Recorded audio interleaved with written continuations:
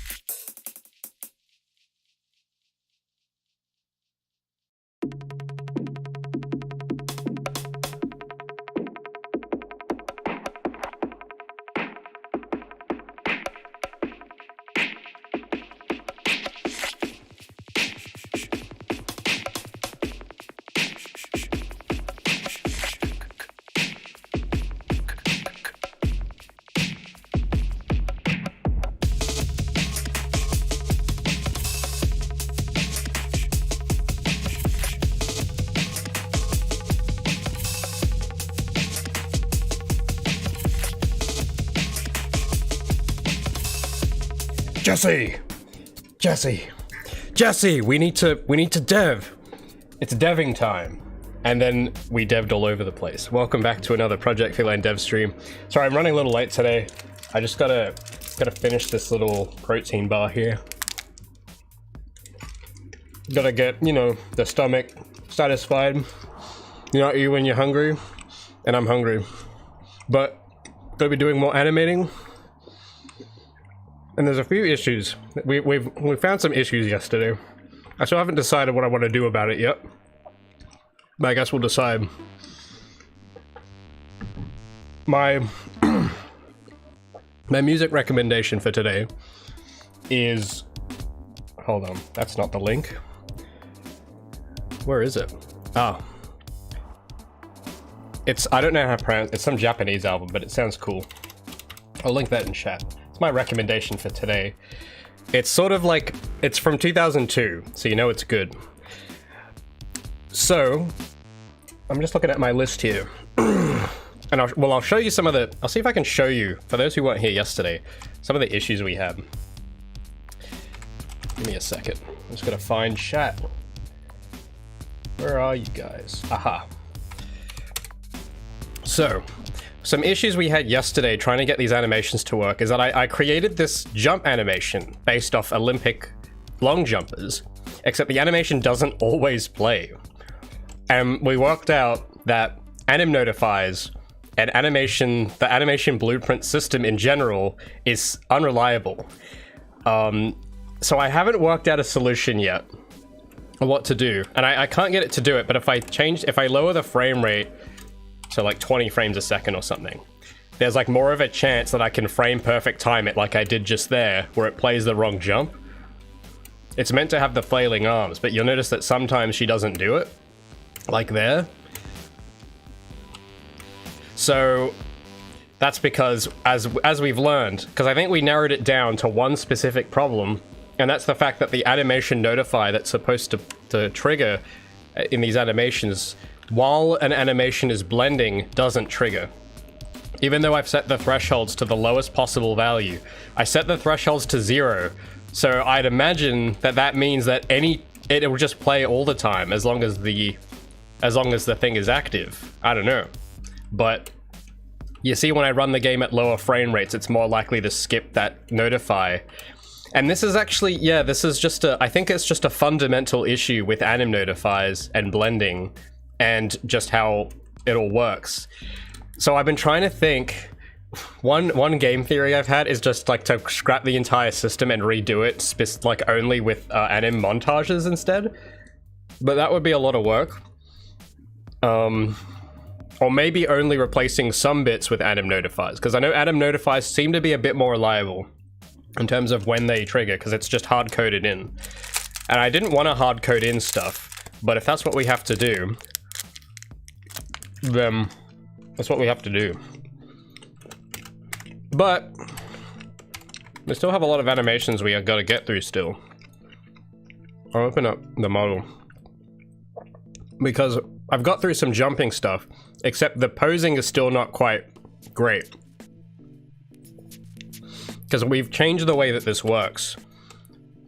So that when Gabi jumps, what used to be happening is that it would blend between 3 poses depending on her thrust.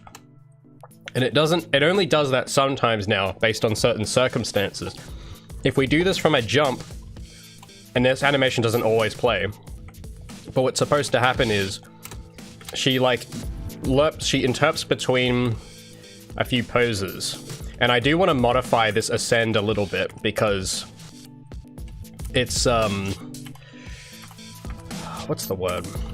Like this jump here, the ascend pose is lasting a bit too long. Because now what we've done, instead of doing it blending, that jump pose is now like an actual animation. Like as it goes through the poses, it's fixed, which is a good thing somewhat, especially for the movement, because I don't want that to interrupt.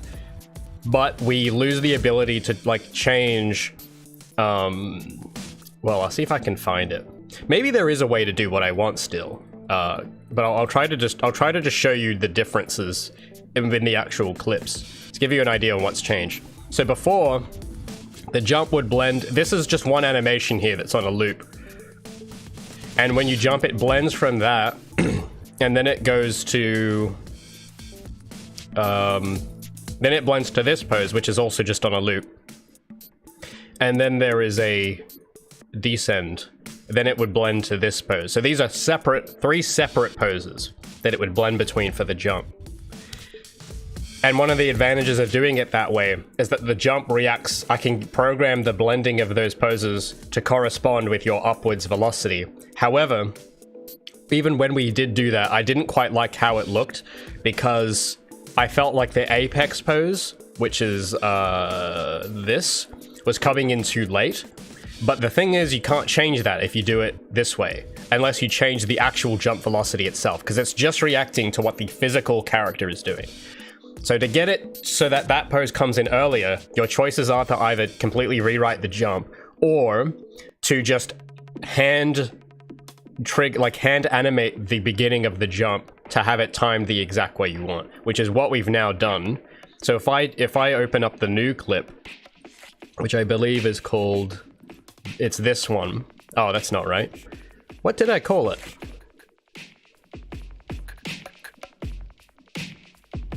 It's in, I know it's in here, just give me a minute to find it. Oh, here we go. So here, this one's different. You see how it goes between the 3 poses, just because I've told it to explicitly in the clip. Now the disadvantage with this is that, yeah, we can't change the timing of this at all. It's just fixed. So if I want this pose to last a bit longer sometimes, we can't really do that.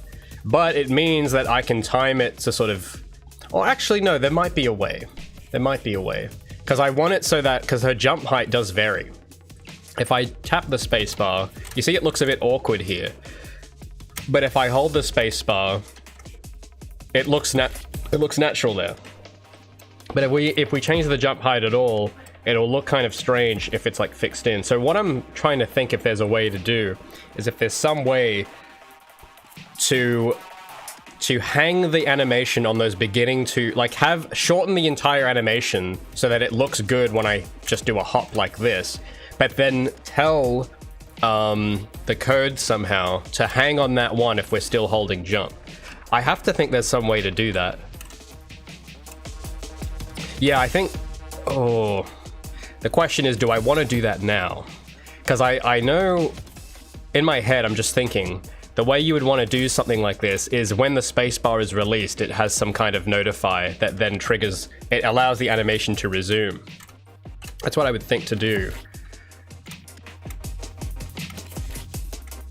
Because what you would essentially have, you would cut off, what I would have to do, I'd have to cut off this ascend, which I do have, I just have to have that on its own thing still, but then this pose starts here and goes to here, so it's just these 3 poses, because I'll have to animate in the blend manually.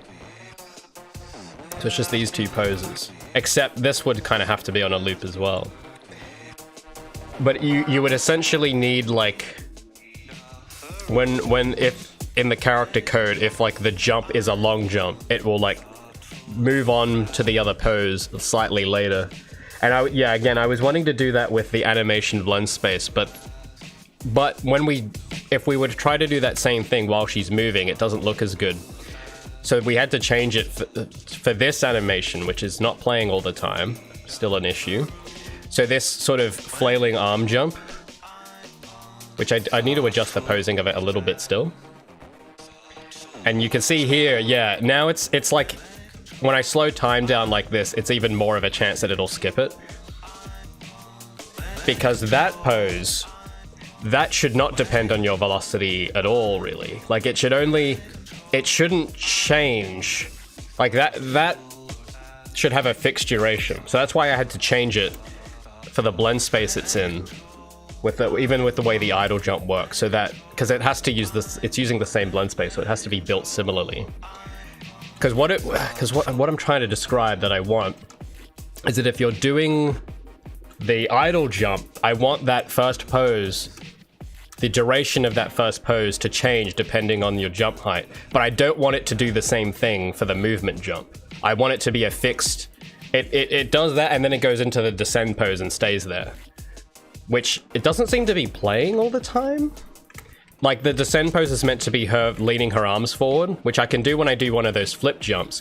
But when I come out of that jump, for some reason it gets stuck. Oh, there we go.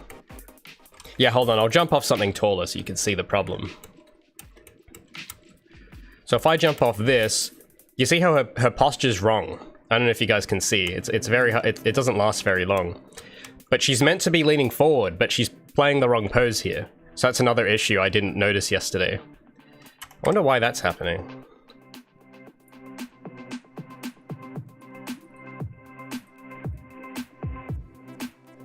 Because I'm just trying to think here. Because this is really more programming stuff than animation. But it sort of ties together. Because having animations isn't worth anything if it isn't programmed to happen correctly.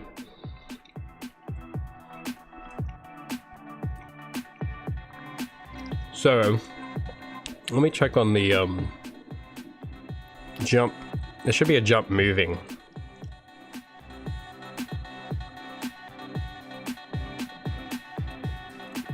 No, it's not that one. It's this one. So for whatever reason, it's meant to then go to... Oh, I think I might know why that's happening, actually. Let me check the blends, because I have these all set up on blend spaces, which I'm starting to think maybe we don't want to be doing for this.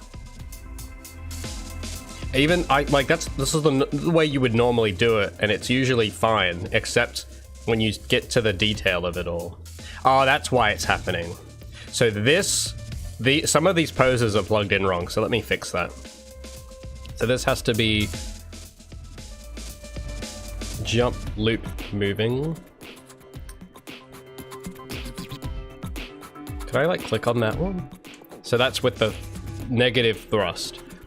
So it's this one. This has to be jump descend. There we go. So that has to be this pose. And then I think there's another pose that was also similar to this. Yeah, this one.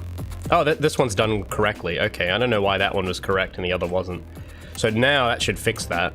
Except she still seems to catch, which isn't great. Like if we look at this, I can notice that it's catching on something. Yeah, see, she leans forward, but then she goes back and then leans forward again. So that's not really desirable either. And that's just because of the anatomy of this system, of the animation system itself. It's doing something to like blend between those.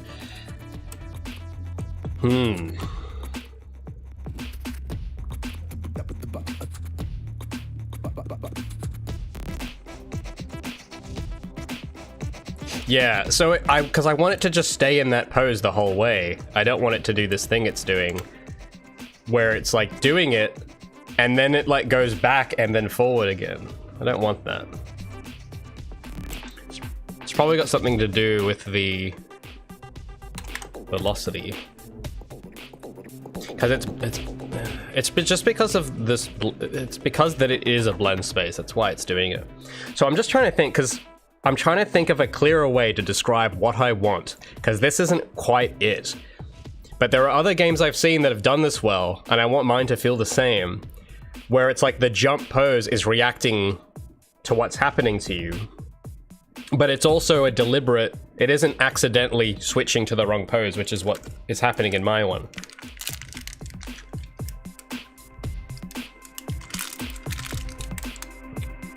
Oh, what's this?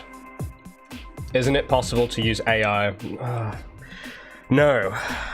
Not if you're doing it like this. I get asked this like every day. No. Look, I get asked this a lot. If it was the answer, I would be doing it. But there's a reason why I'm not doing it.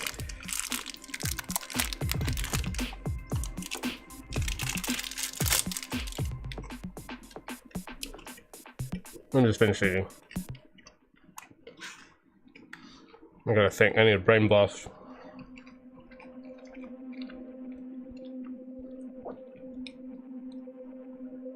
Perhaps make the one pose only last a couple frames. We can't pause them either, because it'll look paused. Because I know it looks, here's the thing that's deceptive. It looks like a static pose, but it isn't. If you notice, we actually do have some movement on it, like the hair and the tail. If those stop moving, I know that it doesn't look out of place at the moment, because everything is kind of static, because we only have like blocking poses. But if we go in and add in-betweens to all of them and keep in something where it's pausing on a frame, it's, it could look bad. It needs to keep looping in this, until a certain point.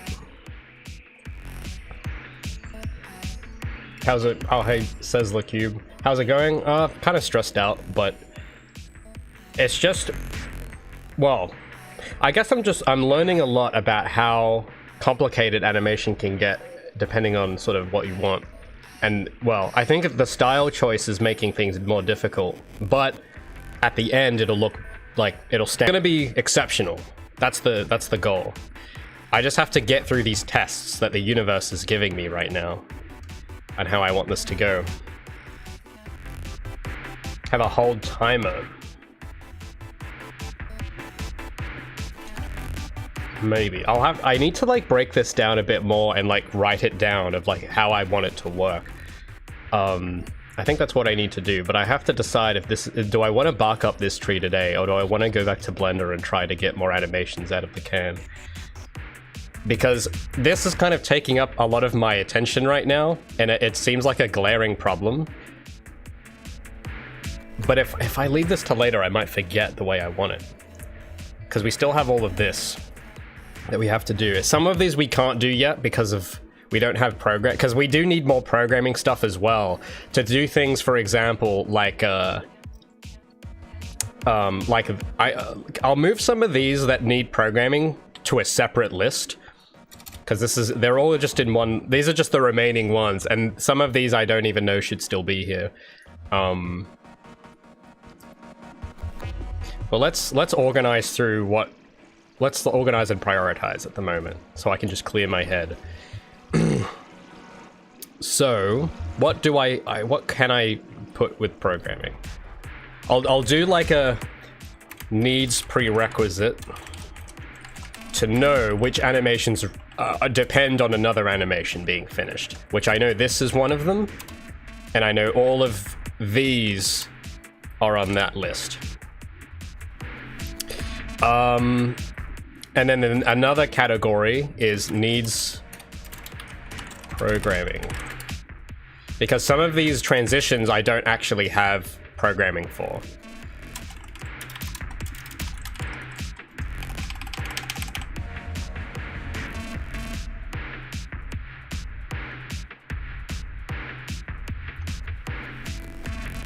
AI is not good enough for this yet. I don't think it ever will be. Just with the fundamentally how AI works. AI can't. One of the reasons I want to stay away from it for this project is because AI fundamentally is not a human. And this is the sort of thing that only a human can do. And if you've studied art and beauty and aesthetics for long enough, you'll understand exactly what I'm saying straight away. It'll be obvious, but to the untrained eye, there's lots of decisions that humans make that AI can only imitate just by its nature, unless it becomes actually sentient and appreciates beauty the same way a human being can. I don't think it'll ever. It could imitate it close enough to where the average consumer can't tell, but there will be a difference just because it's not a human doing it. So I'm not really that thrilled of that ever like being a period where I can just automate all of my work, because that would be so boring as well, and the product would be worse, because I feel like any good product, you have to suffer for it. There's no shortcut. You can't get around that. You can't AI your way out of greatness. I think anything great that you've heard of, that's been one of your favorite things, I guarantee you that an immense amount of pain and suffering and trials went into making it. And if they hadn't done that, it wouldn't have a place in your heart, basically. And I don't think, like, that's why, even though this is like annoying to deal with, like these sorts of problems, I can tolerate it because I know the alternative's worse. The alternative is to be average, which that's like death, basically. That's how you get stuck in the the chamber of apathy, where no one cares about what you're doing. Because anyone can, if everyone can do it, if it's easy enough to AI generate it, why would anyone care about it? Because they could just go do it. So, and there's a lot more to it than that as well, but yeah, I don't know, man. This isn't the kind of thing you'd want, unless you want some average result, then you don't want to just chuck this into an AI. And if you've studied the Guilty Gear docs, you'll know that is just not going to work either, because it's the entire philosophy and the human effort is what makes that look magical. AI can't really do that because there's no effort. People, you can see the effort. I know most people can't exactly point out where the effort is, but you can see it. So I just need to, no, those don't need programming, sorry. Just gonna, because I get asked about AI like every day. So I've been trying to think of better and better ways to explain why that's not the way. Because I know it isn't, but I don't know how to communicate the thoughts in my head to someone that isn't me. So hopefully that explains it. Hopefully that makes sense. If it doesn't make sense to you, then you're probably not an artist and you'll never get it. So that's the best I can do. Let me just think. There is another thing in here that does require oh no, these don't require programming. I know there is something in here that does require programming. This doesn't, but the other two do. This doesn't, but the other two do. And I want to do the rebounds first, probably. And then jump, clamber. Which one was this? I know this is for something. I'm just trying to remember. Oh, I know. Yeah, no, we don't need programming for this one. That will need programming, because we don't actually have a way to alternate between some of those animations. And then there's this one. Oh, it's both of these will need programming. And so will these.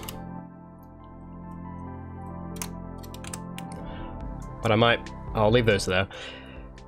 And this one. So there's actually quite a few that we can't implement now because we need to do some programming on the character to get these to play. So, there might be more.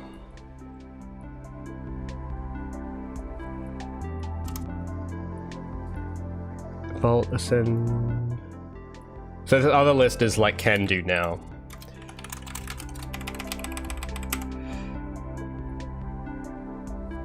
But I should make another list of ones that we have needs redoing, because we do have some of these already.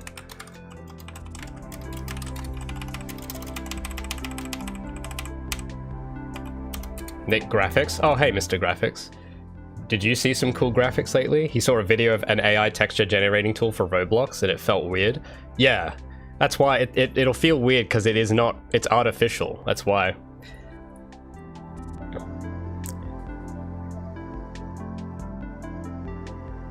Mongo says, great to say that online. You'll be the first against the wall when the AI masters take over. Well, I don't care. They can whatever. I don't think they just if humans, I believe that humans want good stuff, and if they do that, I don't think they will let the AI masters take over. It's sort of like how people now are just tired of Marvel. I think that's the deal. People eventually, like, they'll like it for a bit and then they'll get kind of over it. And they'll kind of want to return back to some golden age. That's probably what will happen. So even if it does happen, it probably won't last, because humans, I think, as creatures, we desperately need authenticity. And I don't think that's something AI can really do, because AI doesn't have eyes. It doesn't have it can't decide things, really. It can copy and imitate stuff, but that's only part of the creative process. It's not all there is to it. It's part of it. So it can imitate part of what an artist can do, but I don't think fundamentally it'll ever reach that point where it can, I don't know, because you need to be able to feel things, I think. Something like, for me, when I think about stuff, I think about, well, what feels like the right thing? And an AI has no sense of feeling. They don't know what feels like the right move for this. So it's like, I don't know. I think even if they do take over, people will get over it after a while.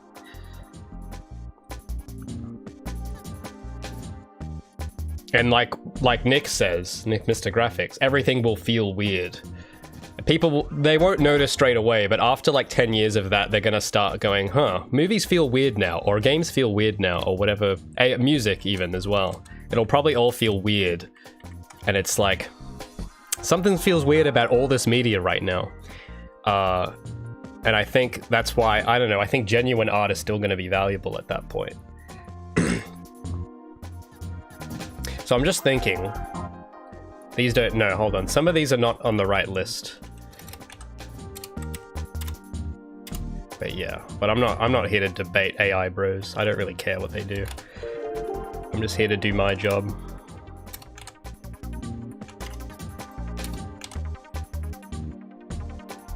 Let me just think.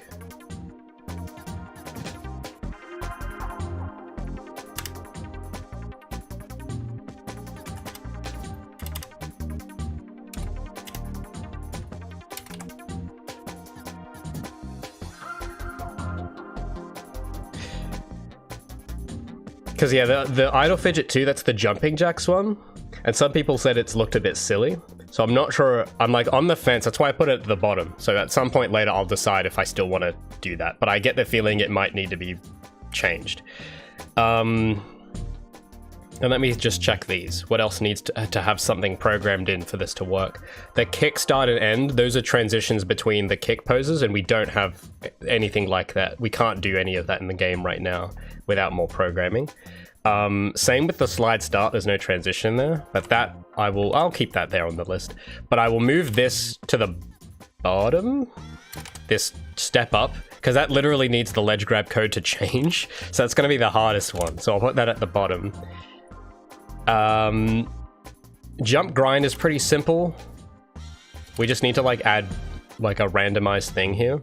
Well, even the kickstart and actually no, the jump is I'm going to try and organize it to which one is the simplest to do and which is the most complicated. So the ones that just needs variance, those will be easy.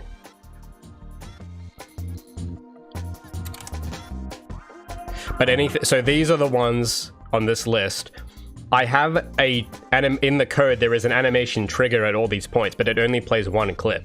And these ones, I want it to alternate between different clips and randomize them. So I just have to change that one node to just play a random one instead. So that's easy to implement. That's like 2 minutes.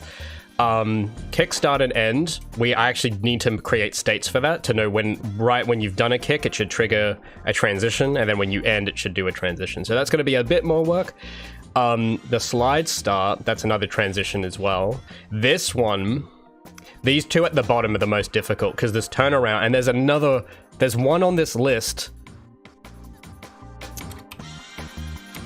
which I have made a pose for, the break. We do have a pose for that, but we can't implement it because this is for when she's moving on the ground. I want it so that if you change directions, it preserves your momentum and like it'll like do some braking motion and then turn around. It doesn't just kill all your speed. But I need to like change the movement code a bit to implement something like that. I don't know how hard it will be with my system, but I've seen this mechanic in lots of old games, and I'm sure that there's probably some tutorial out there showing people how to do it in like a self-contained way. It seems like a feature that is in enough games for there to be a simple way to implement that, but we don't know yet. And then the ledge step up, that's a bit more specific to my thing. I basically need to change the ledge grab to determine how far below the ledge you are when you grab onto it. Because I don't want for the ledge grab, because it looks a bit awkward if you like jump and you're near a ledge, like your knees are just there, but the rest of the body is above the ledge. It looks really strange if you then completely descend and grab it with your hands. What it should do is her legs should just grab the ledge instead of her hands. And I could make an animation for that, but without the programmed in state, it'll be impossible to know how it looks in game, that's one of the ones where I need to see how it looks in game. I can't just do that in a vacuum because it depends on the movement speed of the character and the surrounding environment and everything. So that'll be last on that list. Here's the ones that need to be done up a little. The vault I remember we worked on last week and I wasn't really happy with it. The double jump, we have something there for the moment, but I'm not really happy with it. These are the ones we were doing yesterday, which do kind of need... I think I should maybe put that in the programming list, because we do have... Because this is the stuff I was just talking about 10 minutes ago with the way that the jump is programmed. So that might have to go into the programming list. Same with the descend. And then there is the jump. What was jump clamber? Oh, that was like the first animation we did, and it looks awful. It looks very sloppy. So there's just a few different jumps and a vault and the vault animation and one of the idols that need to be touched up. But I feel like redoing stuff shouldn't be at the top of the priority list right now. So I will move can do now to the top. And needs redoing, because we have stuff there for it. It just doesn't look great. So we'll put that near the bottom. And then these ones, I'll put a bit here. So these are the ones on the list that need another animation to be made first. And then ones that needs work. That'll be one that is not entirely redone yet, which would be like the run. But I don't want to make out another separate list just for the run.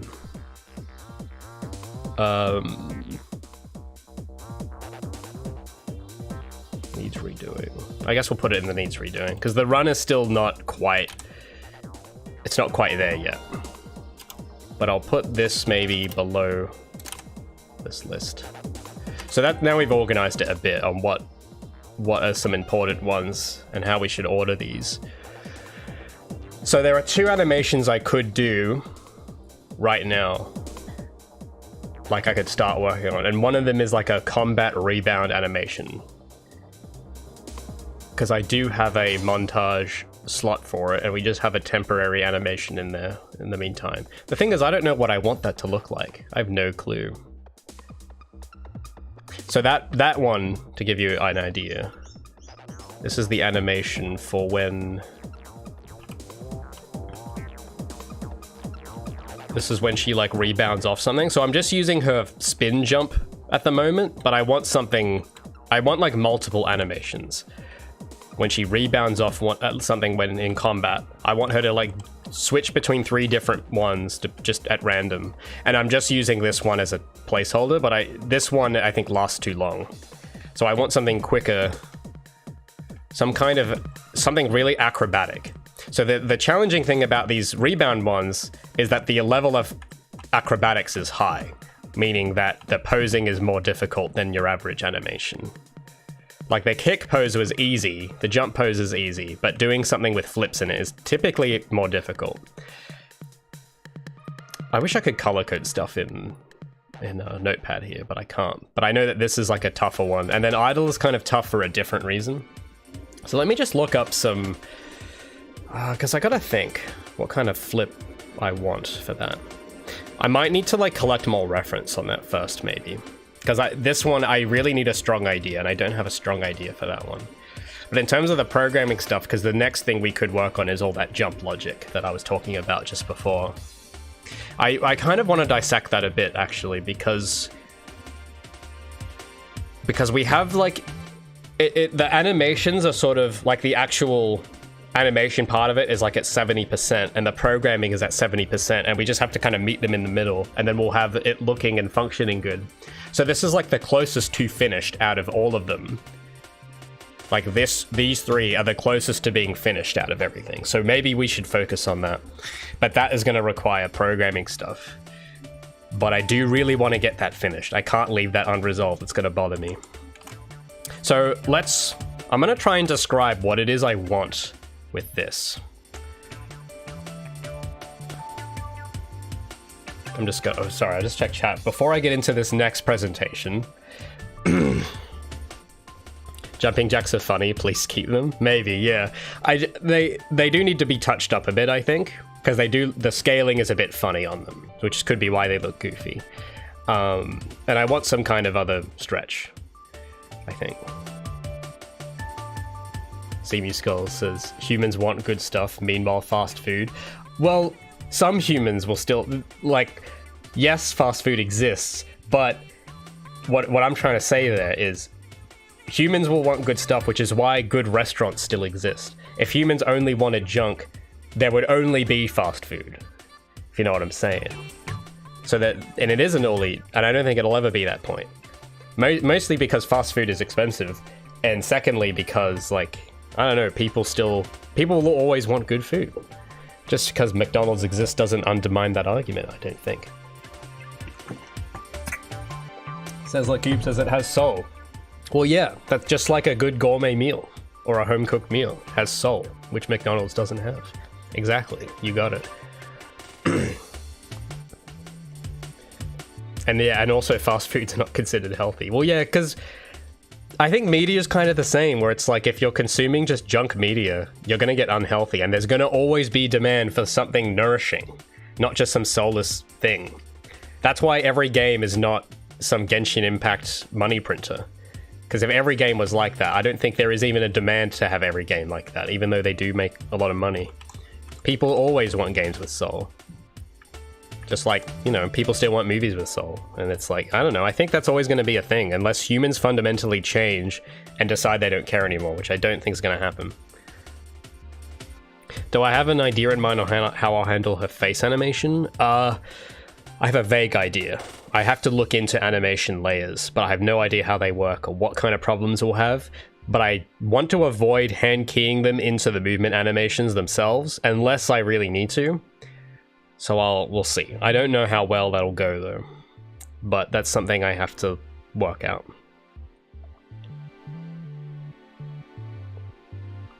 I'll just have to face it. Ha, good one. So with this jump, the way I want this to work, let me try and I need to pseudo-code it out of how this should work. It does some of this already, but I need to just blank slate, type out what should happen. So you have your idle, well, you have a jump. And the question we have here is, are we moving? If we are, hang on. Well, hold on. Yeah, so hang on, ascend, pose, until when? Gotta think. Until when? Until just... Well, maybe for longer duration, we'll say for the moment. And then if no... Play, ascend, pose for shortest possible duration. We'll just do shortest. I don't need to be that wordy with it. I'll use tabs too. And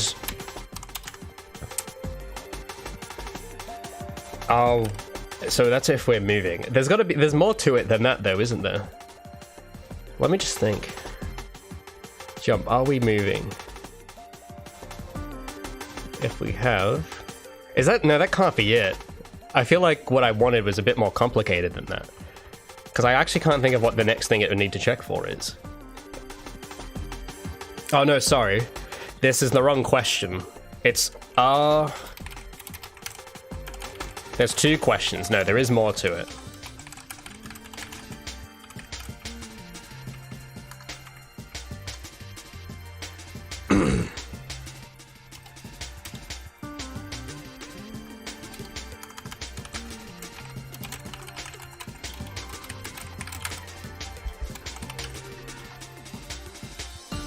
I think maybe this is more like it.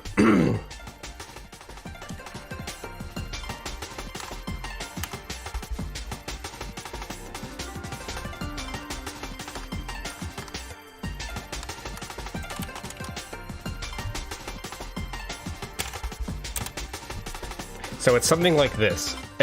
Are we moving? Yes, we are moving. Actually, no, this question should supersede. No, I gotta figure out which order this should go, and I've got the order wrong. This should go... Are we holding jump should be the primary question. Are we holding jump?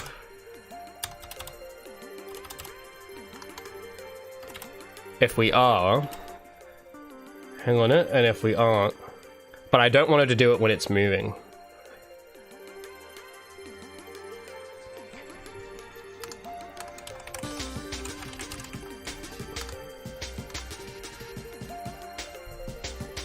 Just get rid of that.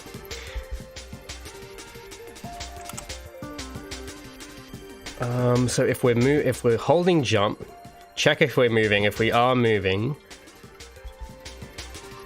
so this is when we don't move. If we're not moving, hang on to that pose for as long as we can. If we're holding jump, no. So okay. So this holding that ascend pose happens when we hold jump and we aren't moving. But if we are moving, play moving ascend. And I should specify hold on idle ascend pose.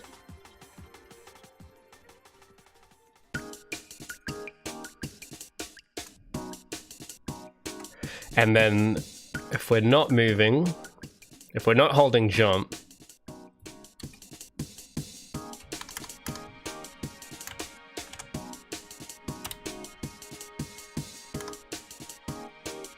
I know this isn't like proper code. I'm just I'm using this to kind of plan out what I want.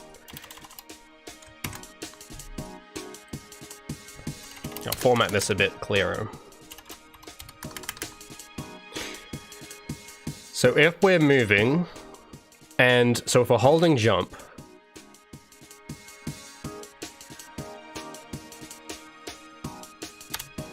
I should indent these out this way.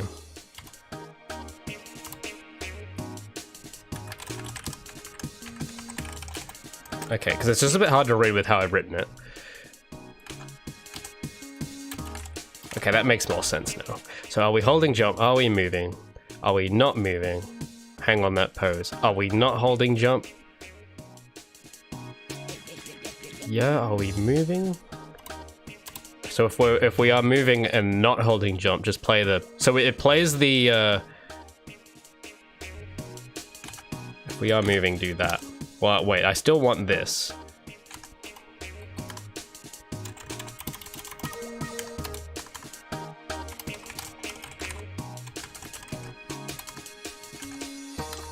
Okay.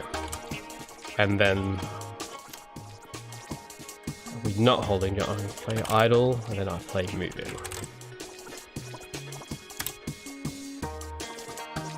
Play moving ascend pose. So the moving one will play as long as we are moving, no matter what, if we jump. But if we're not moving... So yeah, no, that makes me think that one of... Because there's a question that both of these revolve around, but they feel kind of circular in a sense. So I'm just trying to figure out what is the actual primary question. Because there's two conditions it's checking, but one of them I think will take precedence over the other. And I think it's whether we're moving would take precedence. Because if we're moving, let me write that out again. See if I can simplify that, because it seems a little convoluted. Can I write that out again more simple? Let's do it. Just asking, are we moving? Are we moving? Are we not moving? I think I can make this simpler. So if we are moving, play the moving ascent pose. Are we not moving? And then it asks the question, are we holding jump? And if we are, hang on the idle pose for longer duration.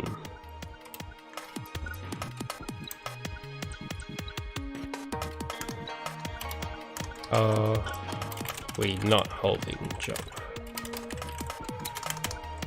Play the shortest duration. I'll get rid of the word pose just to shorten some of this down. That's a superfluous word, we don't need that.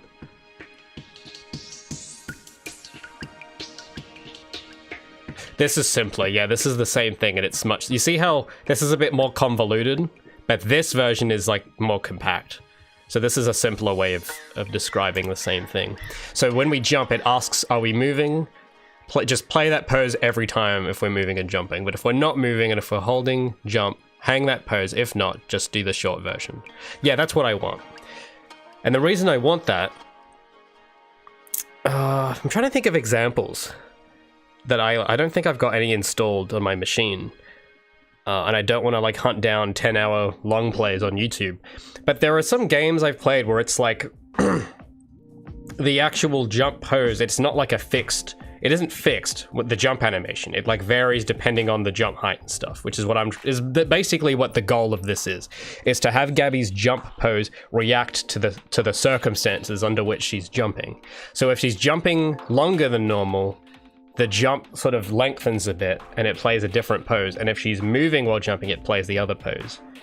Now, the thing I'm starting to realize about this is I think this can't be handled with blend spaces. I'm starting to, and based on all the issues we had yesterday, I need to create some kind of montage system inside of her character blueprint to handle this part.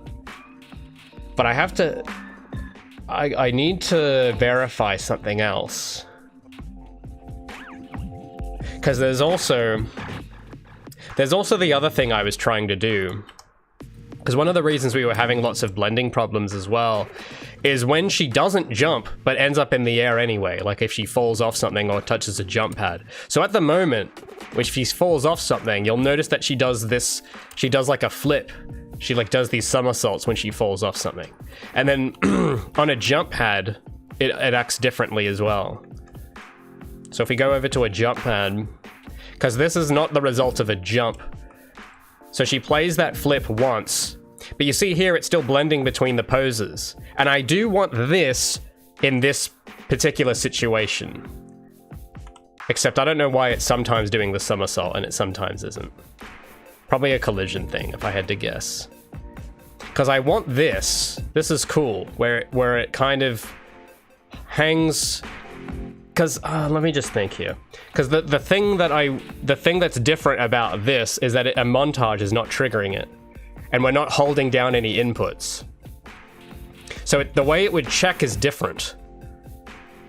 There is a way maybe we could combine this into the same logic that's controlling the jump. Because what the jump is checking is if we're holding jump. It isn't actually checking how much we're moving. It's just checking if we're holding jump.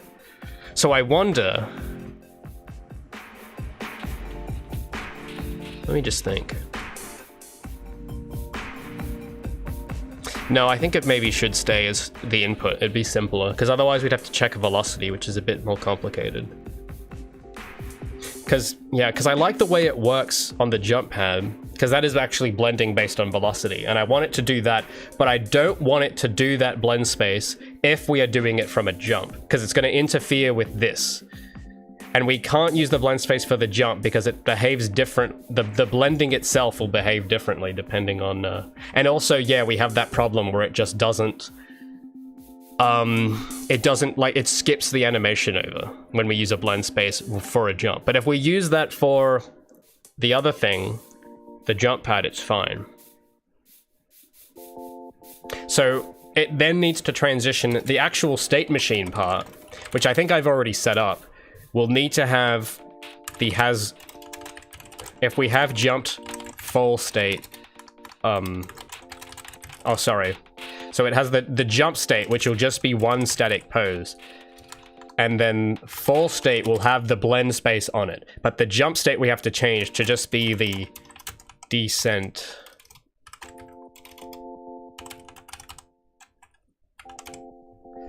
But the descend pose... Wait a minute. Will that work? Because then there's the question of if we jump forwards while moving and we do this, it's going to then exit and come out here. But if the descend pose is the wrong pose, we'll have that thing happening that's happening right now where she jumps and then goes back and then forward. Like, it'll start looking weird. At least it might happen. It might not. But I just gotta think. If I go from the moving ascend, because that's going to be a montage, which doesn't factor in any variables. It just plays the pose. And if that pose finishes, it's like hand keyed to blend into the descend moving pose, but that might not be the pose that is in the state machine. It might. No, wait a minute. No.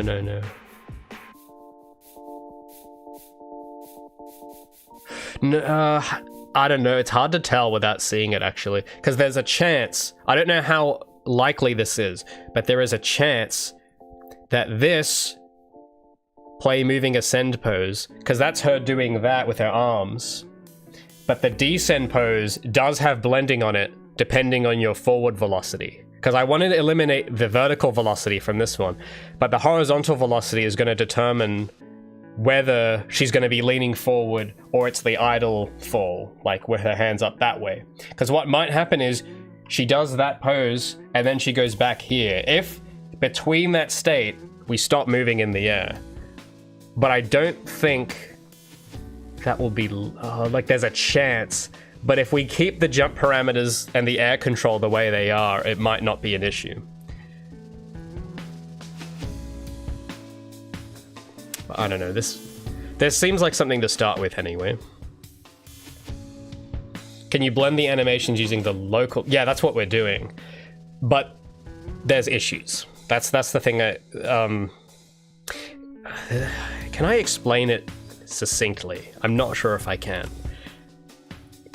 The blend spaces do use velocity, or local velocity or whatever. Yeah, that is what we're doing, but that is not enough to fix this problem I'm having. Because the issue is, you see here, it's blending between the different velocities. Like this up and down value is the upwards velocity, and the sideways axis is her forward velocity. So what I'm worried about, can I describe it with this? What I'm worried of happening is, because I want to control the beginning of the jump, which I do have in this blend space here, and it works if we aren't jumping. If we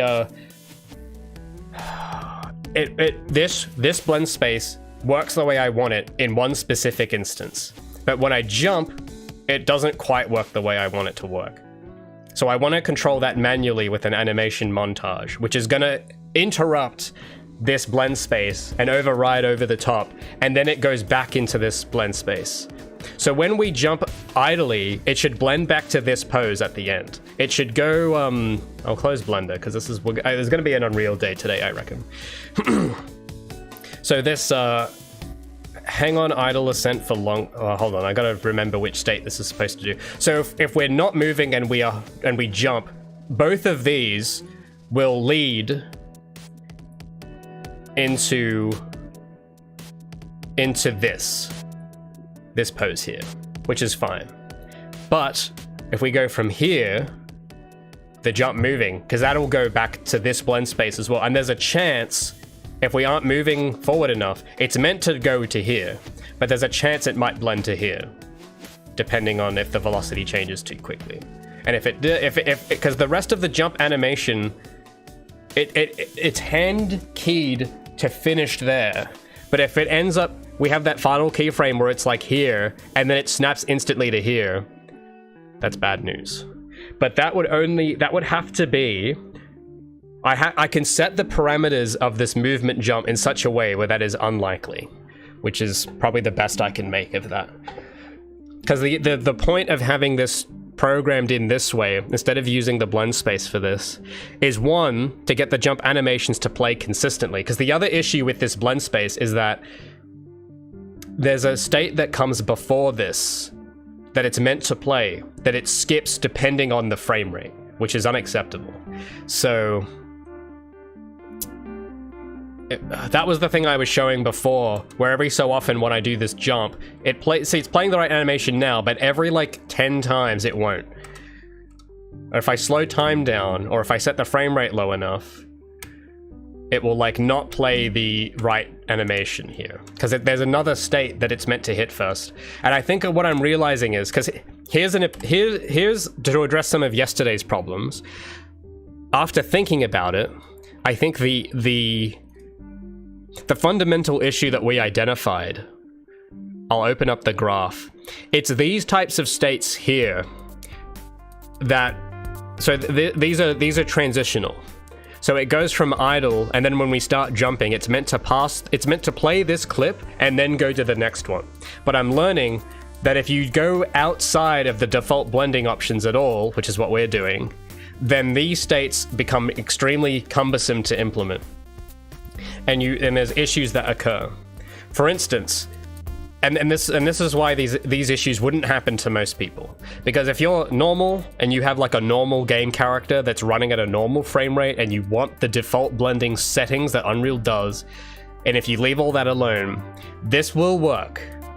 But even then, there's a chance it might not. It'll cut animations slightly off, but most people are okay with that. But for me, because every keyframe is deliberate, that becomes noticeable in my instance. But if you have like a default Mixamo character, you won't notice it there, but it's still happening.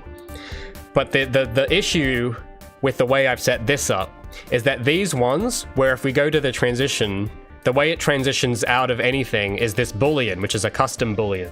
Everyone has kept saying to use this other one, time remaining, and there's a reason why we are not using that. Every page says use this to transition it, to have a state play once and go to the next one. And this works fine if you leave the blending settings alone. And if the game is running at a like 60 FPS or something. That works fine. But we are not in that contingency. We have diverted from that and we have changed settings that make this impossible. Because this, as we've seen, this was like maybe 2 weeks ago when we had it set up with these. It would do one of two things. It would either skip the state altogether, which is still happening even with this, or it would hang. So we had that issue, which is still a problem actually, where when Gabi lands and if the frame rate is below 20, and if Gabi lands, the land animation hangs. Like it gets stuck in a loop for a little bit, and then it resumes. This has actually been an issue in the game the entire time. And if you go to the itch build, the old itch build, and if you set the frame rate limit to 20, you'll see these same problems, where if Gabi lands, she like gets stuck on the land animation and it just loops over and over again. And it doesn't fix until you up the frame rate higher. Now, and the reason why to me that's something to worry about is, to me, I'm not going to bother going lower than 20, but when I look at Unreal's FPS widget, so if I go I think it's stat FPS. So I don't know how easy it is to see. It's green text, it's very small, but it's on screen right now, and it has my FPS counter and the frame time. But if I set this to 20, it goes yellow. And I think it fluctuates between red and yellow. And I think whoever programmed the engine, that's like, I think they picked those colors on purpose. Because the way I'm interpreting that color choice of it flickering between red, because then if I go below 20, if I go 15, it's red. But if I go above 20 to 21, it's yellow. So what that tells me is, I think the engine is telling me that 20 FPS is sort of the danger zone of like, this is not a desirable frame rate, but the game should still kind of run at this frame rate. But when it gets to the red zone, below 20, because it turns red, and I think when it's red, that's like, you do not want this frame rate.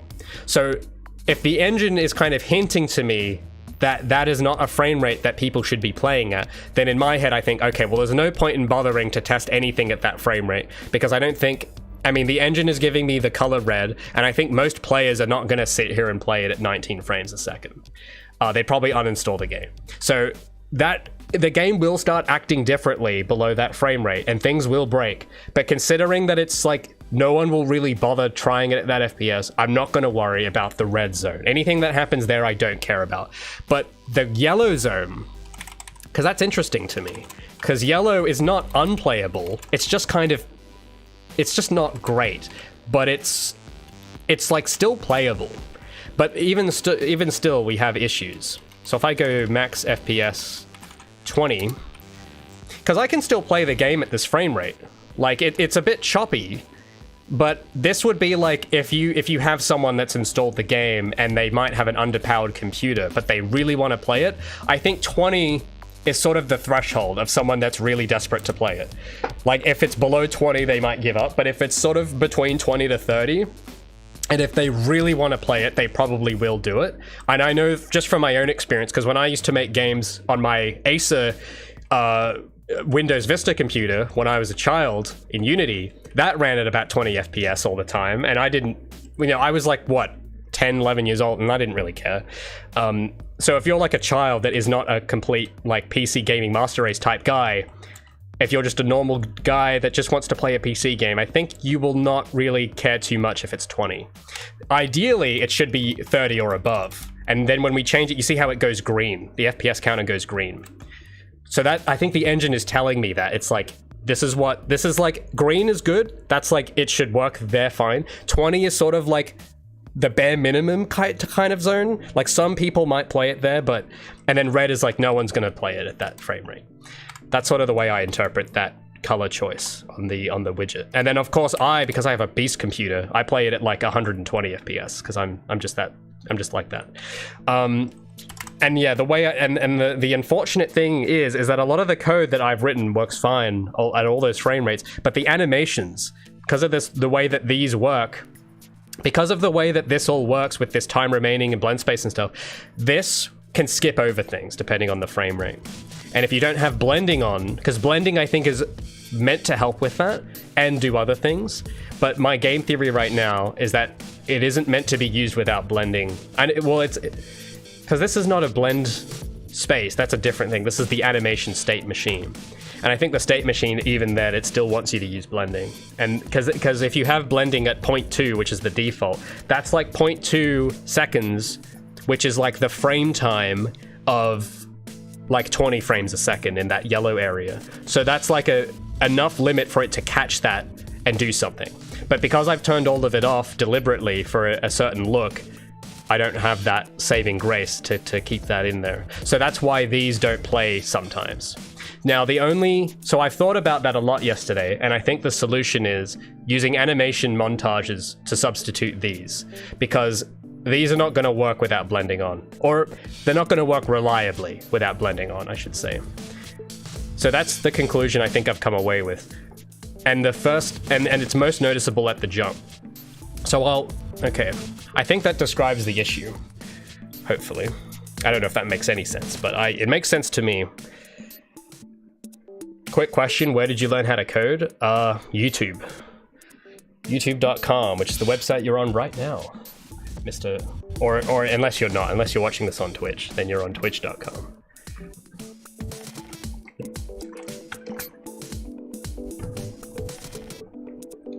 Is this 5.4? No, we're using 4.27.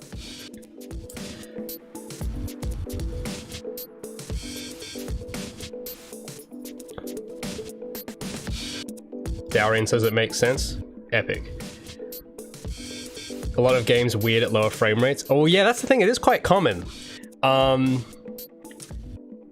we're not trying to make a Bethesda game here.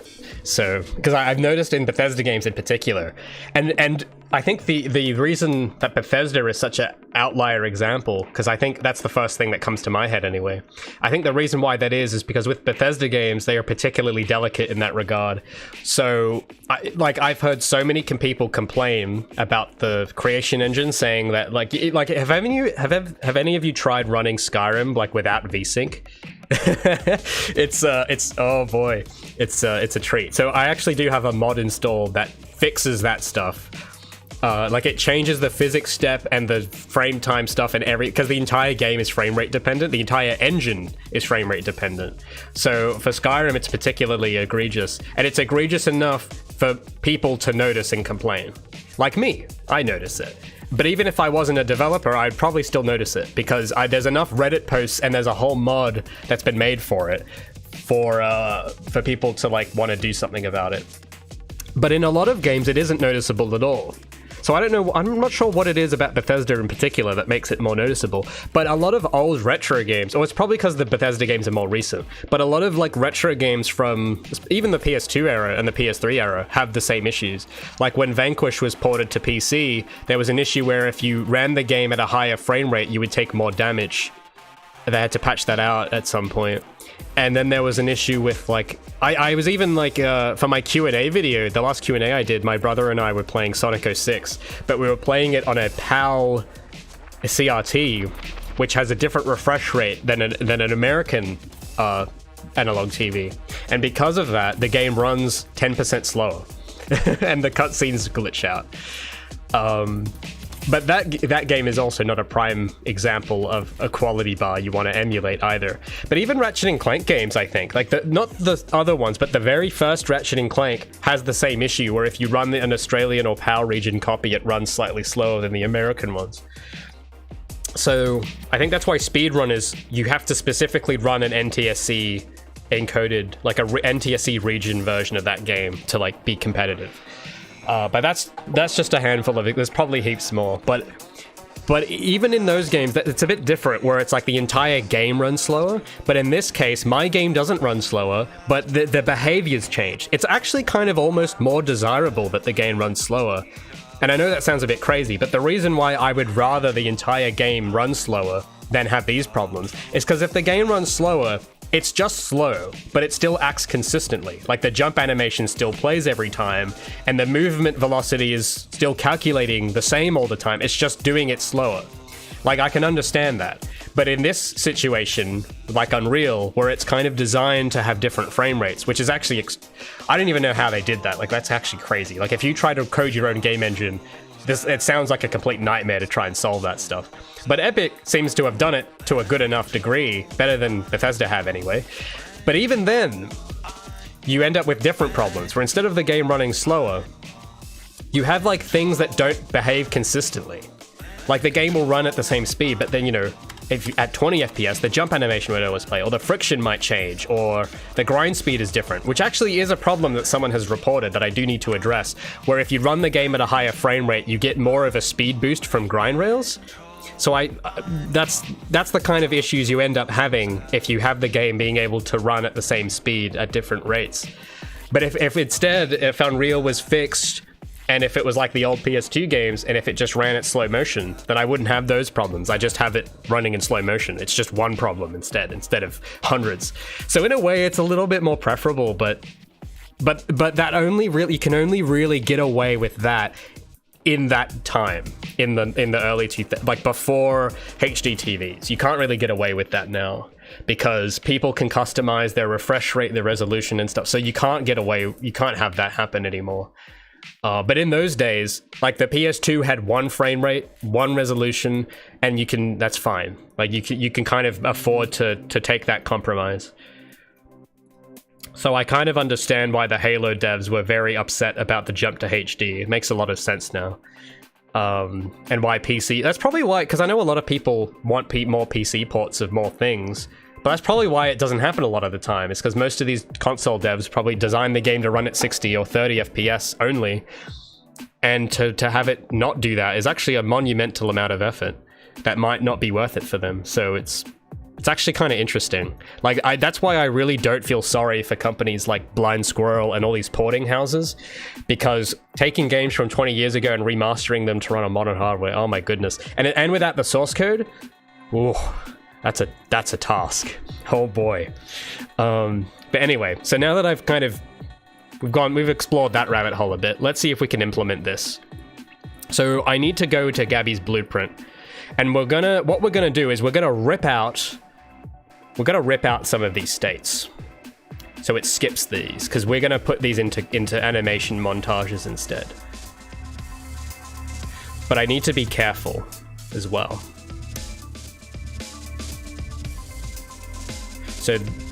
So I need to. No, it's just so. I know it's very messy. Well, hopefully, once I do what I'm about to do, this will be less messy. So yeah, you know what? The fact that it even got this messy was probably a sign that this isn't the right way to use blend spaces. Or sorry, not state machines, animation blueprints for this stuff. I think it's not meant to have this many of these states in it. So that could be a sign. If it's getting this bad to manage, maybe that's a hint saying, hey, maybe don't do it this way. So I'm going to take the hint, and we're going to rip some of these out and simplify this. I have a feeling that that's the right call, and I know I keep saying that every time, but this time I have a 99.9% chance, I reckon, that it's the right move, rather than a 70% chance, which is a monumental difference. But I just got to make sure that it transitions over this state to the correct one. That's the only thing I got to watch out for.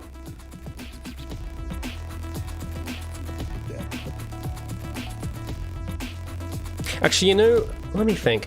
I might just take these off and just do the ones, because I could try and copy them one for one, but I think I'll just go straight in and draw them just by what logically, and figure it out just again of what should happen.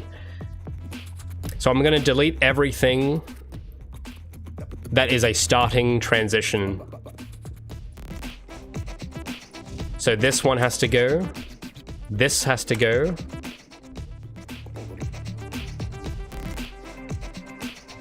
And this has to go. And we'll just draw them up again. And I'm not sure if I want to keep this one. I don't know.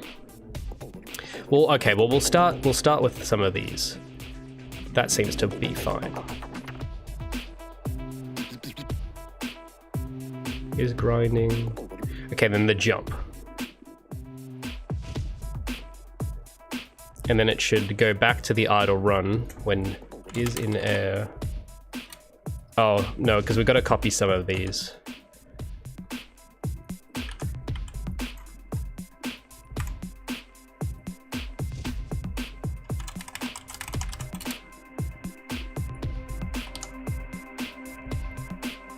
I'm actually not sure if we'll even still need these, but just in case.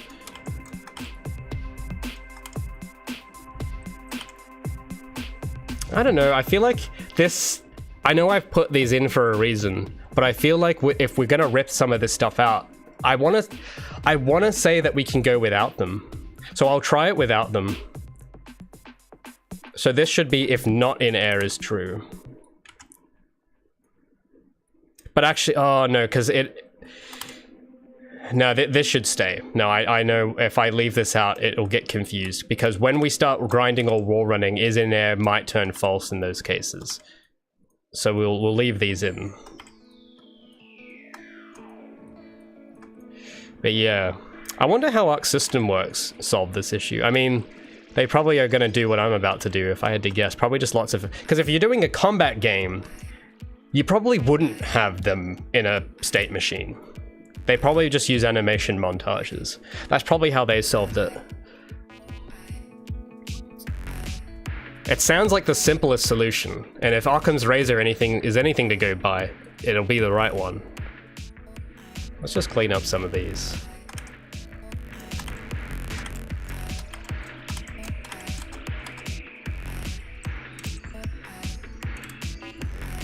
I just like, because there's a few arrows overlapping here. So is grinding, is in air, is not. So it goes back here if is in air is traversing. I'll go is wall climbing. We'll add this to the list as well.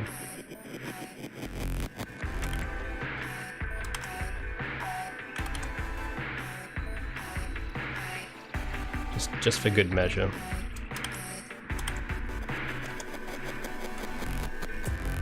Oh, sorry, sorry, my audio was working. Someone tipped $3. Diamond Banker, thank you so much. $3.69. That's an oddly specific amount, but thank you. Sorry, I didn't see your message earlier. Why is it not playing audio? It's meant to play the sound effect, but it isn't. Why is she emoting? Because she's in a good mood. She's a real girl. What do you mean? No, don't say it. Someone's gonna say add a dab. Don't say it. Someone's gonna say to do it. Or add the Fortnite dance. The thing is, I do have the programming to do it, but we're not gonna go there. How come I use UE4? Oh yeah, I get asked this every day. I do it. I need to really make a video about this. I stick to 4 because I started making my game on 4. I actually started making it on 4.21, I think, or 4.22.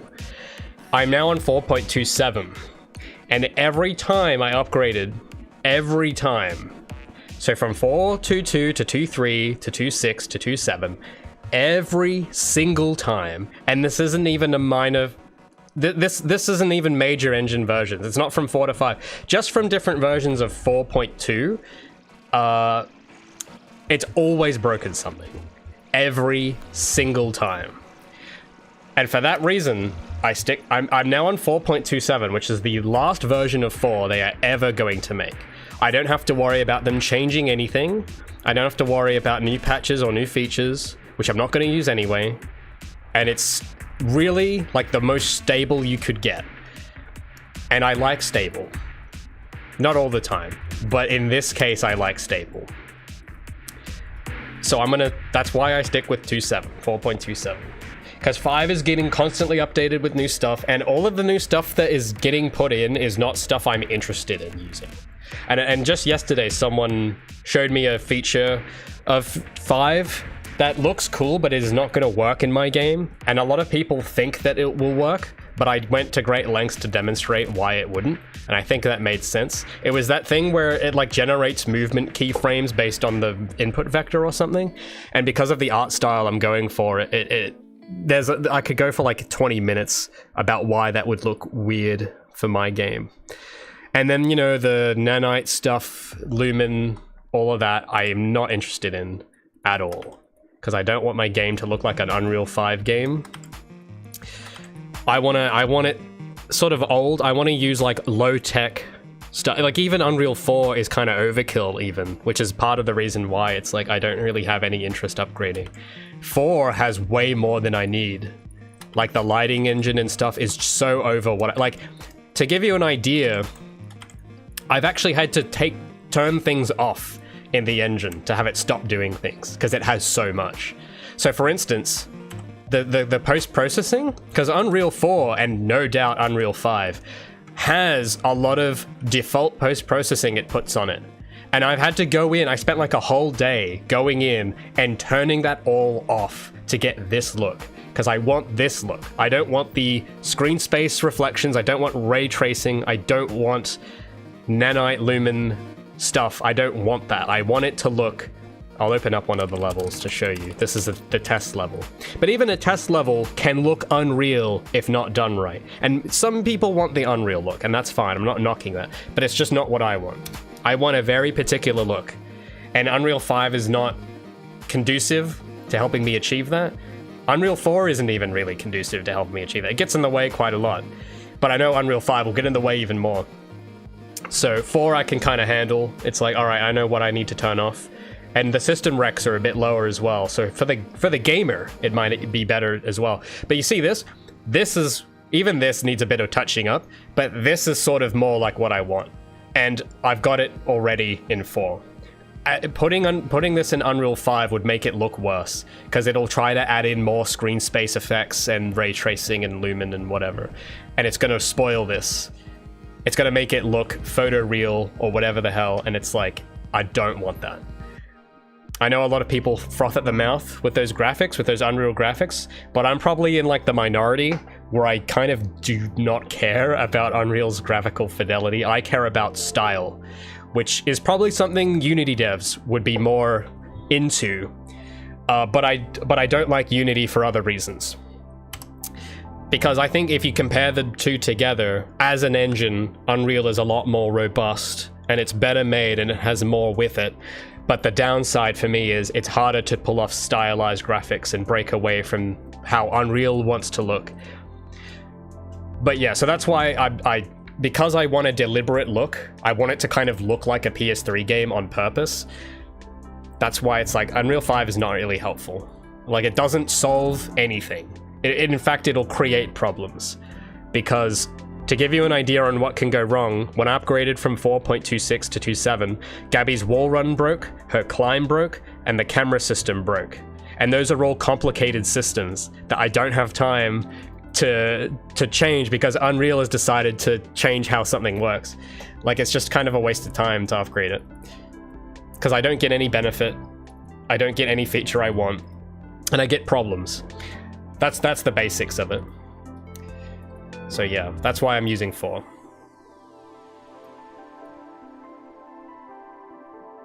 Idle run.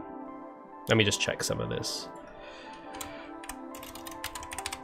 There is a missing boolean on some of these.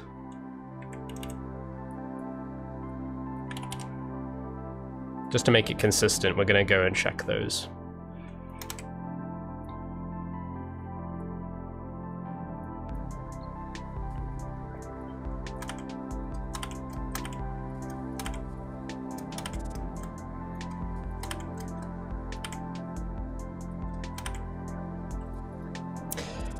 So, because I've ripped out the anything that has like a start, like a ledge grab start, jump start, I've gotten rid of all of that now. But so I got to make sure that these link together properly, and the land is getting stuck. Because I don't think there is a way for falling to go back to idle. There is not, so I got to make one.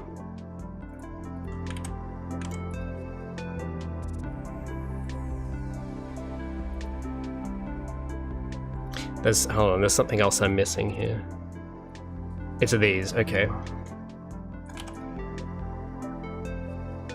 So I go fall to here. Oh Jesus, that's ugly.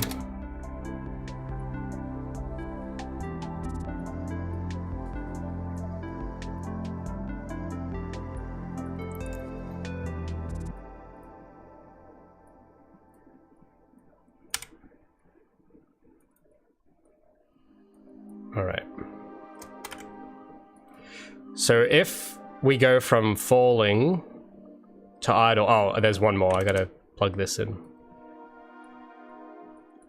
So if we're not in air and not doing any of those, it goes to here, that looks right. And then vice versa.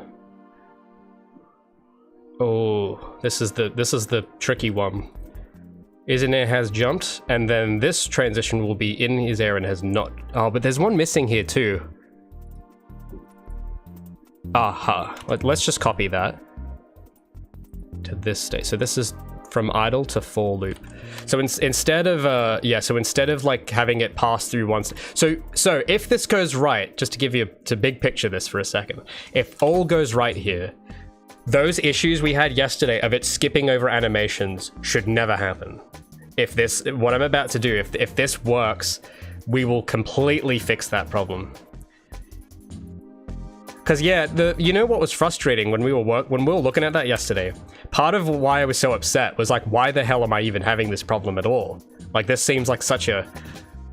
Like, why would anyone ever come into the specific circumstances to have this problem? So I feel like maybe we were just barking up the wrong tree the whole time. That's the only way. Because I don't think there is any win scenario with what we were doing yesterday. There is no outcome in which we win. So we gotta play a different strategy now.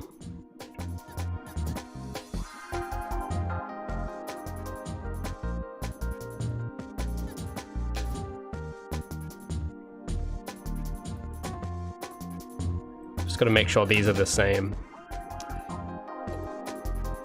So from the fall back to idle. Are those the same? Those are the same. Fantastic. And then there's something here that I have to do. What kind of UE tool do you think would make cartoon anime style games easier? I don't think you could do it with a tool at all.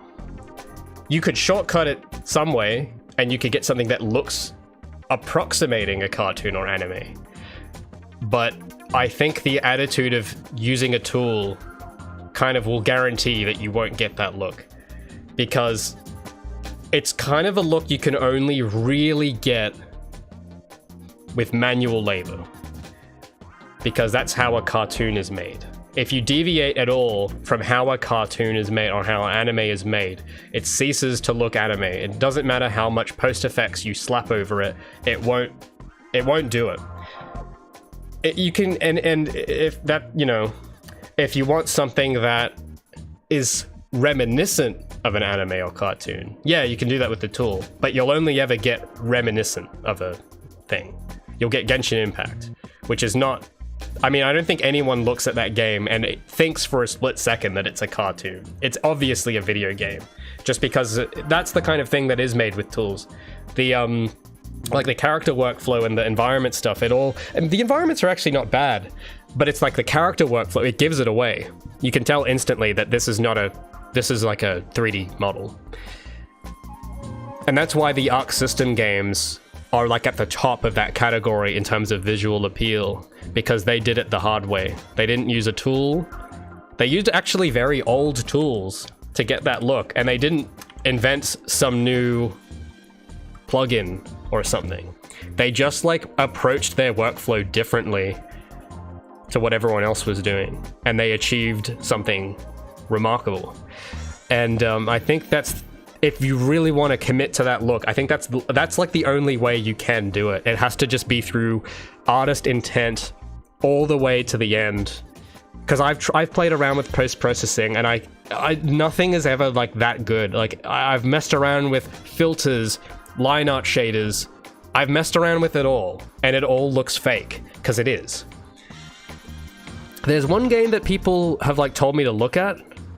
It's some like Western studio that did it, and it has like a similar thing with its art, and I don't know what the name of it was, but it was like, it looked very convincingly cartoon, like way better than Genshin Impact. And I think it was like in some GDC thing or whatever, someone asked them that question of like, what tools did you guys make to get this look? And they said, we just hand painted everything. And that's why people, like, I don't remember what it was, but if I showed you a picture, you would instantly know what it was.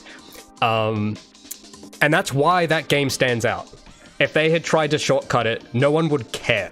It would look like an average, forgettable, disposable game. And like, to me, I don't know, like with how competitive the scene is, I have an interest in, you know, trying to rise above like disposable, like in terms of like quality level. I want to like rise above that so much. It sure as hell is more difficult, but I don't know. I can tolerate that. I'm fine with it being difficult. I just need to know that it's like achievable. So I don't know, maybe like because then people might say AI or something, but like I said, there's no soul. That the soul is what sells it. That's what convinces, that's what makes the whole look. And I don't think you can do that with tools. It's technique, not tools. That's a better way to describe it. But yeah, it's just, that's why most games don't bother. Like, because it's actually probably harder to do that than photoreal. So it's probably like, if you're just thinking to like do something and you want to like turn a profit immediately, you probably would do just not a stylized game. Or a 3D style, like a 3D style, not something that's trying to imitate 2D. Because it's just more, it's actually probably more work. Anyway, sorry, let me just check, because I gotta check on these transitions. But I could talk about that topic for a while, which I've actually been writing down a lot of stuff for a video. on the devlog about this model. I'm gonna have like a whole section on explaining that in a much more concise way. But yeah, I mean, I wish it was as easy as just clicking a button and then everything looks cartoon, but every button I've seen that's done that it just looks bad. So if I go idle, run, jump, loop, these two are slightly different. Has jumping. Okay, no, that's fine. Let's just see if that state machine, because I think I've replaced all the states. Oh, but there's gonna be blending on it. This is the thing so every time I say no blending, here's an example of why. Watch this. Oh wait, what's happened there? Oh, Gabi's gotten stuck. Why? Okay, now there's more issues. He's stuck doing jumping jacks now. So we don't want that. Okay, there's some problem there too. What's happened? What has happened? It's gotta be the way it transitions out to things. Yeah, so I just have to copy these to here.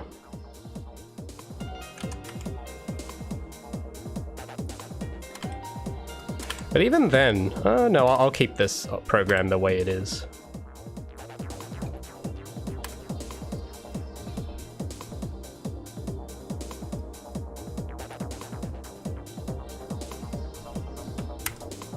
I'm actually really interested in seeing what the game looks like. Well, I mean, this is it now. I want it to look better at some point. Okay, it looks like it isn't getting stuck on her jumping jacks anymore, but you can see that this is me with like leaving the blending on. You can see that she's interpolating between poses like this. You see how when she jumps, it doesn't do it at the land, but when she jumps, she like interpolates. So that ruins the look. That's part of why we can't use that new... What was that thing that someone was showing me yesterday? Like motion capture, motion tracking, I think it was called in Unreal 5. Because motion tracking will add in those lerped in-betweens, which completely destroys the illusion. And you think, oh, this is not a sprite, this is a 3D model. Ha, got him. And that's not the reaction I want people having.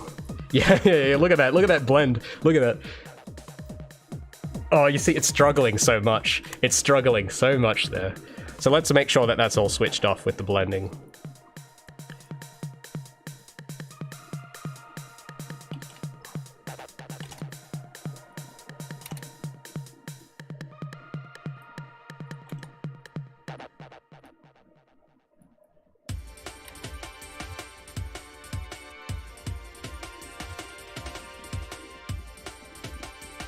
Okay, I think I got them all.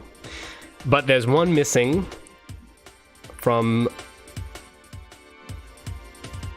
let me just check. Okay, that's good. The jump to jump loop is good, but what's the for loop transition? Idle to for loop. I gotta copy this over.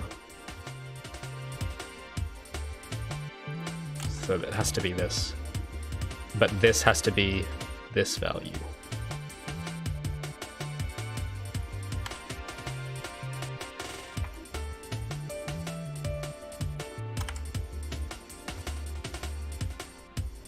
Dylan Goo? No, I was talking about a game. I think he's like a YouTuber or something. But even his stuff, it kind of... Someone showed me one of his animations and it doesn't quite get it. It's like, it's anime adjacent, but it's not, you wouldn't be fooled. You would look at it and go, oh, this is a 3D animation. Kind of like Ruby. I haven't watched all of Ruby, but I've heard of it, and that's meant to be like a 3D anime thing, but it looks like a Maya render, you know? It doesn't really, it's not convincing. That's sort of like Gillen, that's the same guy. Hold on, I gotta check if that's the same guy that I'm thinking. Yeah, it is Dylan Goo, yeah. So yeah, his stuff reminds me a lot of Ruby, and that's not really the look I want. Good thumbnails though. When you look at just a still, it's convincing. Except this one looks a bit, I can tell with this purple hair one, I can tell that's 3D. But that one with this one, that I would hover my mouse over it, but it switches. Like, that thumbnail looks convincing. Of like, oh, that's a drawing. It probably is a drawing, it's probably why. But the actual animation, I don't know, let's look at this. I haven't really looked at it. Yeah, like, instantly, That's 3D. I can tell straight away. Because there's too much camera movement. You can see with the camera movement. Because 3D animators like to do this a lot where they have the camera bob like it's Breaking Bad or something. But anime doesn't do that. And yeah, there's too much movement. The flowers are not, like, maybe this is the look he wants, but this is not the look I want. And the reason why is, like, because I've looked at this long enough to point out everywhere where this is a 3D model. Because I've studied this so hard. The first thing is, these flowers have, like, physics on them. An actual, a Japanese dude working for Toei Animation, doing his in-betweens every day, is not gonna do that. They're gonna find a more budget way to limit the amount of frames you need for that. They probably wouldn't even pick this as a shot at all, because it's too much movement. They would pick something a bit further away, where they have to animate less, because that's just the choices they make. And there's too many poses. And there's, like, what we were talking about the other week with limited animation. It isn't just limiting the frame rate, it's limiting everything. It's limiting the poses, the expressions. It's like, how little can you get away with and tell the most? But look how many frames there are just for this run. So having her running while on the phone is probably not even a call they would make at a traditional studio. They'd probably find, like, they'd have her standing still so that they only have to draw her once, and then the screen wouldn't move either, because that's also work. They would probably keep the screen still and have the character's mouth just move between two poses, because that is a lot cheaper to do than all of this, to hand draw it at least. Like, that's how you instantly tell that this is 3D, just because of that. And the blinking, and this guy, like, every part of his body is moving. If you watch, like, his legs are okay, but when it goes to here, I don't know why they go to a close-up. But you see how, like, his shoulders are moving and his hair is moving? A traditional animator wouldn't do that. They would only move his arm and maybe his head to lean down, but they would use the cell from the previous frame and suppose that in to not have to redraw the whole body. And the camera wouldn't be shaking like... I mean, maybe they would have camera shake. Maybe modern studios do that now. But... yeah, I mean, for, like, this is cool 3D stuff, but it's obviously 3D. Like, it's and that's sort of, the Ruby is sort of similar. I think Ruby is trying to do the same thing. These robots, though, these look very convincing. Except the fact that the robes are animating... see, this, when people say use physics, this is why I don't do it. Because you see how the physics are animating more often than the rest of the body? So this is what confuses me, because this guy is switching between different animation techniques. See, these robots, except for those little aprons they're wearing, are the most convincing part of this. I would believe that that was a 2D drawing if it wasn't for that bit of cloth, because he's running that on a simulation. And it doesn't, yeah. So that's a great example, because I get asked every day to use physics, and this is why. Because it instantly, it's like, oh, there's something off about this, straight away. I have never even watched this, I don't really watch this guy's stuff even, this is the first time I'm seeing this video. And within the first 30 seconds, I pointed out how many things wrong with it. So I'm not trying to be mean, don't get me wrong, I'm not trying to critique this, but I'm using this to illustrate kind of the difference between 3D and anime, and like an actual something that looks anime. So I don't know what this guy's goal was. Maybe it was to have it look exactly like it does. But if his goal was to trick you into thinking that this was actually hand-drawn, then it's done a lot of things wrong. Like, even with these robots, like, the actual hat movement is very convincing. It has the sort of imperfections on it. And you see the limited poses? So whoever's animated these robots, I don't know if he's done all of this, but the robots are animated very convincingly, but nothing else. Like, this combat is way too many frames. The smear frames are cool, but there's just too much movement. Anyway, we could dissect that whole thing, but this kind of detracts from our work. But yeah, there's a lot of things there that I wouldn't have noticed this 6 months ago. So keep in mind, this is all stuff I've learned from studying Arc System Works, and it's crazy, like, how because there's that temptation with 3D to just kind of do it the 3D way. But then you have those little details like that. And even just choices you make about framing would be different as well. So that's one thing I want to learn more about personally, is if I was directing an animation, and if I had the 3D toolkit, how would I frame things to look like it was like storyboarded and stuff like a traditional animator? Because the storyboarding teams on those animations, the people that are there drawing each frame, they probably have rules on what you can have as a shot and what you can't. Because some stuff might be out of the budget, it might not be realistic, it might be hard, and they have like, hey, maybe frame it this way so it's less work for the animators and stuff. The thing that with 3D though is that you don't really have a ceiling, you don't have limits, so you can kind of pick things that a traditional animator wouldn't pick, and that choice is going to give it away.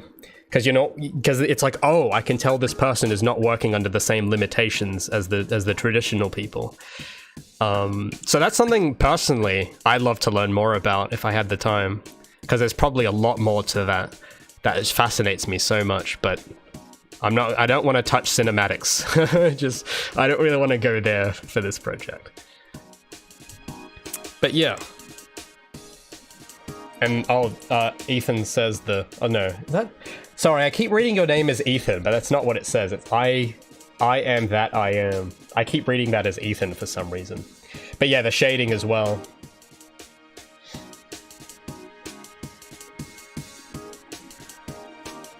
Extremely accurate shading during movement is near impossible with hand-drawn art. Exactly. That's why we went over this months ago with the normal editing. I did a lot of normal editing on Gabi's model, and I won't get it perfect, but I can get it close. I have limitations that make me not be able, like, I'm not going to be able to get it all perfect for other reasons, and I'm okay with that. As long as you can reach for if you reach high enough, like if you aim for the stars, you'll at least get out of the atmosphere. But if you aim for like something lower, I don't know there's a more elegant way, there's a saying that comes from, but I can't remember. But I reckon I'll get most of the way there, which to me is like still pretty good. Have I heard of Trigun Stampede? No, I haven't. You would actually like a video of that dissecting one of his videos? Well, I guess there we have it right there. Just take that clip and there you go. But yeah, to edit that into a good video, that would take too much time. I've got enough videos in the works now. And I kind of don't care about what Dillingu's doing. I really don't. I think I saw some combat anime, like someone had sent me like cat girl combat or whatever and said, oh, you should copy this. And I was looking at it like, it's just not really, something's not right. I don't really want to do that. And that's probably all. And I think he does tutorials, I think, but that's kind of it. Maybe he's got other stuff where he does do those tricks, but I really don't care. I could go and look the whole channel, but I mean, he's not doing a game, I think. He's just an animation guy. So it's not really it's not really a priority, but hopefully that little dissection is enough to satiate you. Okay, I gotta get back on track. We could sit here and discuss techniques all day, but I gotta save that for a video. Okay, there's some issues with the ledge grab transitions from the looks of it.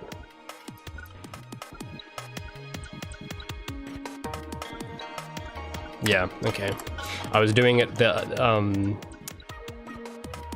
transitions to the ledge grab state are not working. Grabbing ledge, yeah, there's nothing transitioning to this. Oh, what? I forgot what state is meant to plug in. I think I know, hold on, I think I can work that out, because I wanted to work this out again.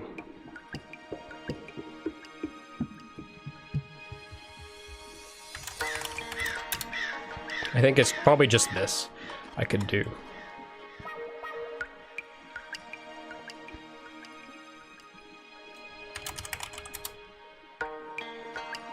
Trigum Stampede has a character models, but too smooth.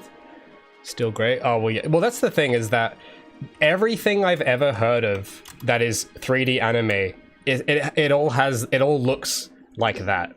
It looks like Dillingu's stuff, which is like It's almost even his own look. It feels like the Dylan Goo look. It doesn't look like anime. It looks like Dylan Goo, if you know what I'm saying. Let me look that up though. Trigun stem. It reminds me, you know what? Because this type of stuff is older than all this even. Yeah, let's like have a quick look. Yeah. This is a bit better, but this is still 3D. It reminds me a lot of Appleseed. Does anyone remember that movie? It's an old movie now. It's a retro movie now. This is actually pretty good though. Like I can tell that they put in more tricks than Dylan Goo, but you can tell that they have bigger limits than traditional Cell people. The backgrounds are very convincing. It's because they've only done the limited frames. You know how this is what I was trying to work out like 4 weeks ago when I started animating Gabi. I don't know how many of you were here for this. If you remember, I was having like a breakdown over the fact that like I'm limiting the frames, but it still doesn't look good. And I was like freaking out. It's because I understand now. You see what they're doing here? They're limiting the frames, but they're not limiting the poses. That's why this still looks a bit 3D.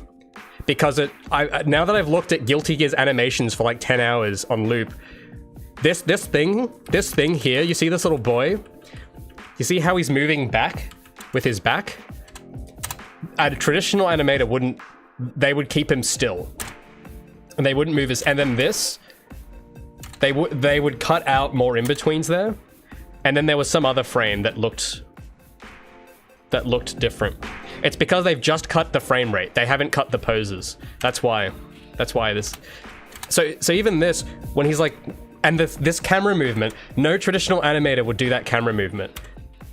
They would keep the camera still. They wouldn't move the camera like that. And that hand sticking out and moving, they would keep the hand still because it's cheaper. And what's so incredible is that Arc System Works knows. That's why their stuff looks better than this. Because they studied the hell out of it and went, no, we have to limit the poses. And they figured it out. That's why I only look at Arc System Works for reference and nothing else. Because they figured it out. Now, some of this is like convincing, but there's too much animation. They've over-animated it. And yeah, and for those that don't know Appleseed, I'll just quickly show you, because this is like, this type of look is old. Like, this has been around for a while.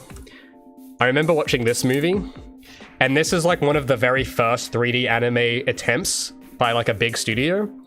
And this is from 2004, and this looks the exact same as what we just saw. It has this very kind of, it's like, it looks good as like a cool like 3D thing, but it's definitely not drawn. It's like very obvious. And this uses smooth 24 FPS animation. I'm trying to find clips of the characters and not the mechs. There's another trailer with more of the character in it. But yeah, I think they went off the cell shaded because they made more of these movies and they went off that look and made their own art style, which is, I haven't seen what the new ones look like. Actually looks pretty sick, but it's a different style.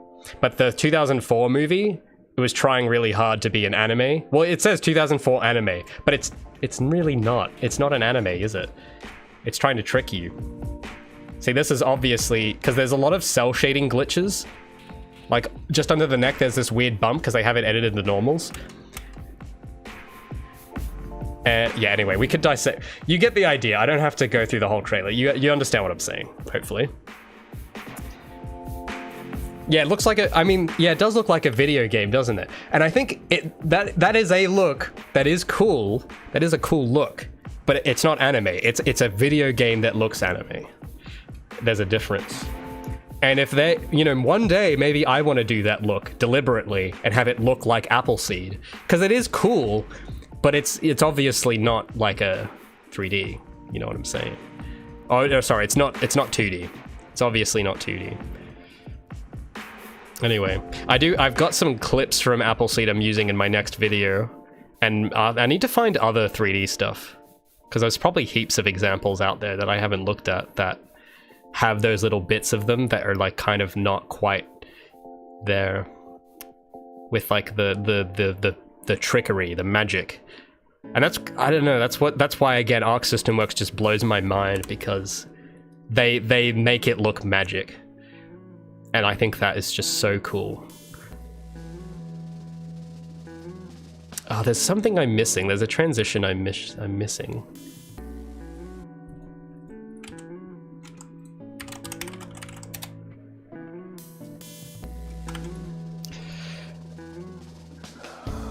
I just gotta check. It's the grabbing ledge. I know that's gonna get stuck on something.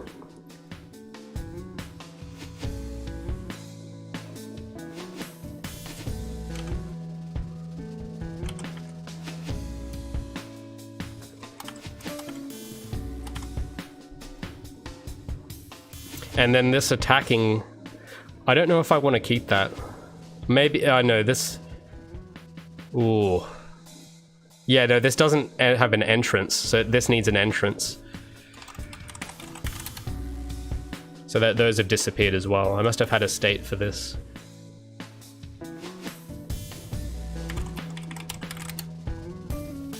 So the only thing that's going to be plugged into the state machine is just things that loop.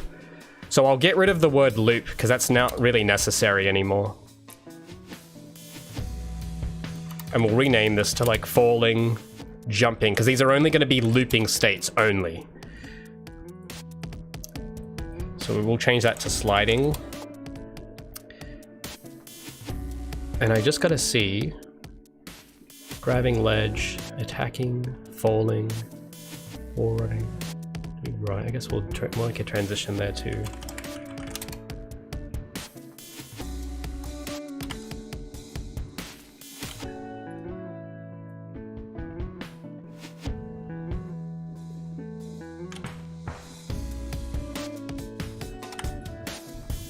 Kind of reminds you of Dragon Quest.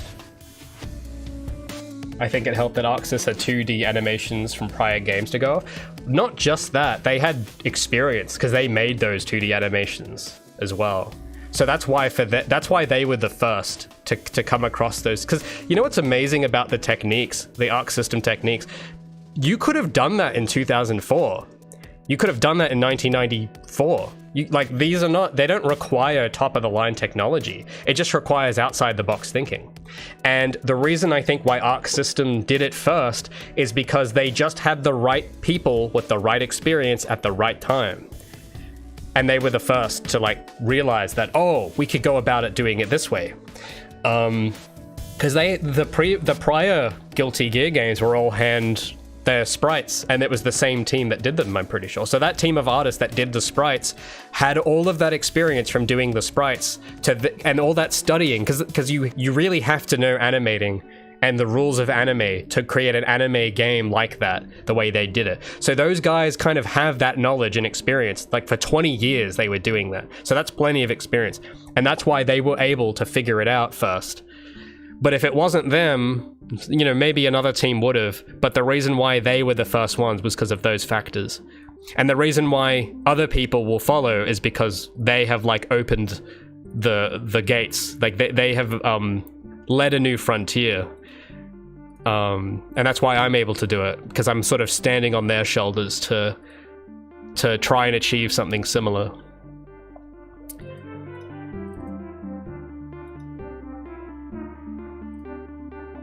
I just gotta check. There's something a bit not right about these transitions.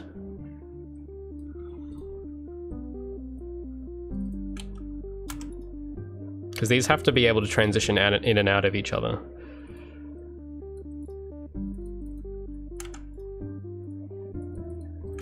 So adding these extra transitions, I think these were here before, but I've deleted them by accident. The reason why these need to be here is so that you can animation cancel these, so you don't get stuck in these states. So if you're attacking and then you slam into a wall, it should be able to do that. You know what I'm saying? So I'm just making sure that it can.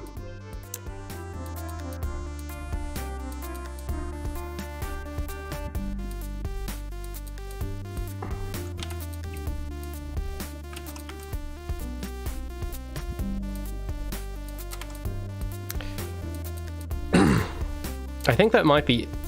Oh no, there's one that's kind of missing. No, I think we're good. Let me just check when the idles go. So they go to grind, jumping, wall running, falling, grabbing ledge, and sliding. This one doesn't go to wall riding.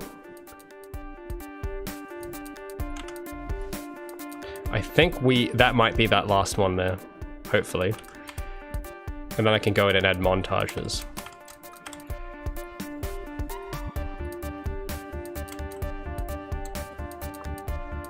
Oh, okay, well that transition doesn't work. The attack animation isn't working. But she goes from jumping. That works. Can she climb? That works. Can she wall run? That works. I don't know why the attack animation isn't working though.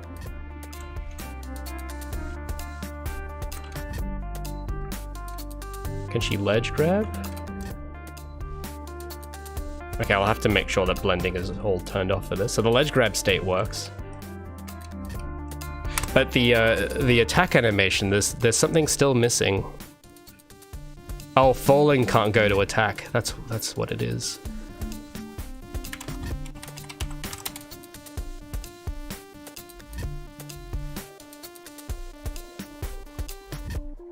You probably couldn't have done it in 94? Well, why not?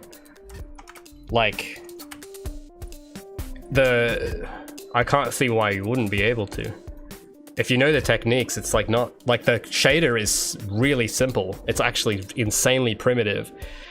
The only complicated bits are the topology. Oh, you know, I'll give you that. Maybe the bone count would make that difficult. I don't know. I guess if you're animating and if the computer can't handle 400 bones, then maybe. That would probably be where it would. But in 2004, you could have. Maybe not 94, but definitely in 2004. For like a pre-rendered thing. Not for a game. Well, even then, you could shortcut it and have a low fidelity version of that in a game. You'd have to make some compromises in a game. But I think the early Dragon Ball games on PS2, I think looked, if it wasn't for the animations, because the models and the shading look very convincing. And it's hidden by the low, because the textures are low res, but it's hidden by the fact that the screen is also low res.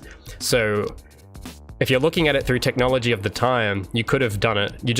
You would have had to just limit the frames a bit, and you could probably, again, bone count would be an issue there. But I think if it's low res enough, you could not do the bone imperfections per frame, and you could do it pretty convincingly. Okay, so attacking, let me just look. Oh, it doesn't go to jumping either. Oh no, it shouldn't go. It should go from jumping, not to jumping. So it should go here. I think now we'll be able to, I think that should all work. I think it was just attacking that was acting up. So I'm not looking for the landing and the jumping poses. We're gonna do those differently. I'm just looking at whether it can transition to different animation states, just looping animations only correctly.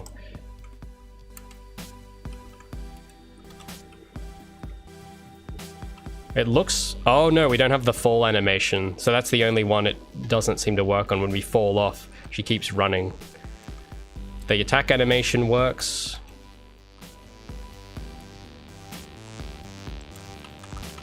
But yeah, all that blending is throwing it so off though, so I've got to make sure that's all disabled.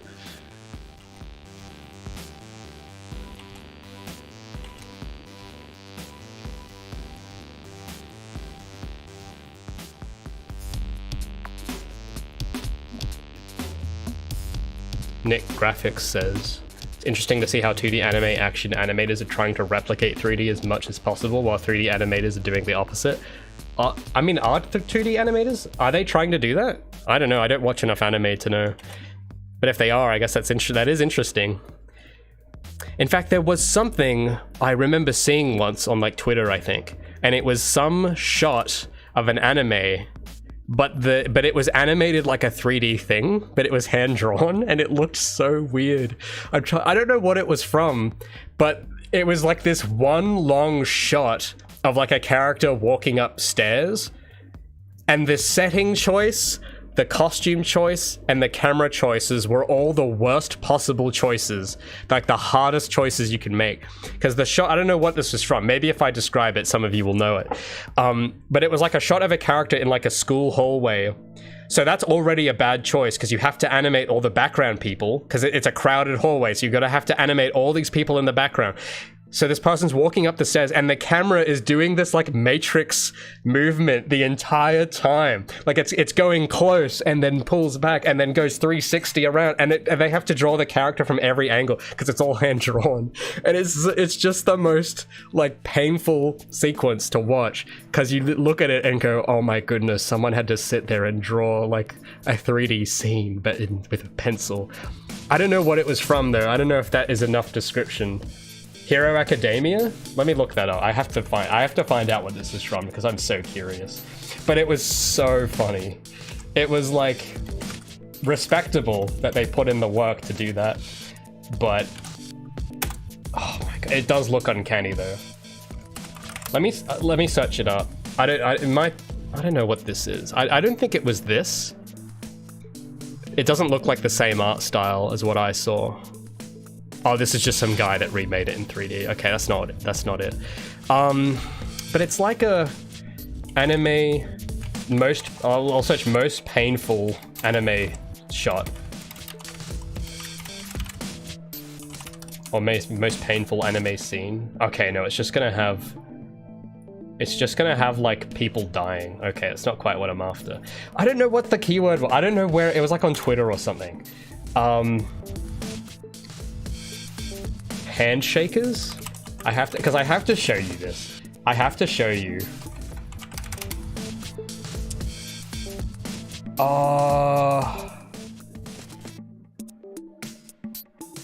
don't know, it might have been. I'll search hallway scene. These all look kind of weird. I don't think this is what I'm after. It looks like it's from the same show, but there's like just a lot of nudity that I'm trying to sift through. I don't know why anime has this obsession with nudity. It's really weird, but well, okay, this looks safe. Oh no, that's the Olympics. No, that was the other window. I didn't mean to show the Olympics. If I do that again, I'm gonna get striked, so I can't show the Olympics. Okay, and I've just minimized everything by accident. But this, I know it's from this show, but this isn't the scene, but it is from this show. Oh Jesus. Can anime just not be weird? Oh my goodness. I just wanted to see this. Like, you see how the hair is over animated? I know it's from this show, but I don't know what the scene is, and I'm trying to find a scene where people aren't naked. So I don't know, but if you know the scene, then you'll know it. Classroom of the Elite? Let me search that up. Because the sequence, it was like an entire sequence. It's gonna take too long to find. If anyone does find it, tell me and I'll search it up. But it is one of the most interesting choices I've seen. Well, I haven't seen much, but from what I have seen, it's interesting.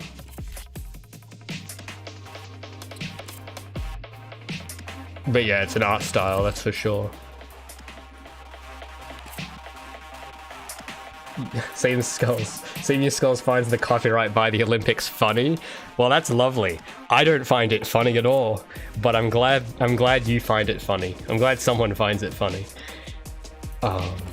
Yeah, they're out to get me now, the Olympics. We looked at too much reference the other day, and now the Olympics, I'm in their sights now. Copy striking left and right. Yeah, so it was the fall state. There was something that wasn't going from the fall state properly. Oh, it's from the idle run to the falling. I thought we already had that transition in, but I guess we didn't. So let's copy that. It's just this state we gotta plug in. Okay.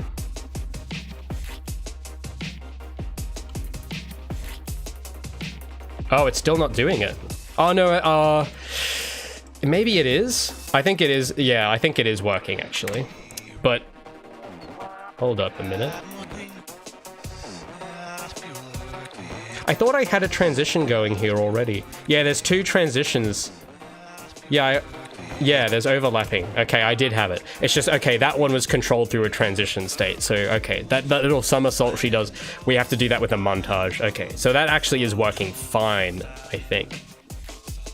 Let me just double check all that. And I think I've turned off, oh, there's blending. Bye-bye blending, get you out of there. Okay, I think we're good. Let's just have a test run and then we can go in and add the montages. Yeah, it's been interesting to dissect anime like that.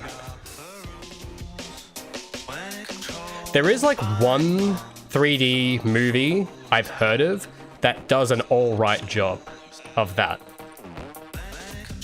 And I don't remember what the name was, but it was, I know the soundtrack for it, because I thought the soundtrack was cool. Let me just check if there's blending. I think I see blending. No, no blending. Okay, great.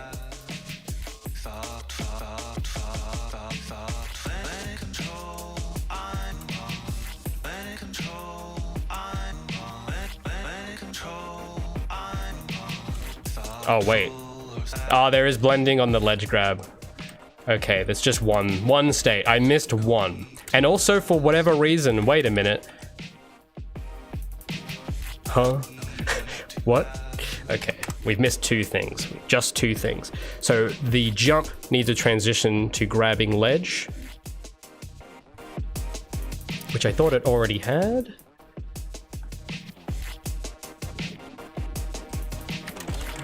Ledge.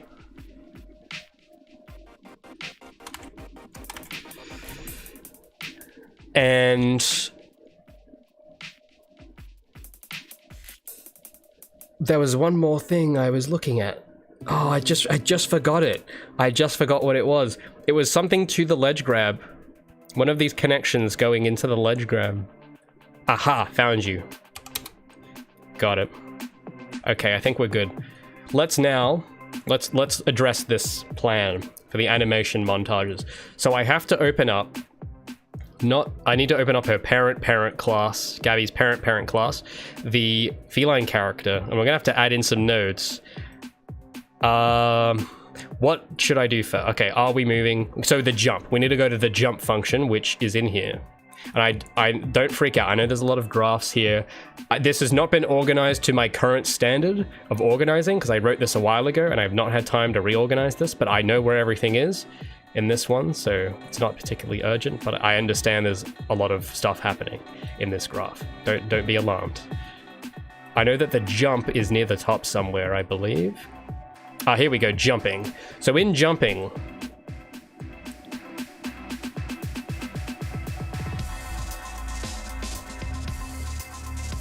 okay. There is an animation montage here already for something. Jump start. Oh, we have one programmed in here already. Okay, well that's helpful. But we need to make a distinction based on her movement speed or her current velocity. So this is half there already. So thanks, past Raymond, for that one. Are we moving? Play, ascend, pose. So this is half true, but there's more to it. And what we'll do, we'll get the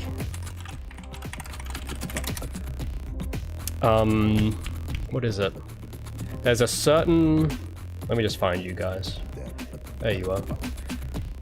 You found the hallway scene? Third video when you, okay, I'll search that up.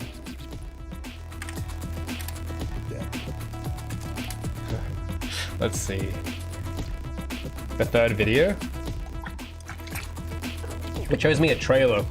I don't know if that's it.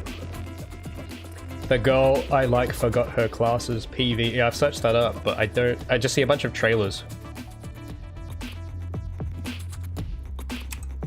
I'm just gonna scrub through it. I don't think it's this I don't think it's this one. No, I don't think this is it. The one it's some trailer. I don't know if it's in the trailer, but I don't think this is it. It doesn't look the same. The Japanese title, I don't have anything here with. I have one with a Japanese title. PV3. Oh, yeah, okay, thank you. Oh, all right, you guys ready? So this is what I was talking about. This is, so I think Nick Graphics said that it's interesting that that 2D animators are trying to animate like 3D. This is, I think this is what he means. Look at this. Oh my god. Oh my god. Look at that. Look at like the foreshortening. The camera movement. It's like, why? Why would you ever do this? I think that was it there, yeah. Look at this. Look, this, like this type of stuff, man, it's so funny. Having like this dramatic close-up on their hand for no reason. Oh my goodness. And then you see the hand like scales back down. And then the camera moves and then reveals this person. They could have not had a character there at all, but they decided we're gonna animate an entire character for this shot. For that little bit. And then the camera keeps moving side, and then it has this, like, why? Like, why would you ever do this? It's just so, and it looks uncanny, doesn't it? It looks very strange. This is exactly how a 3D animator would choose to do that scene, and except this is what would happen if a 2D person actually tried to do it the way a 3D person would. It would look like this. And like, look how many background characters are in here. I don't know if anyone's paying attention, but we've got 1, 2, let's count them. Let's count them. 1, 2, 3, 4, 5, 6, 7, 8, 9, 10, 11, 12, 13, 14, 15, 16, 17, 18, 19, 20, 22, 23, and there's probably like 25 in the background. 26, 27. 27 characters in 20 seconds. That's like 1.2 characters a second that they have to fully draw, because it's a wide shot for everyone else, so they have to draw their whole bodies. Oh my goodness, how much money did animating that 20-second bit cost, I wonder? No, don't answer that. I don't want to know. I don't want to know. Oh. Probably rotoscoped. No, I don't think it's rotoscoped. A rotoscope would look different. That looks like someone drew deliberate foreshortening like that. I don't think that was rotoscoped. It doesn't look rotoscoped. It would look more mathematical if it was rotoscoped. Everything looks like hand chosen, but humans can't choose. Like, from that kind of camera angles, there's only so many choices a human artist can make before it starts to become too many choices. And that's what that looks like. But yeah, I don't know, because 3D rotoscoped, it has a different look. It has a different look to it. Animator was flexing, yeah, probably. Maybe he was. Maybe he was flexing. Alright. So here's what we're gonna do to get this back to our animations. But yeah, thanks for finding that. What's the file size of Project Feline now? I have no idea.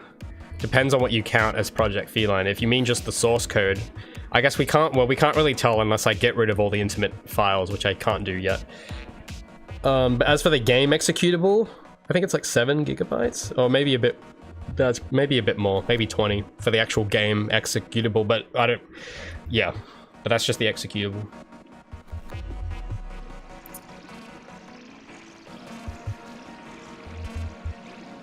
Cost $350? Yeah, maybe. $350 grand more like. Yeah, I feel bad for that too, man. Imagine coming into work every day for... How much time? That would have taken... I don't know how quick these animators are, but if I had to do that, that would have taken me like 2 months to animate that. With my skill level. But if it was someone better, I don't know how many people you'd need to work on that, but I could, that's more than a week for sure. Definitely more than a week. Imagine coming into work every day for like 2 weeks, and that's the one scene you have to work on for that whole time. Oh, I don't want to think about it anyway. I can't handle it. I don't want to think about it.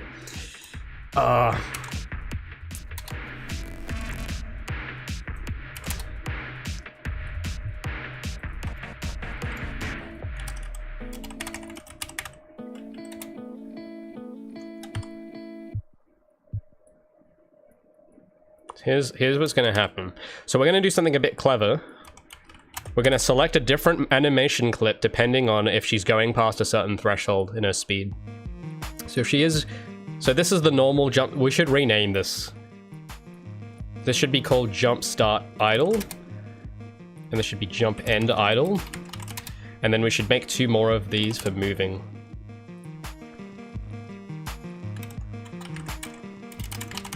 And I'll add a little bit to the tooltip.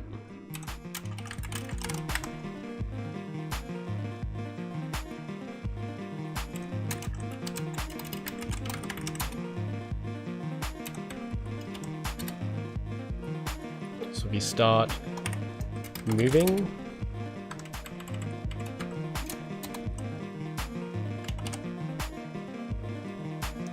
I seen Ufotable will make a good anime that blends 2D 3D very well. I don't know who that is, but that's great. Glad someone has. Why does the animation for that scene feel like it's 2x sped up? Well, probably count the amount of keyframes. That will probably lead you to your answer. It's probably because it's animated on ones, I think. Should I reopen it and check? I'm pretty sure it's because it's animated on ones. That's probably why it looks faster. Yeah, like every single frame is like a new drawing. That's why it looks like it's on double speed. It's animated on ones, because it has to be with this camera movement. Anyway, I don't want to look at that ever again.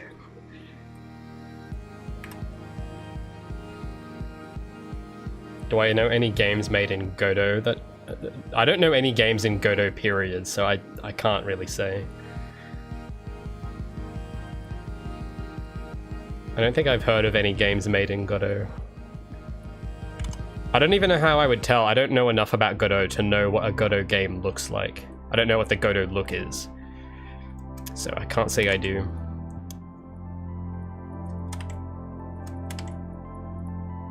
Idle. Okay, so we might actually have something to show for us for this now. So if I open up her blueprint, there should be an animation variable. Oh, we need to make montages as well. I gotta remember to do that. So this jump, not this one. And we actually do need to add a frame to both of these.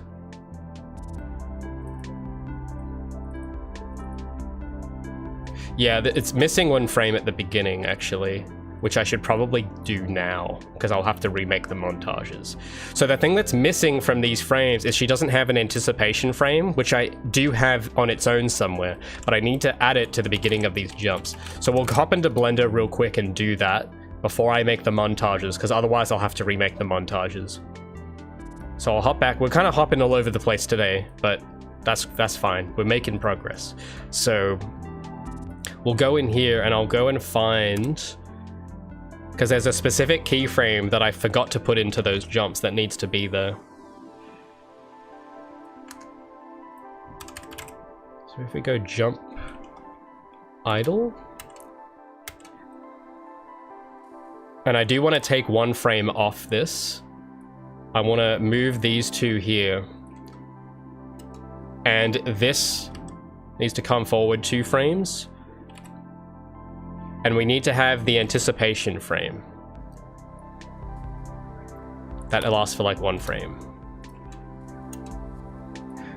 Which I do have. So let's go, I think it's jump start idle. It's this, oh no, that's not it.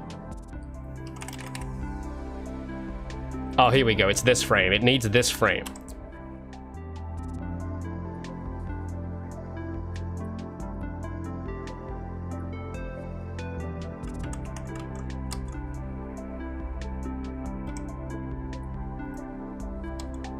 And I'll just add the safety keys everywhere because I've got to get into the habit of doing that.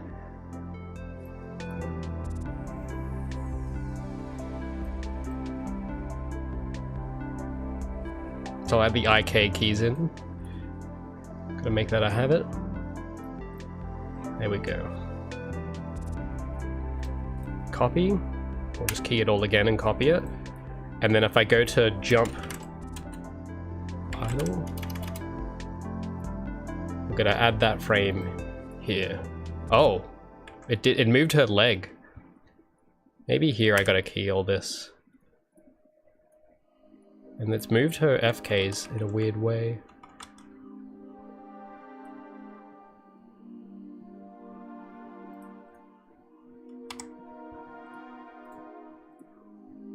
Oh, there we go. I just want to make sure that it isn't changing that pose. Okay. Looks okay. So now we have... I just don't... Why is it you moving the... I don't want these moving. Why is it doing that?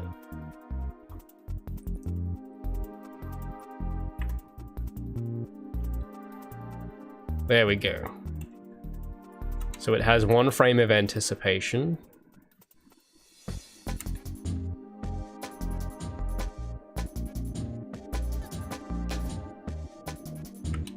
It's very quick because we can't have it lasting too long.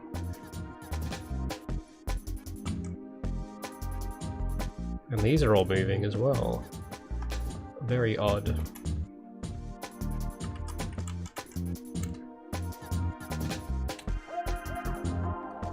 And we'll just make sure it's all set to constant. Okay, that's great. So we'll export that out, override it. So we'll go export FBX, and this has to be armature visible Z up. Let me no leaf bones, and I just got to remember which one this is supposed to be. I think this is jump, just called jump idle, I think. Or jump start idle. Let me just check if that's the right one. I should be able to right click and find the source file on one of these. Yeah, so let me go, because I think this isn't named, this doesn't look like it's been named right. So if I scroll down, there should be source file. Oh, it's just called jump idle. That doesn't, I'll just overwrite that one. Jump idle. But I do have start, but those are doing something else. So I'll clean that up in a bit. So this has to be jump, just jump idle. Jump. But there's no, it's not showing up in this list. Oh no, it's sorting it by date. Why does it sort it by date modified? I want it sorted by name. But yeah, this one. And then I have to do a similar thing to, there's another animation. The jump, start, moving. There's this key pose, which I have to copy. So I'll key everything there, and I'll add those safety keys for the IKs and FK stuff. Insert keyframe.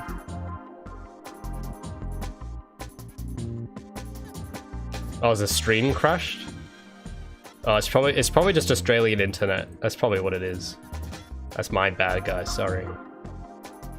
We still don't have, I think, fun little fact about Australian broadband is that I don't think from memory, I don't know if this is still the case, but I last heard that Australian broadband is so bad that it doesn't technically meet the criteria of broadband. So that could be why the stream is dropping out for some of you. Let me just check on the dashboard. Okay, it says it's excellent connection. All right. So I don't know what the deal is there.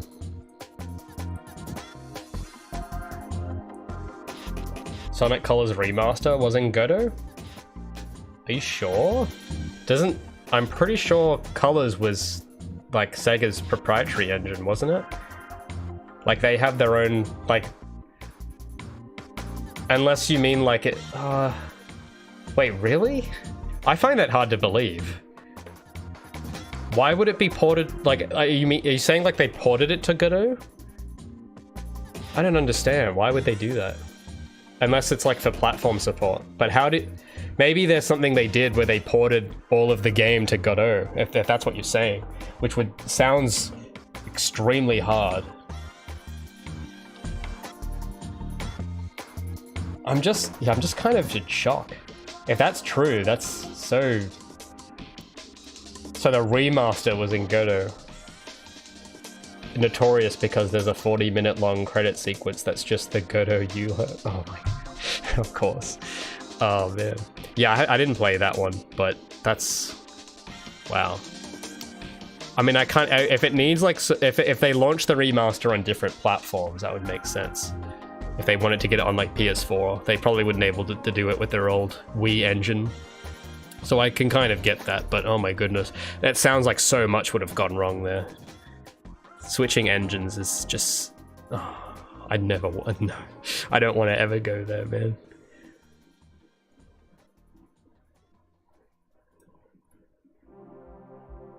Okay, I think that's all keyed. Got the big keyframe. Copy. If I go to jump moving, I think it's this. No, that's not right. Oh, it's jump loop moving. Where's jump moving?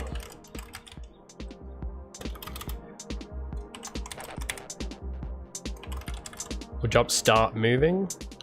O2. No, oh, what did I call it? I do need to sort out these names because I'm having a tough time finding the right animation. Maybe it was this. Oh, it was this one. Yeah, that's right. Oh, well, this one's a bit different. So maybe I don't need that keyframe here. Yeah, no, I don't. I don't need it on this one. Okay, so that's fine. We don't need to replace that one. It's just the other animation we had to change.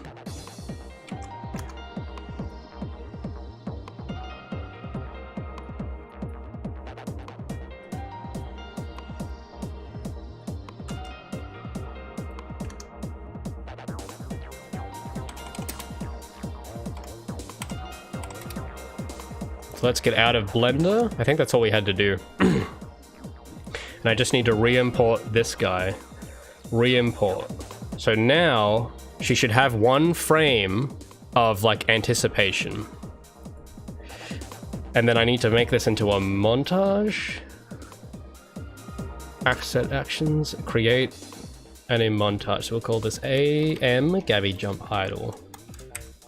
And then I need to go to the jump moving one and then create anim montage. AM. There we go. And then we have to go, oh, I closed Gabi's blueprint. Let's bring that back, shall we? Because here, now we can use some of that code. If I go to, wherever it was, in this list somewhere, here we go. Jumps, oh no, that's not right. Gabi jump idle, and then jump. Gabi jump moving. And then we need the land animation as well. Which, where's this? I know exactly where that is.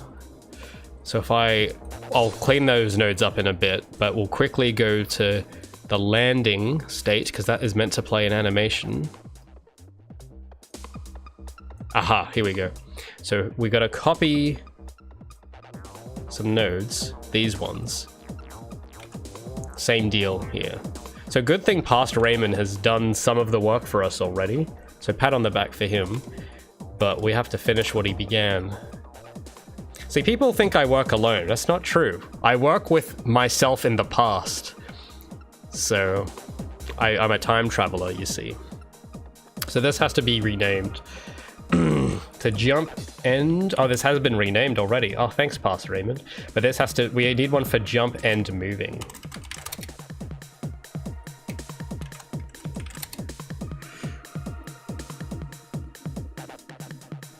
Like so.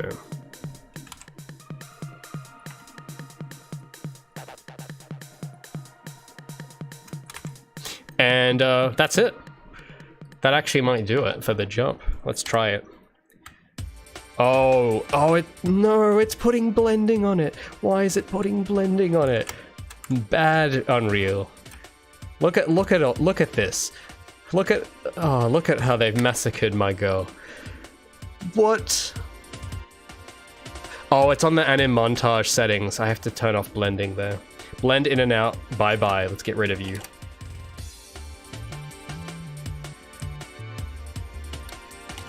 Okay, please work. There we go.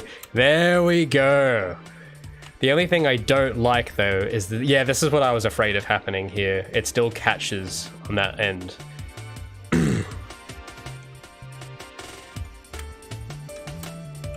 Oh, what was that? And this looks really awkward. Oh, is there still blending? No, I turned it. Oh no, I only turned it off in one place. Okay, let's now this time. We still don't have it holding that pose for a different duration, but I don't know. We might not need that.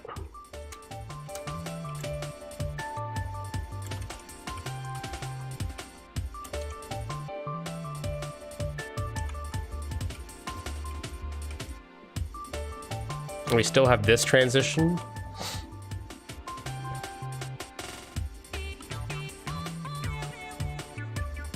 Oh, there's one thing I gotta change.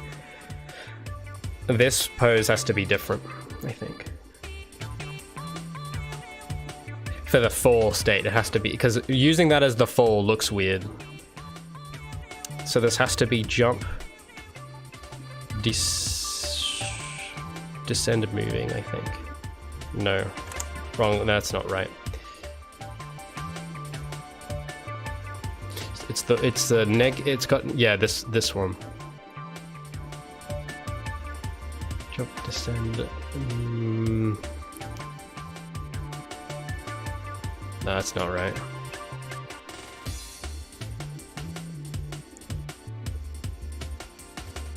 We'll do that one for now. Just because, so it has a slightly different blend space depending on whether we've jumped or if we've fallen. So it plays a different pose. This isn't the pose I want, but it plays a different falling pose if we're moving and we fall versus if we jump. Except it isn't. It's meant to go to a different one, but it isn't doing that. I wonder why. Because I only changed this one. I didn't change this one. This one still has this dive pose. So I only want it to do the dive pose from the jump, not from anywhere else. Because it looks weird otherwise.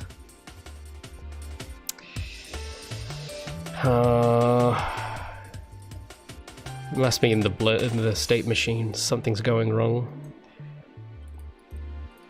The way it's transitioning from jumping is probably wrong.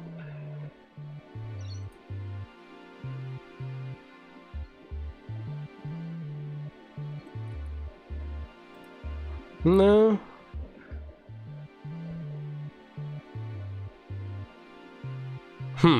Let's check the... We'll have to check the graph. And I'll reorganize some of this a little bit.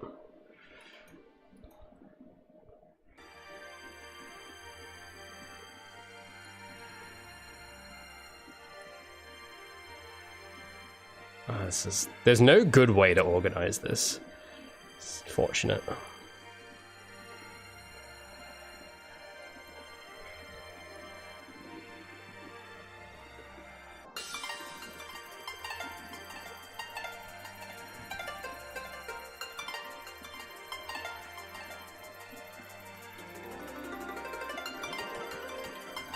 I just want to like compact it a little bit.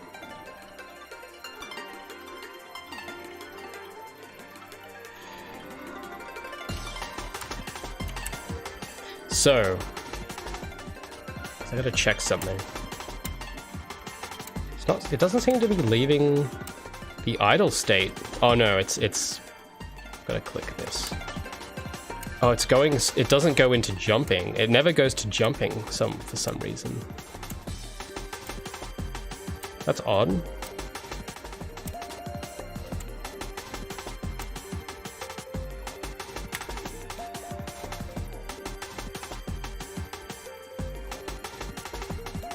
Why is it going to falling and not jumping? It should be going to jumping from when I do that.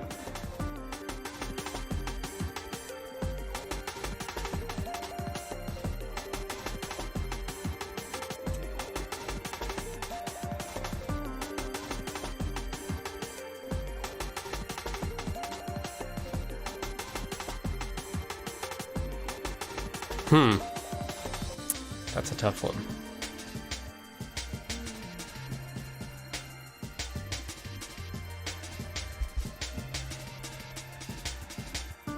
Because yeah, the states look fine, so it must be the actual boolean is getting set wrong. I didn't leave it unplugged, did I? No, I haven't left it unplugged. Has jumped is true. We'll print the has jumped boolean instead of this one. We're not going to use this anymore. This can enter. We're going to ignore that. Yeah, so it's being set to true. Has jumped is true, so it knows that we're doing it from a jump. That boolean is true, but it's transitioning to the wrong. We had this. I swear we just had this problem yesterday. Why is it transitioning to the wrong state? Let me just save this first. Will there be a new devlog coming anytime? I'm working on one as we speak. Well, not literally as we speak, but this morning and last night and the morning before, I'm cooking one up. If you want to see how it's coming along so far, consider joining the Patreon or become a YouTube member or a Tritz subscriber, and you'll get access to the members zone on the Discord, or to the early access tier, which is like the second tier, I believe. I have shared the script. I've shared 10 seconds of the voiceover, and I've shared some like little bits of it, of like my process on how I'm writing it and stuff. So if you really want to see sort of how that's cooking up, support the channel and find out.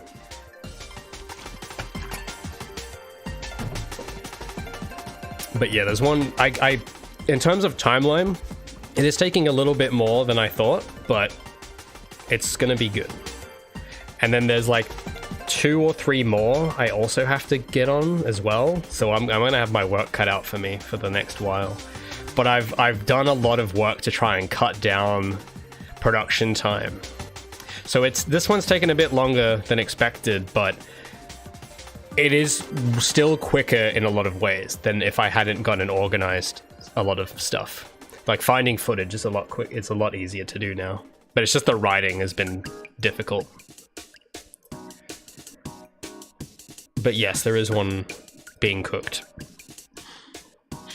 Is green tea the best tea? I don't know. I'm not really a tea person. I'm more of a coffee fellow.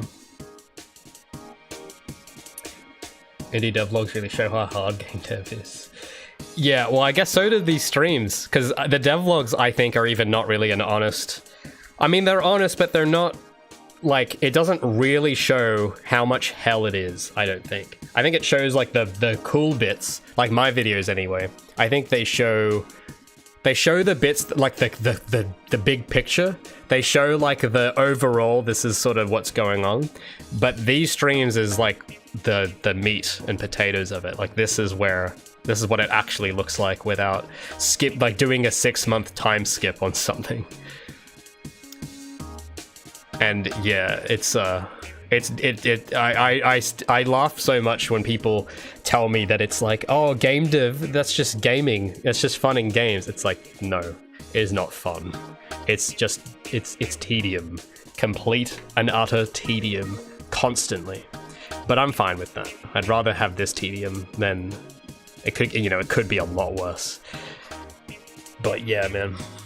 That's how it is. There's no magic. It is magic when it's done, but until then, it's just ones and zeros. I'm just trying to figure out why it's not going to this state. Jump. Yeah, this is all correct. This is fine.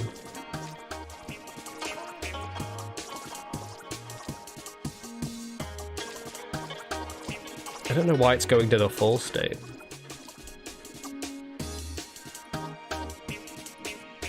Gotta watch that again.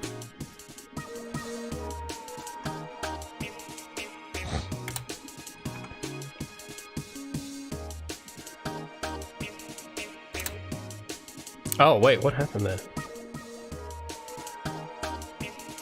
Oh, wait, no, I think I know why it's doing... I think I know why it's doing it.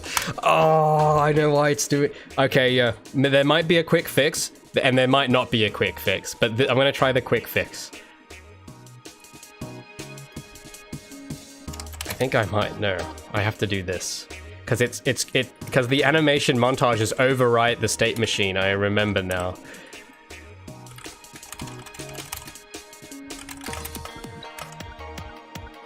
I have to do this.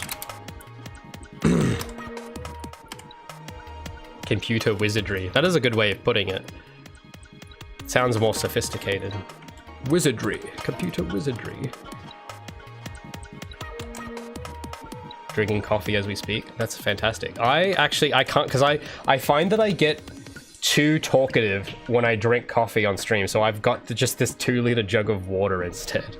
It's healthier, probably. It's probably better for me. But I am very much a coffee person.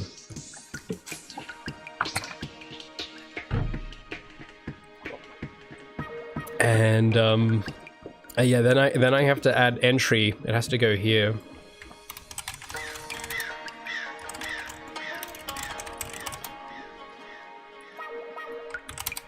I gotta make a transition from the entry point. Now it will work. It will work now. Yeah, there we go. So it's still doing this weird blend. It seems to be struggling a bit there, but it's going into that lean forward animation on the jump only. And if I fall, it won't do that.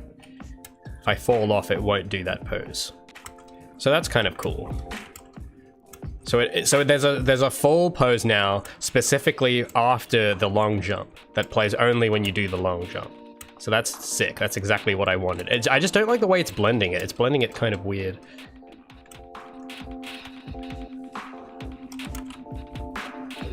I might know of a solution.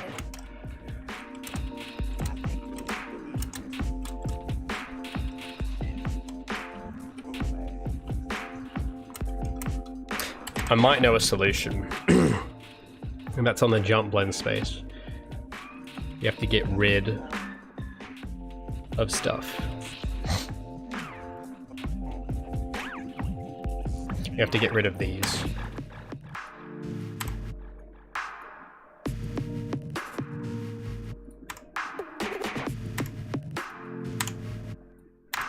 No, wait. Hold on. No, I've got... No, I don't know... I've got something else I can use here. It's this one. Yeah, I'll use this blend space instead. I shouldn't have to edit that one. So I'll change this to this blend space. And that should not have that weird thing going on. Yeah, there we go. That's better. That's it. Oh, except... Oh... There's only one problem, is that when we do it while idling, it looks terrible. But it looks fine during movement. Yeah, it just snaps out of that pose way too early. And the land, we don't have the land programmed in. Well, I'll switch this back for the moment. And I'll just do a quick temporary fix.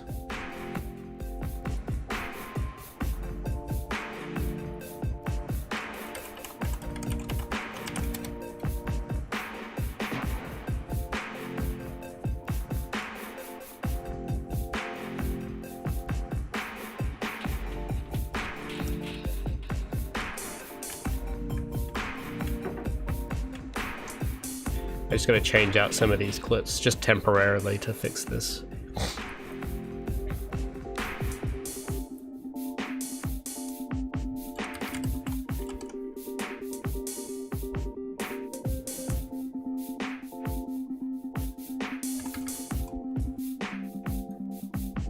Okay, this is not gonna be amazing,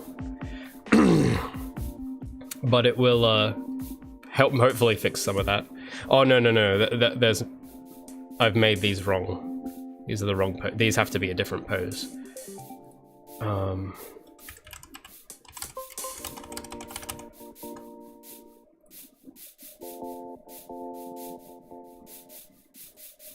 Yeah, these have to be jump, descend, moving.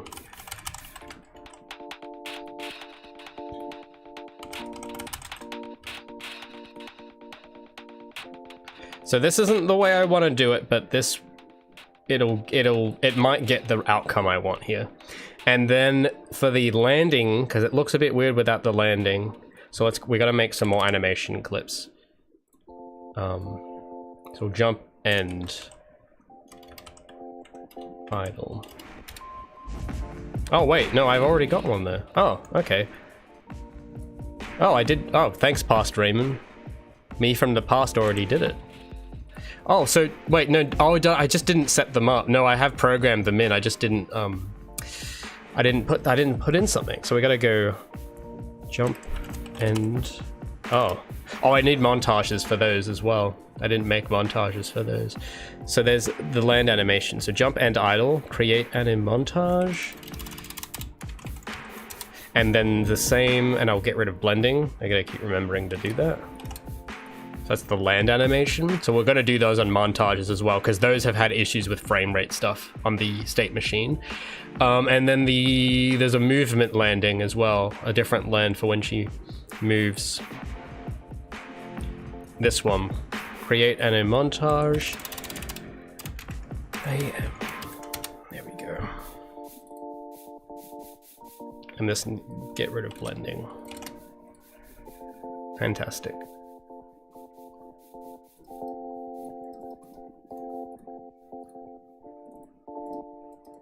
I'm just gonna save my changes to this.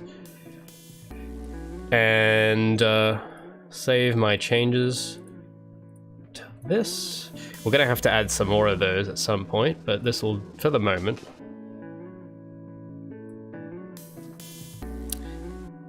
So we've got jump and idle.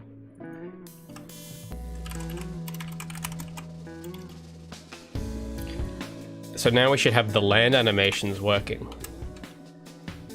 Oh, sick. Yeah, there we go. And if I run them, if I go T max FPS 20, if I run it at 20 frames a second, it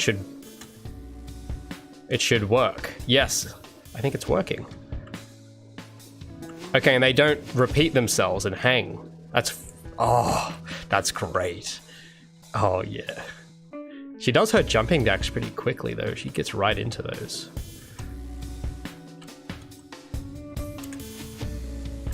It actually does solve another problem as well. I'm just trying to check something here. Yeah, okay, so it isn't hanging on those anymore. So the anim montage was the way. So now the land animations don't skip and they don't hang when the frame rate is low. It acts like a normal video game. Thank goodness. So let's change the FPS to 60. I see the land. Yeah, it's consistent. No matter the frame rate, it's consistent. That's perfect. It's exactly what I want. And that blending, it still kind of awkwardly blends out of the fall pose there. But that's okay. That's kind of not noticeable. The only thing that's missing is we don't have these cooler transitions for when she starts ledge grabbing. She doesn't have that little shake she does, so that's kind of lame. And it also, it plays like this awkward, it plays that long jump animation when we do any kind of jump. So even if we do a grind jump, it'll do that as well, which I'm not sure if I like so much. The only way around that is to just change the land animation to be something less specific. Yeah, so she always, that looks good on the grind, it just doesn't look good on the ledge grab. The ledge jump. It looks really, the land animation looks awkward here. Oh, I think there might be a way I can resolve that. It's I have to check her forward velocity, not any of her velocity. That's the only way to fix that. Is that simple? I haven't done that in a while. Because the reason why she's going into that pose on the ledge grab is because she does have some velocity, but I need to check that it's specifically forward velocity I can't remember how to do that. I haven't had to do it in a while and it's escaped my memory. But there's a specific way I have to do it where it's oriented to the character's forward vector. And I could have sworn I had a function I wrote for that. Yeah, I did.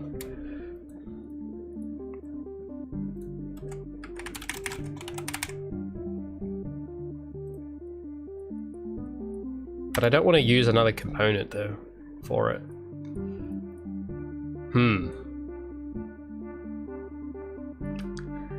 Well, let's do it.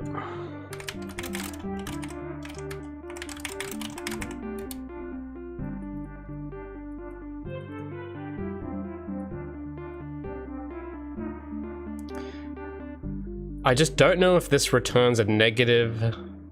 Oh, okay, no, that'll return positive no matter what. Because I need it, what am I trying to describe? It needs, if it reads backwards, it shouldn't read as a positive number. That's how we fix that problem. I just don't remember how to do it. Because this will read like the length of, it's not too important. I could work that out later. I just forgotten how to, there's a specific calculation you have to do and I don't remember what it was. It'll come to me later. But the jump animation doesn't skip, the land animation doesn't skip, so that's solved. We don't need those anim notifiers anymore. So all that work we did yesterday we can chuck out, thank goodness, because I hated all of that. That was like the most jank workaround ever, and we don't need that now. So that's fantastic. We just need to give it a few more anim montages in certain spots. So the ledge jump, or the start ledge grab needs a montage. And I think, I don't know if it was vaulting gonna work, I wonder. Gotta check all the animations. Okay, vaulting works. I mean, when I say works, I use that term loosely, but it animates.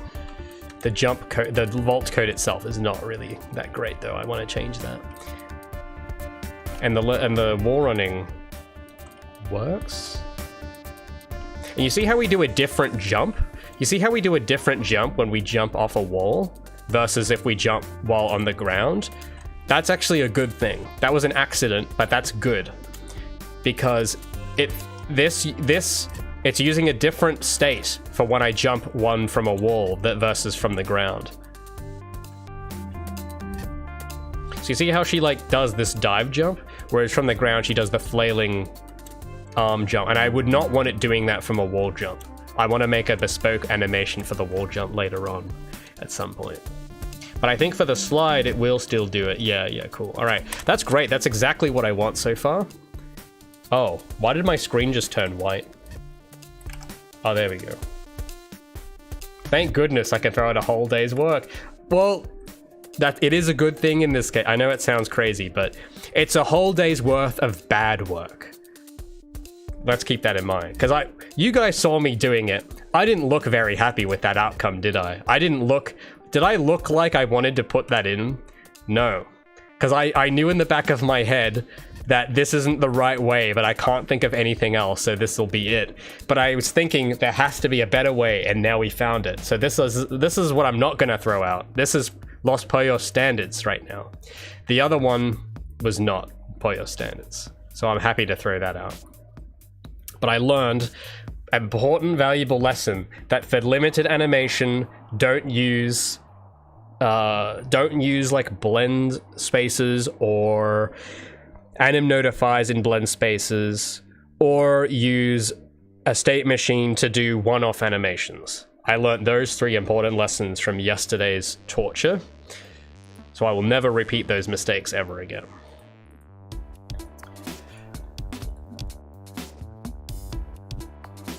So I need to go to her ledge grab component next and add in some code. And I need to make a montage. Ledge grab start should be here somewhere.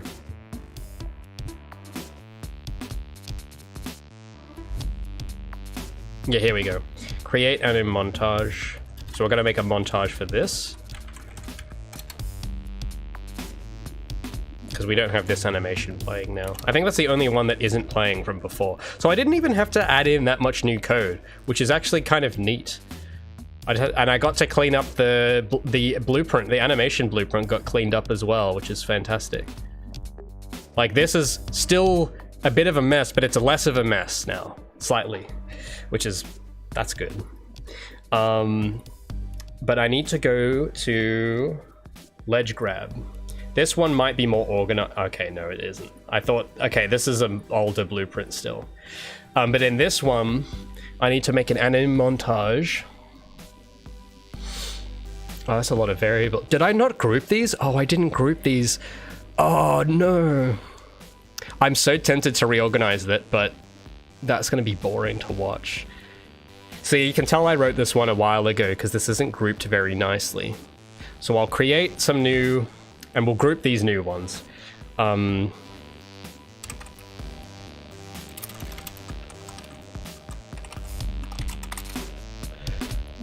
Oh wait, no, there should be animation. Oh, okay, it's called Vault Animation.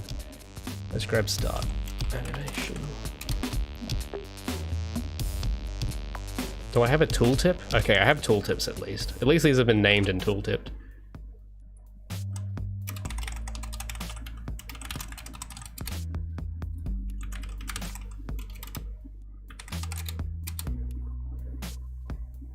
I want this to be... Okay. So let's move this into a category. Actually, I want to reorganize all of it at some point later, so I won't bother with that right now.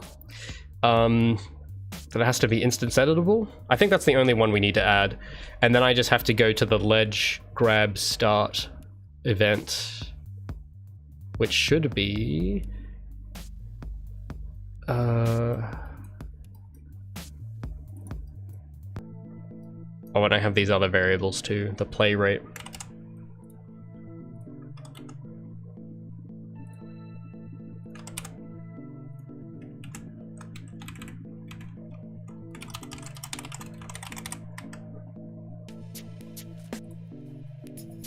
So we can customize the speed of each of these.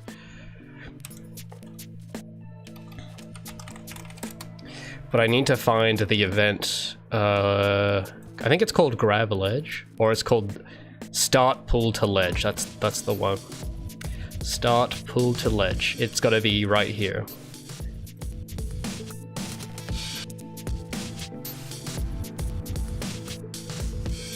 So is ledge pulling, and then here I go, play anim montage. Oh no, that's not it.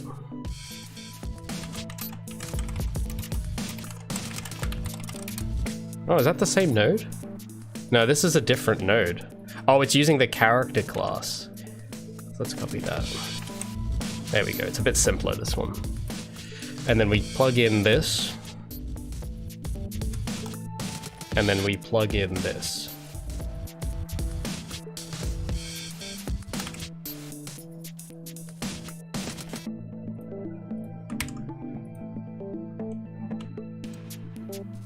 So now, oh, I didn't assign it. That's my bad. So if we go to Gabi and go to her ledge grab component, which is in here, and then we gotta go am Gabi ledge grab start. Oh, that's the wrong slot.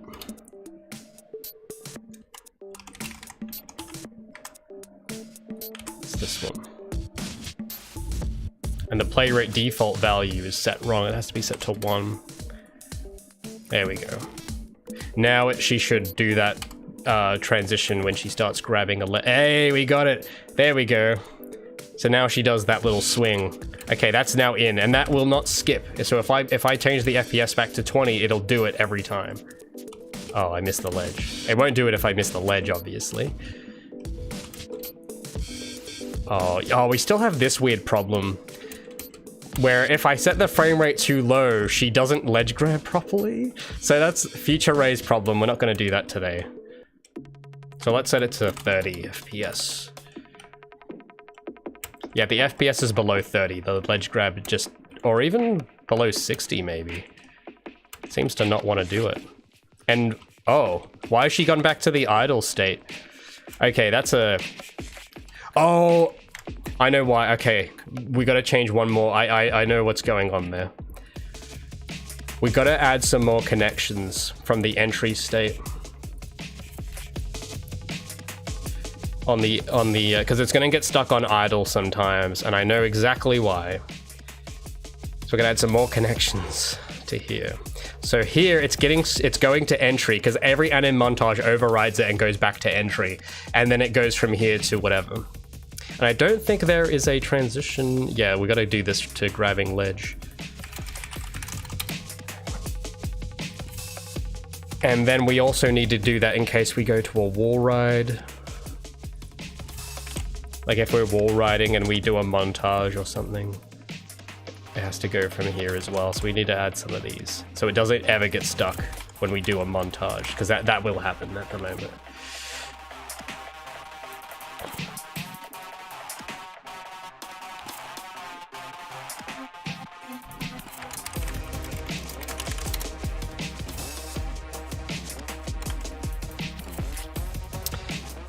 So do we have it to is grabbing ledge? Yes.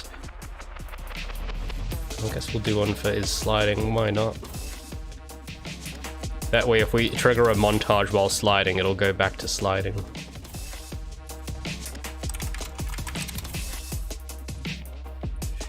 And then... Okay, that looks good. Alright, now it shouldn't do that. Shouldn't get stuck. Okay, it stays in... yeah. So it doesn't go to her idle animation when we do this. Fantastic. Oh. Oop. What's also good about animation montages is that the animation cancelling is more consistent. At least I thought it was anyway. It seems like there's still an issue here where I want... Oh no, I know why.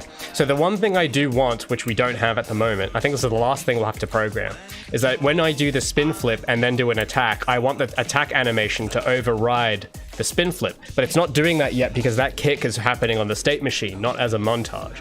And I do need a transition in and out of that animation anyway. So we will program that in now ahead of time. I don't have the animation for that yet, but we will need them at some point, so we'll go at it. So if I save that.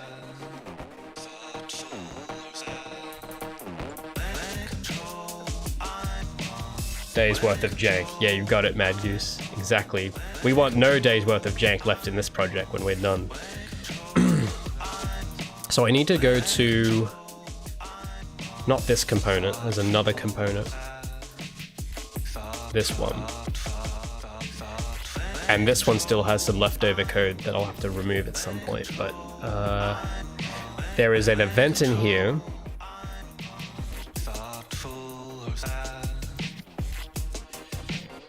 Let me just think where it is. It would be here. No, actually not here. It would be... there should be a bull... I gotta check when this boolean is turned on. Set is attacking. Oh, it's get is it... oh, is this ever being set? Oh, it's being set twice. Oh, it's being set here? Huh, I thought it was set in more than one place. Let me just think for a second.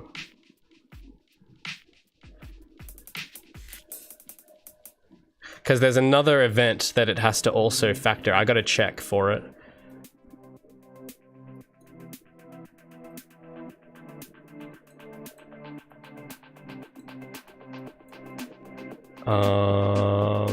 Maybe it is this event. Yeah, it might be this one. So we'll make a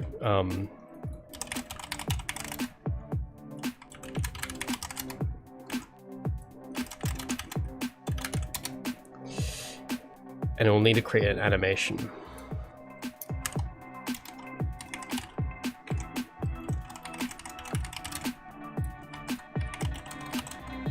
We need to make a few.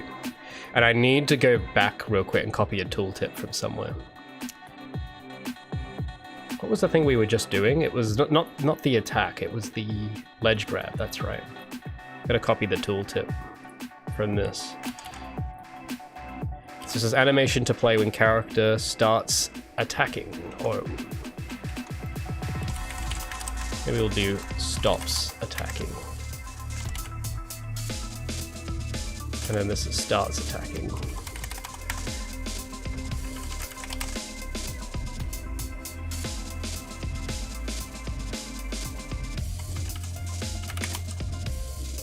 And then floats for the speed. So attack, start, montage, play rate.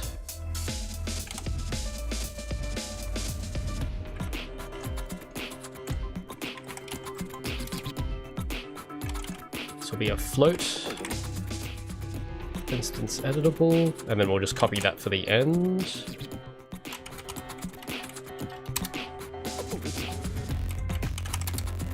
And can I put this in a neat category somewhere? I'll put this in with, oh, because these kind of apply to dashing and this. So I'll leave these out here for the moment.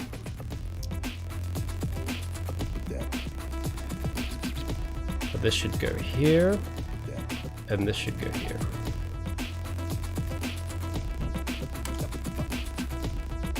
Actually, this should happen first, and then it should do this. And then I need to copy this for the stop attacking, which should happen. Oh, it happens twice. Oh, it happens once. Hold on. If I go to the event graph drop down, it should show me the list. So on, I think it's called stop. There's stop homing, but that's only during the actual attack move. I also want it to do it when we stop dashing. Is there a stop dashing event? I'm sure there has to be. Maybe, no, I might have just made them the same event. That probably was what I did. Oh yeah, I have, okay, so we only need to do it once. So this, we then go end, and this is if hit target is full, so it has to come before this. So we don't have animations to put here yet, but it means that when you enter and exit the kick, it will have a transition. So we can't really see it in action yet, but what we can do, just to test it out, we'll put like a random thing there for the moment, just to test it. So if I go to the attack component, the combat component, and if I go here, we now have attack start, and actually these are reordered. I gotta reorder these slightly different.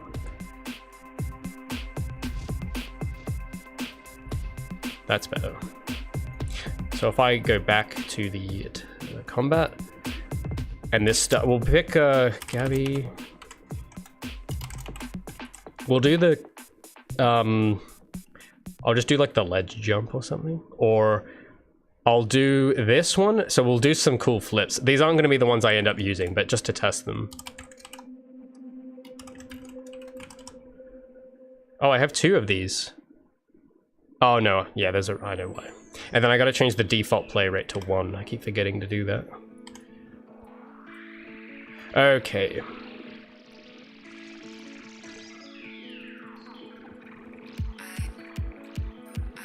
So if those are in the right spots, we now should have, we should be able to animation cancel using the attack. I don't know if it's, okay, it's not doing it yet. Oh, but it's doing it at the exit. So if the kick ends, she does like a backflip. But it doesn't work at the beginning. So, okay, that has to happen at a different point then. I had a feeling that wouldn't be the right place for it. So this here, I'm gonna unplug this and put this somewhere else. So I think this is the start home, I think I've called it. Yes. So it should go here.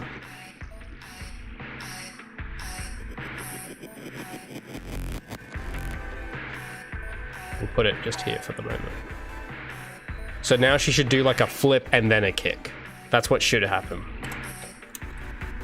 Oh, and it doesn't seem to be doing it yet. Okay, that still doesn't work. But she does exit out of the kick with a transition. So if I get high enough and do the kick, she goes into that backflip.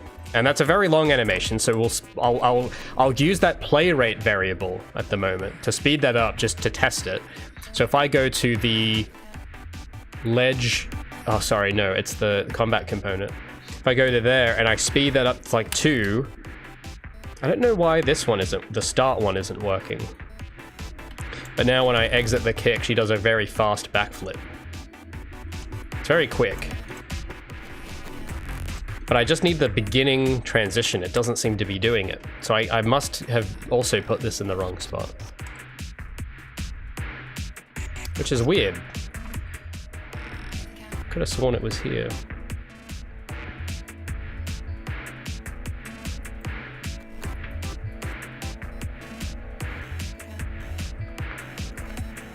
Let me search. The word start.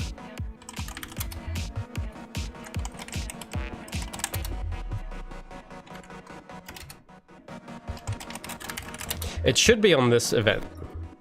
Should be here. And that's where I did have it. Unless I need to put it earlier at some point. No, because there's no branches, so it should have gone through here.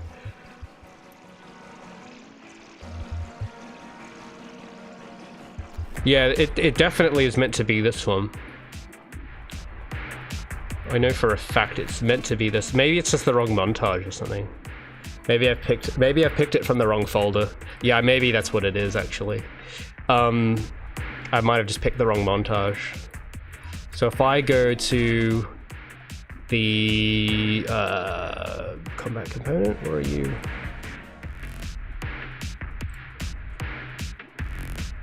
Oh yeah, that's from the wrong folder. It rigged to the wrong thing.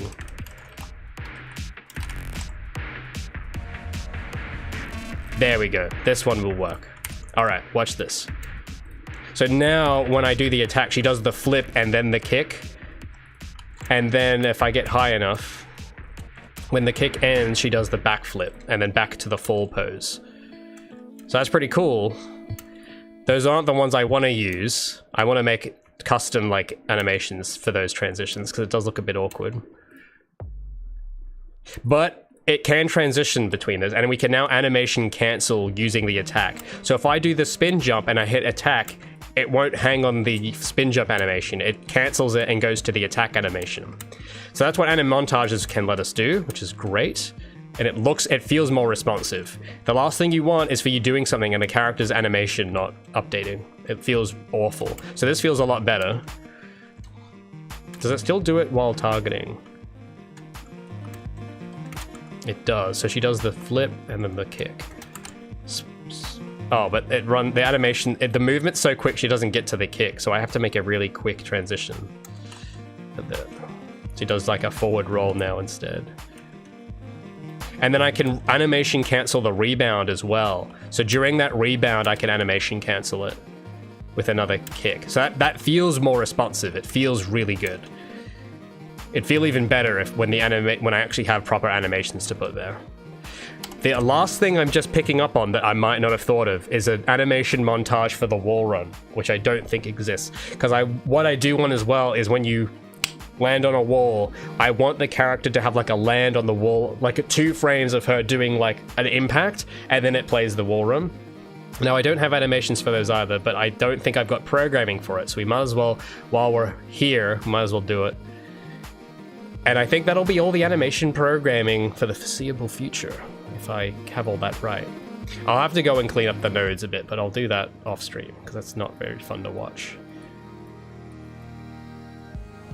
Am I planning to add smearing? I am, but I haven't figured out a good strategy for it yet. I have a rough idea on how I'll do it, but I have never done animation smears before, so I'm anticipating that there will be a lot of issues, because there always is. But I have an idea on how to start, but I'm going to do that at the end once they're all kind of... Because to have that kind of relies on the animations being finished, so that'll come later. After thinking about it, I think you should be able to have physics sim look hand-drawn, Well, I guess if you think about anything, you can try and say it should, but just because you think it doesn't mean it's true. I've thought about it a lot as well, and it sounds incompatible. It'd be nice if we could. Yeah, I've had this suggestion before to set the limited frames on the physics. That won't work. Because like I said, it isn't just limiting the frame rate. There's more to the limited animation than that. What that also fails to account for is the fact that the actual frame rate changes between different animations. For instance, this ascend animation, do you see? I don't know if you see it, but you see this jump? Just the beginning of it. That is animated at a different frame rate than the run. And if we have physics sim on that, it's gonna show.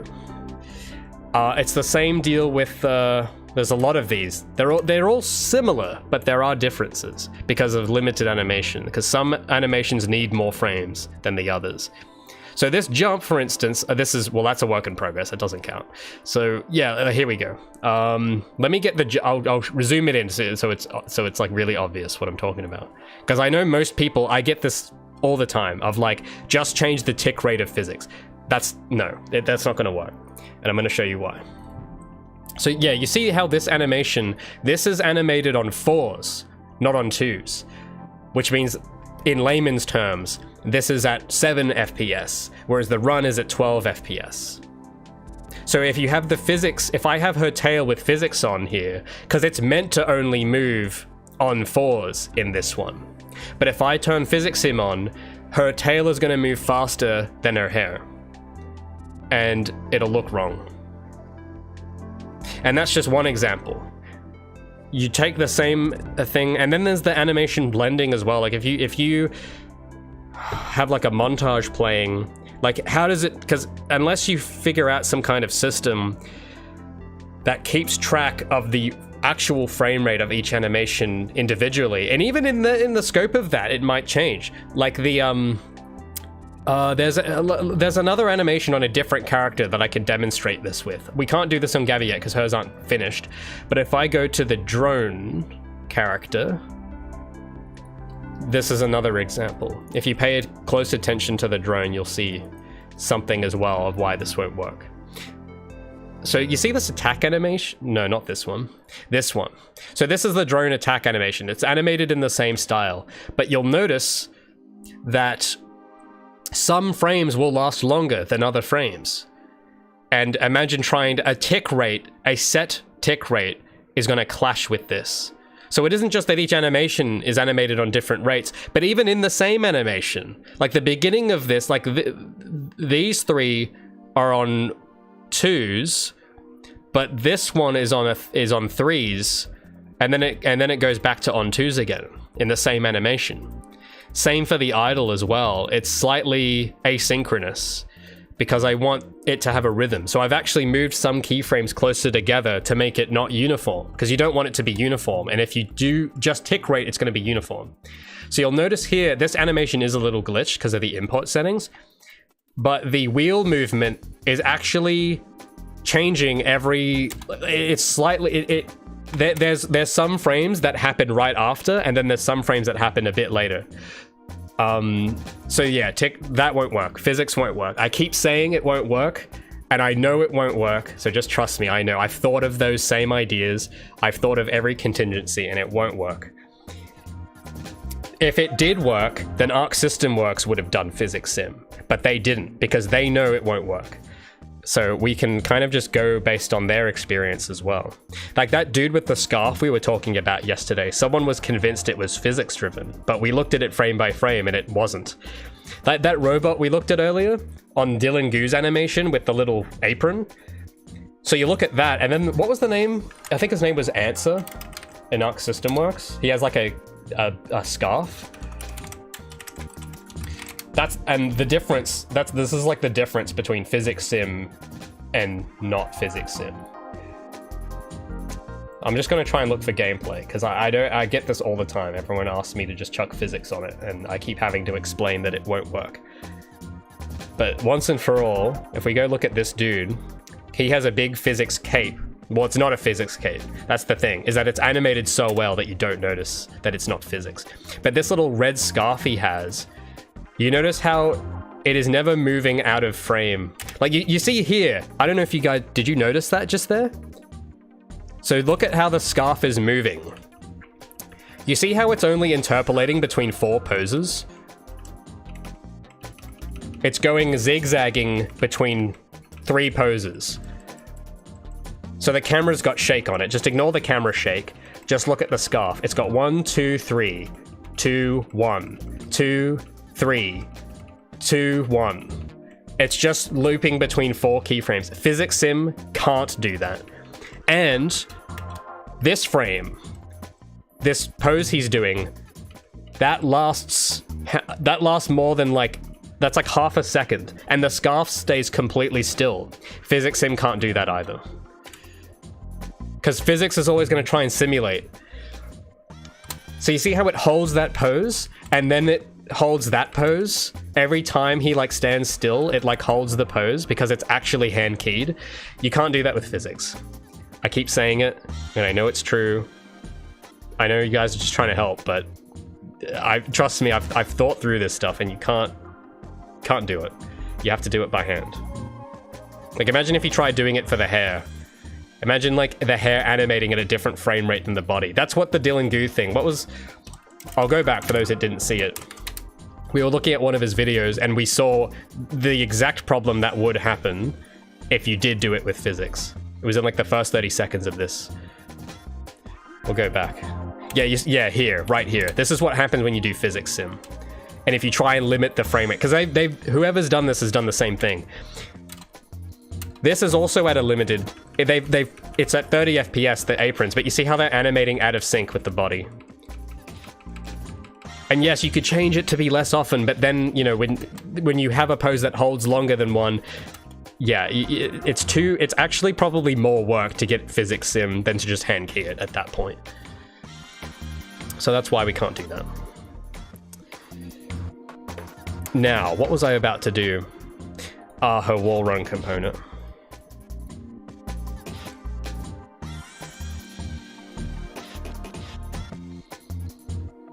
Surface traverse component should be in here.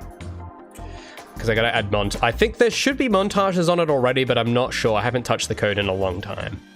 There's the jump animation. That's great, but we don't have a impact animation. Okay, we do need to add some there. Now, this is a really old blueprint, so this has a lot of stuff in it, which I haven't cleaned up to my current standard, but don't freak out. So I need to go to surface traversal.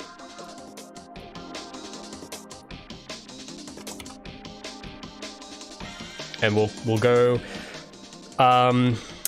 there's specific things I have to name these variables. Just let me think for a sec. Surface traverse horizontal, I believe. Yes.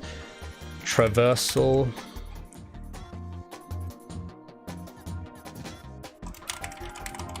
Traversal horizontal. Animation. I think, was that the right? Montage, not animation.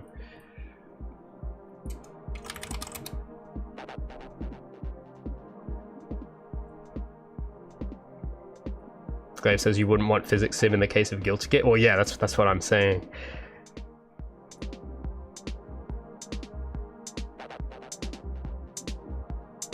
Can't animate gravity, but can affect you can animate a lot of things it affects. That's a nice way of putting it. That's a very succinct way of putting it, Kyo.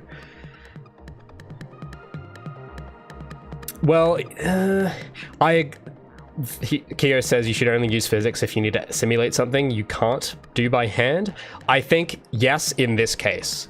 I wouldn't agree with that completely in all cases, because there are times where it is actually better to physics sim it, and that is basically any other scenario that isn't this, with this specific art style. I think if you're doing something like Last of Us or Uncharted or whatever, if you're doing a photoreal game, I think it's probably, you can get away with physics sim and it won't look janky, Well, maybe it does sometimes, actually, because now that I think of it, I'm just thinking of all the examples, all the times I used to play Destiny where the cape would just clip out of bounds. So maybe not still, but it's like more, it won't be as incongruent to the style. It won't be as much of an outlier in a realism setting or a stylized realism or something. If it's something like that, or if it's with smooth animations. If it's not smooth animations, if it's like what I'm trying to do, then I would agree, yeah, it's better to just do it by hand in that case. But yeah, that's the thing. It's all contextual. It all depends on the specifics. There's no one rule for everything. And that's the thing that's really interesting about working with this style, is that it breaks a lot of rules and that it comes up with a lot of its own rules. So it's tricky, but it's fascinating all the same. So let me just type in the tooltip. When the character starts horizontally traversing surface. And this will be anim montage. And then I'll make one for, we'll call surface traversal start horizontal. Or just traverse start. And then this one will be vertical. Because this controls the climbing as well. Animation play when character starts vertically traversing surface. So this is climbing. And then we need one for ending.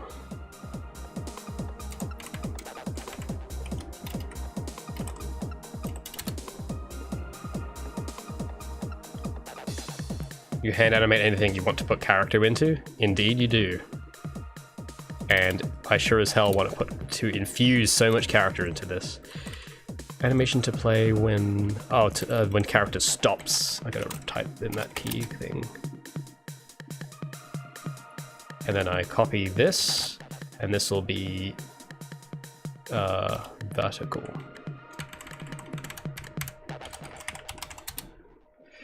And then we need a float value.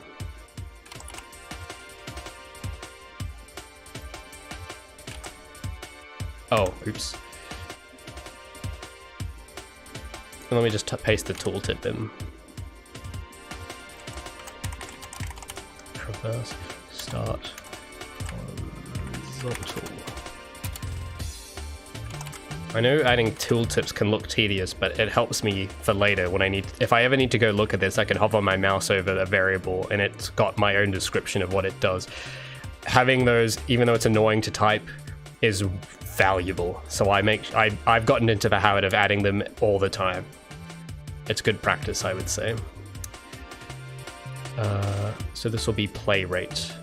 So I just copy this name, play rate.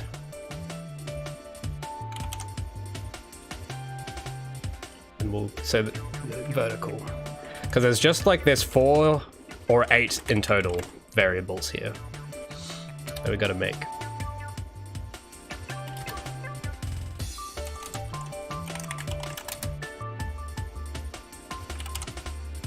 And then end as well. I'm gonna make ones for the end.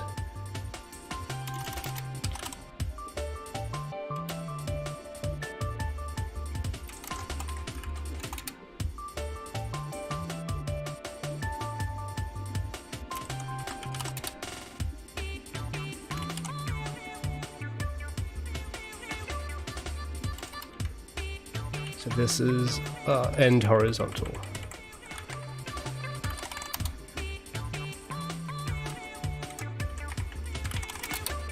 All right, that's all the variables. And I'll just reorder them so that they're grouped to the corresponding float is with the corresponding animation clip. And now we have to put these somewhere. So there should be a function called start traversing surface. Here.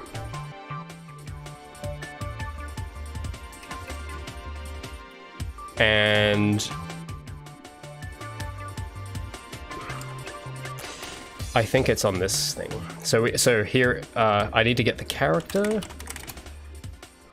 I have a montage. And then we need... Oh, okay, I do have this distinguish. Okay, cool. So then I have to go select. It's going to look a little messy, but bear with me. So if from side is true, it does horizontal, and if not, it does vertical.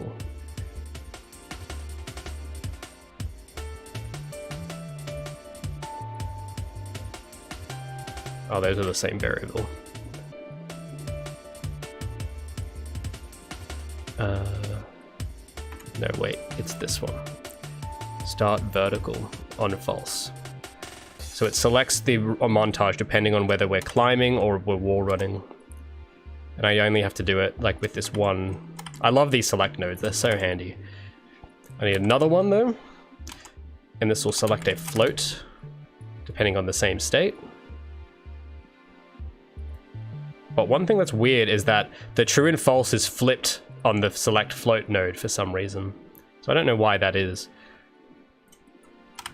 So it's got to be like this.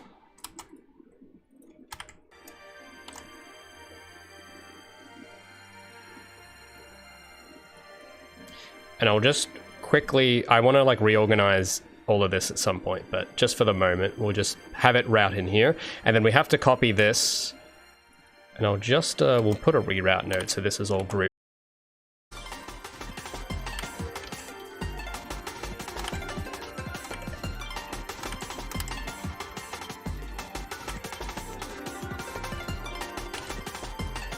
And I need to then swap these out with the end montage. So this is end vertical. And I've actually spelt one of those wrong. I've got one extra L, so I'll get rid of that. There we go. And then traverse end vertical play rate, end horizontal play rate, and then end horizontal montage. There we go. And then we'll have that same bubble, but we'll rename this to stop. And then this will come in.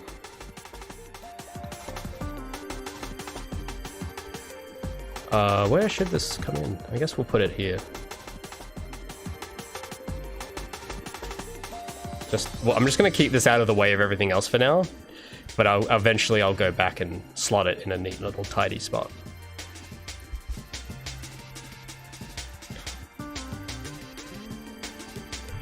So now on the list of variables in here at the bottom somewhere, there should be, yeah, here we go.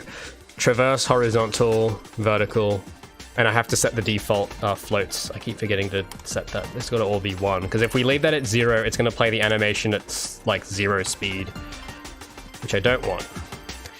Now, I don't have the animation clips for this yet, but we can try placeholders and see if it does it.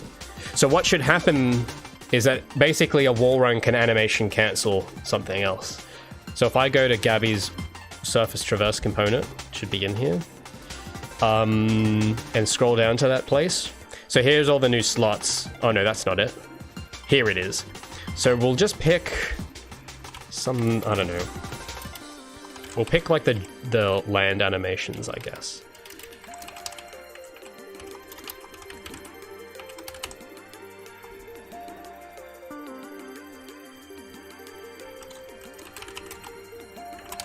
I'll use the landing animation to test these out, see if they play. So when she touches a wall, she'll do like the land animation and then go straight into the climb. So it's gonna look a little awkward, but I just need to see that something does play. I just gotta think what I wanna do for these ones. This is how to play when character stops. So we'll do the flip. When she stops and falls off something.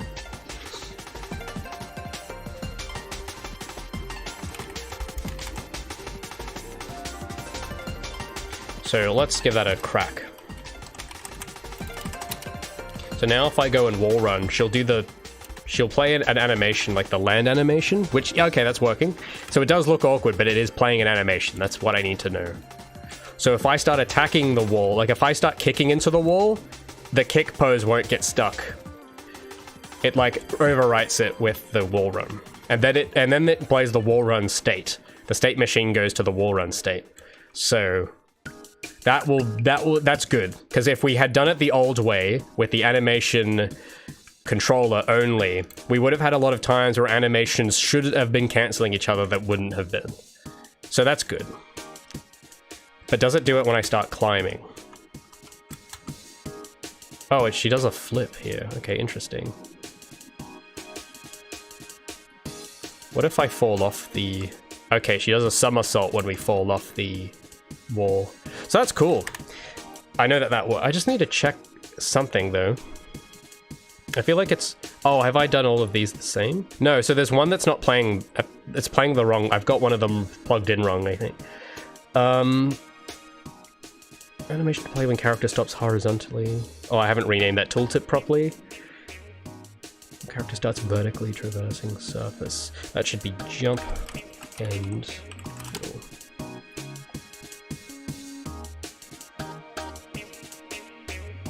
Yeah, some of them are swapped around.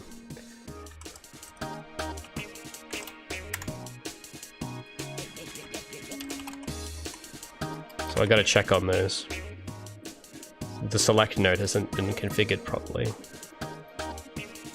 So here, let me just check. Oh, these booleans haven't been plugged in, that's why. Oh! There is no input boolean. That would explain why these both are not working. So... Do I have a boolean that's just existing outside of that? No, I don't. Stop traversing. So the actual function, when it stops traversing, it doesn't actually know the difference between whether we're doing it from the side or from the front. Interesting, I guess I never needed that before, so that kind of makes sense. Because it does the same thing no matter what. So when, can I pass that variable in, I wonder? Because this has the from side input, and this function is missing that. So I think I need it, yeah, for that to work properly, I need to pass that through. So I have to change a bit more. I just gotta find where this is being called. Stop traversing surface, find references.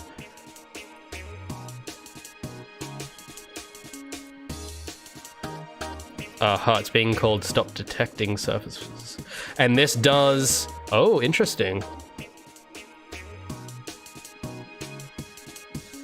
Oh, okay, so this we need to be able to plug this into here. But there's something else as well. And then here as well. It has to do it here too. And where would it do it here, I wonder? I think this is the one that has the input. Yes, it does. Okay, so we're gonna have to do a bit of messy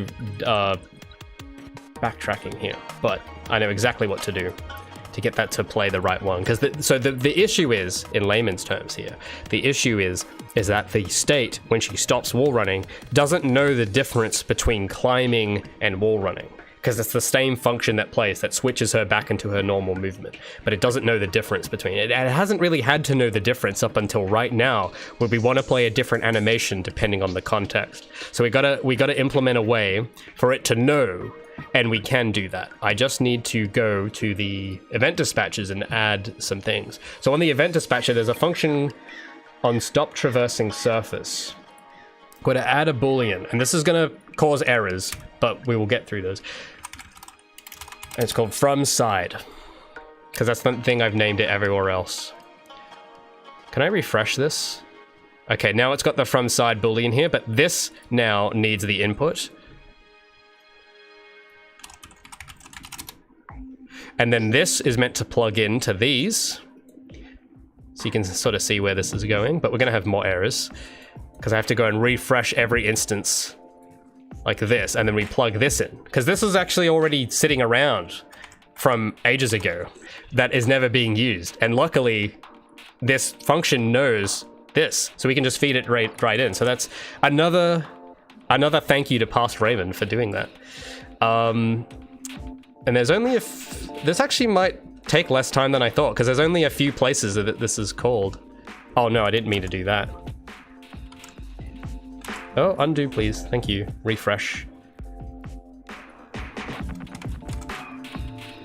Splendid. And then here, we have to take a parameter. I just got to see which one it is. I think it's this one. It is this one. Yes. Refresh, refresh. And that's it. That's all. I hope that's it. Anyway, if there's anything that depends on this function, then we might not be done. But in the actual self-contained component, we have plugged all the holes, so that's great.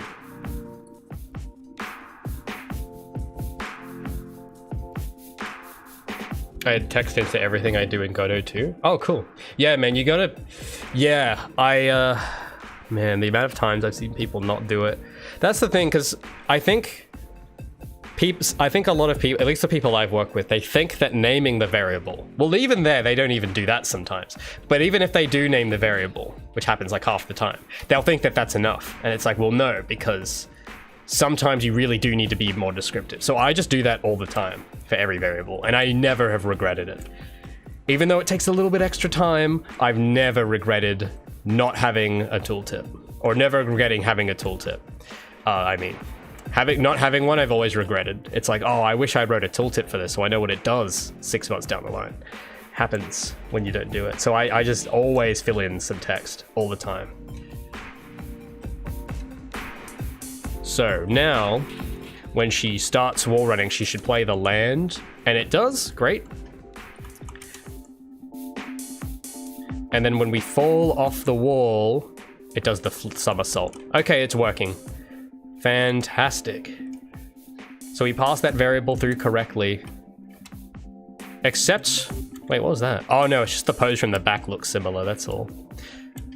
So now we can animation cancel a bit more consistently now. So we've actually solved multiple problems by doing it with montages. Not just the problems from yesterday, but problems that have been in the game for a while we've solved. So that's, I feel really good. That's great. So you'll notice that the animations are a little bit more responsive than they used to be, and they will behave consistently at different frame rates, which is, oh, amazing. I know that doesn't sound like a big deal, but it is a big deal, okay? After the stuff we've been through the last few days, it's a huge deal. So the animation clips themselves aren't final, but the states are all playing when they should. The only thing that we do have to do as well at some point is we gotta add a randomized rebound animation to her combat, and we've already made changes to this anyway, so we might as well.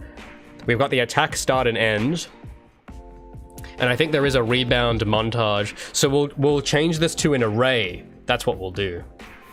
Change variable type. And then we can have like 3 rebounds that it will cycle between. That's the other thing I needed to do. We could probably strike some of these. On this list I made earlier, because we've now done some more programming and we can move these to different points. The jump stuff might need a bit of work with the program, because I do want it to hold one of those poses, and we haven't gotten that to work yet. But we can now move the rebound off. Well, we'll do it now. We'll move this from needs programming to can do. And in fact, we'll move that on top of the idle. Let's just see if there's anything else. Kickstart and end we now can do as well, because we have programming for it. I'll actually move that at the top, because that's going to be maybe easier to do. Or actually, oh, these do depend on the jump pose, actually. Or not, I don't know. Well, I'll have to think about those. What else needs randomizing? Slide start. Oh, I don't have one for that yet. That shouldn't be too hard. Ledge step up, ledge turn around. Okay, those will need some more work. I can get rid of this. Oh, no, I'll keep that open. Let it just, okay, now that's, wow, I actually finished just in time changing this variable. So let's find references. This is only being used once and it's gonna have an error. So if I go get, and then we just do like random integer.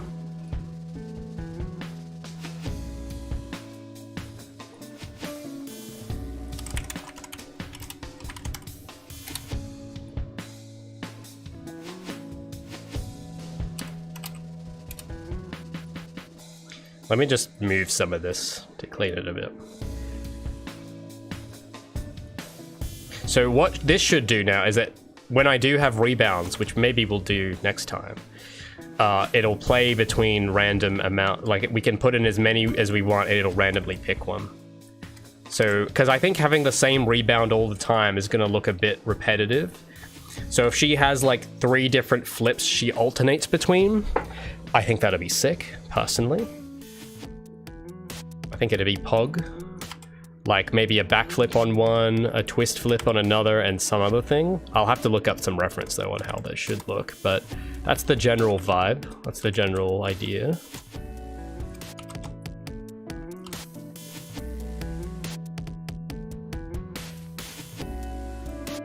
Just thinking, is there a way I can sort these to look a bit neater? I think there is.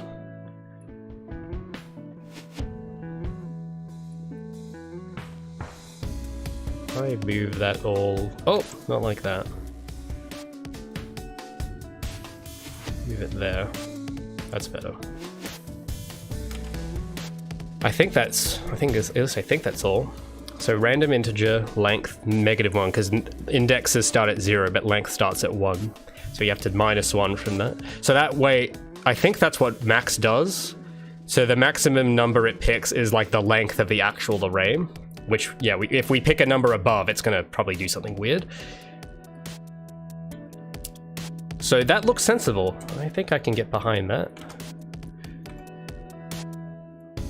We just need the actual animations. Let me just redraw this bubble to be the right size.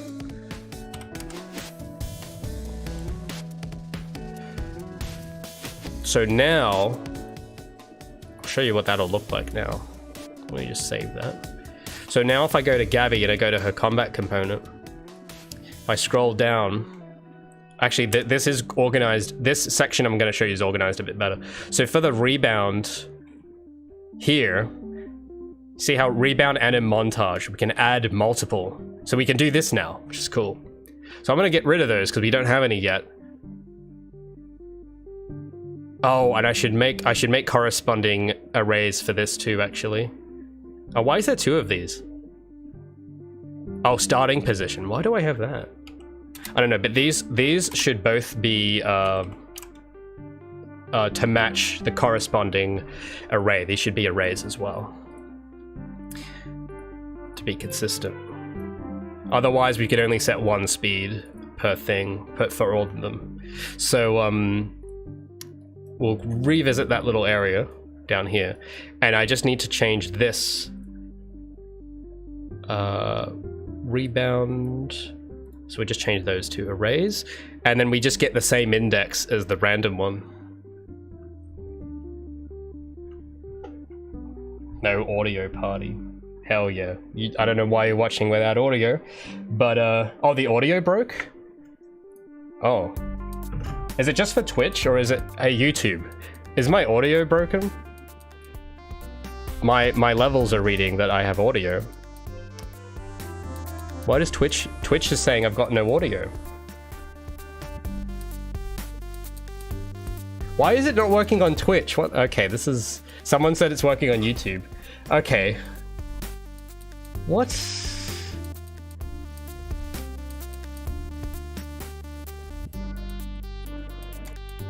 Testing. Oh, it works now? Well, that's lovely. Well, thanks for letting me know. That's weird. We've been having some weird internet problems today. And I just gotta change this to a...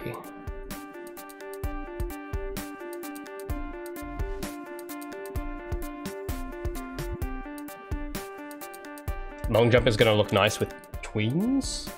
Yeah, when I add more in betweens, I'm gonna love it too, man. It's gonna be great. How long was the audio not working for? Huh. Alright, well that's weird.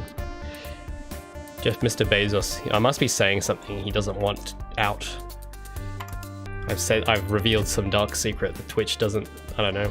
Well, because yeah, Twitch has like different rules. Maybe I violated TOS on Twitch by accident just now. Maybe I said a bad word that Twitch doesn't like, and YouTube just, they're like, yeah, whatever, mate, we don't care. So I don't know, maybe that happened. So I gotta go get. Oh no, not like that. Get a. Well, actually, what's the difference between a ref and a copy?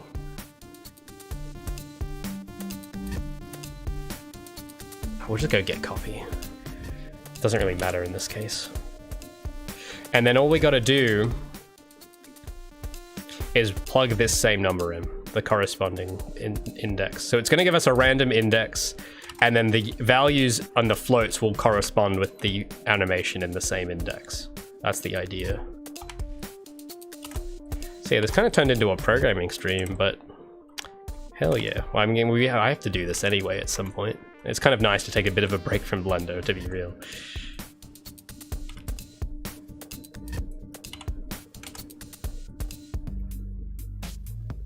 Why is this comment bubble empty? Oh, this must be for rebounds.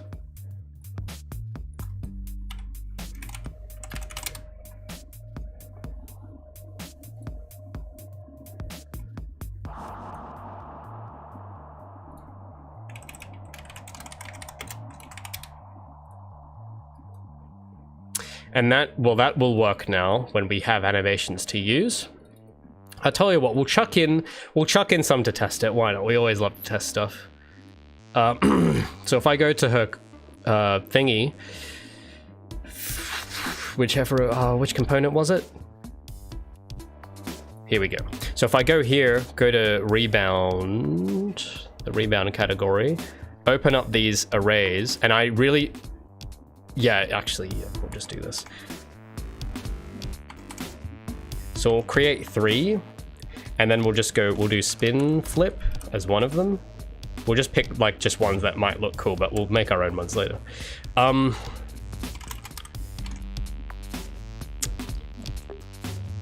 Clamber jump. That's a cool one.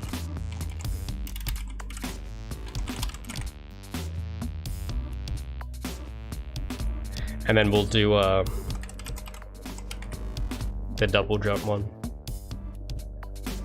So it's going to alternate between 3 different flips. That's what should happen. So let's try it. So if I rebound off stuff, it should play a... Oh. Well, it's not doing any of them. Well, that's not good. That's very bad. Wait a minute, what's this? Okay, yeah. Huh, why is it not doing it? It's plugged in. Oh, it... I think this isn't the right... Hold on. It's this node. I think this is what we want. Well, the other one was working before, so I don't know. Let's try this. Okay, now it's working. Except it's always picking... Okay, it is randomizing it, but it's always picking the spin flip. It's, okay, it's very biased. Is there another type of random in range?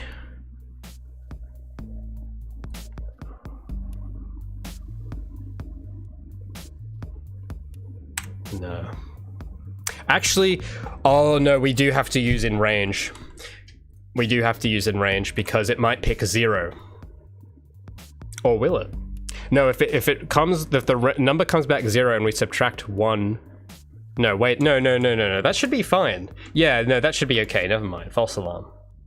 Picks a random number as long as it doesn't go over. Yeah, if it picks. Does it pick negative numbers? Oh, it picks between 0 and maximum. Okay, so 0 is okay. There is going to be something at 0. I'm just going to like change the clips.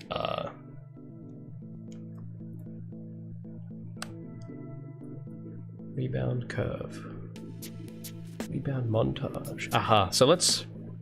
Some of these are a bit too similar. We'll do the grind jump.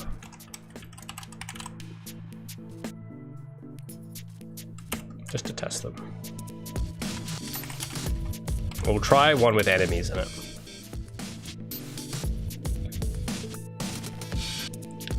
Do I manage to solve the problem from yesterday? Yes. And I feel so proud I get to say that. Yes, we have. Bob the Builder has fixed it. And by Bob the Builder, I mean me. I'm Bob the Builder. Alright, so if I hit these enemies, it should pick a random animation to play for the rebound. And there we go.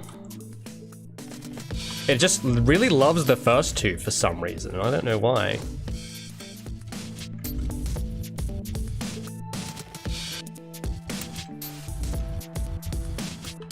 It doesn't ever play the third one.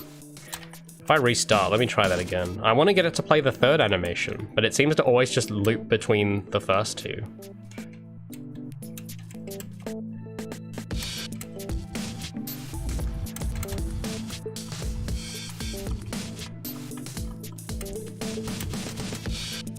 And there is something going on with the attack, where if we end the attack, it seems to the animation montage doesn't cancel itself.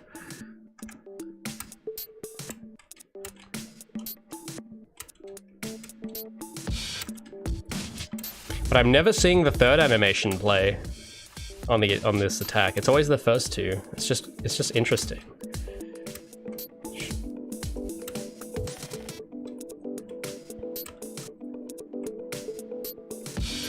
Yeah, I'm still not. I'm gonna stop when I see it play the third animation. Because it's something suspicious. It shouldn't be always going to the first two.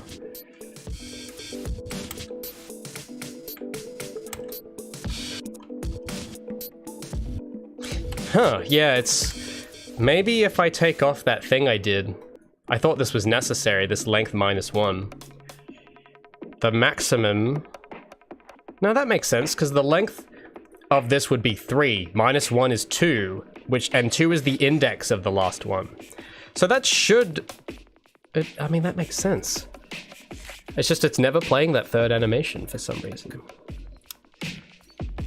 Maybe if I spam it, it'll eventually... If I go over to the blocks, and if I keep spamming it, maybe it'll do it. And I can animation cancel the rebound too, which is great. Yeah, it's always playing the first two animations. Alright, well, just for the sake, I'll turn that off.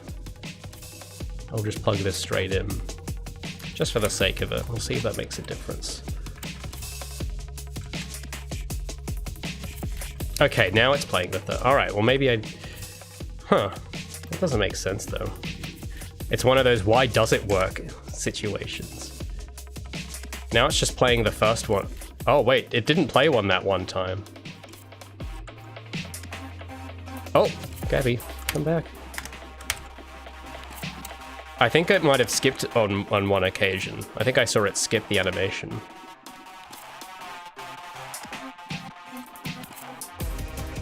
Okay, it's playing the third one.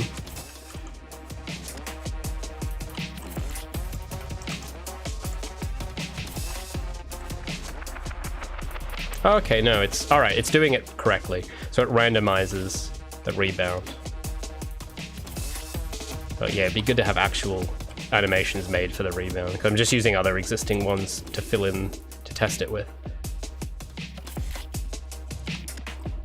I want something with more spin in it for these.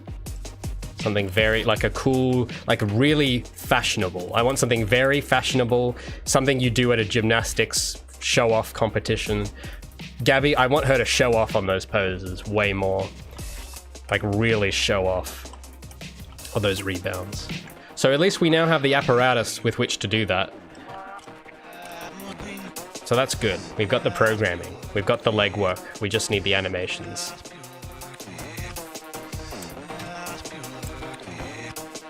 And the animations, let's try it at 20 FPS. And see if it still does the rebounds.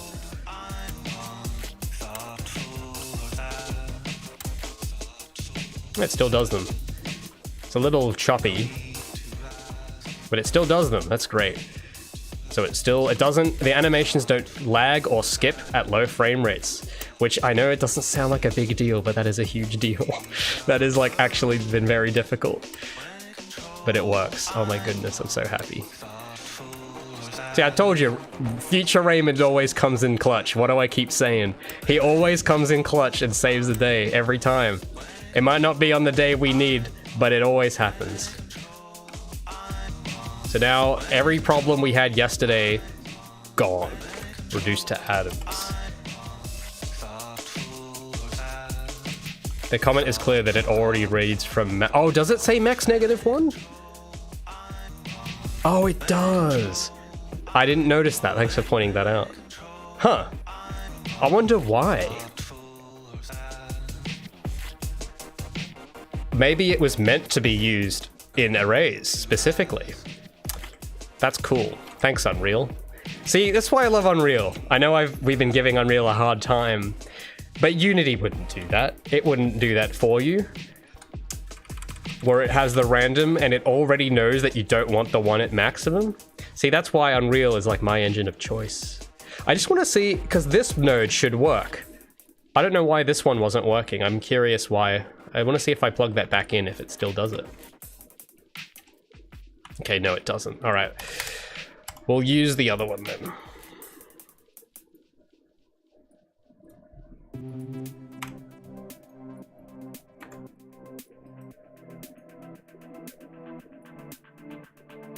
We can get rid of this, and we can get rid of this.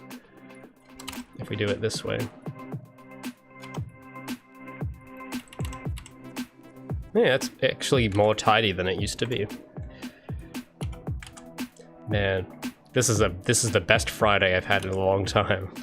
Where I actually get to finish the week and things are working. Oh, it's such a great feeling. Oh, lovely. All right. And then I can delete some of these variables actually on the rebound. This starting position, I can just get rid of that. We don't need that now because we're using the different, using it from the character. What are some tips on starting? Having a hard time taking the first step. Well, just take it. If you want something more specific, tip me $10 and I will give you a specialized answer to your specific skills. Because I don't know anything about you. It's different for everyone. But the one thing you'll have in common is that you just gotta take that step. That's the most general, quick answer I can give. You gotta get off YouTube, get off my stream right now, and just go work. And that's literally it. But if you want something that's like, if that sounds hard, tip me $10 and I will give you my undivided attention and help you. But yeah, for most people, well actually no, most people actually can't really start. That's probably why a lot of people don't. But I think there are some people that, for that, they'll be like, okay, yeah, and then they'll go do it. It took me a while to get to that point, but by the time I started Feline, I could just tell myself to start and it would work. But that was a while ago now. All right, so now it's alternating between all those animations. And if I spam it, I just want to see what happens if I spam this. What happens?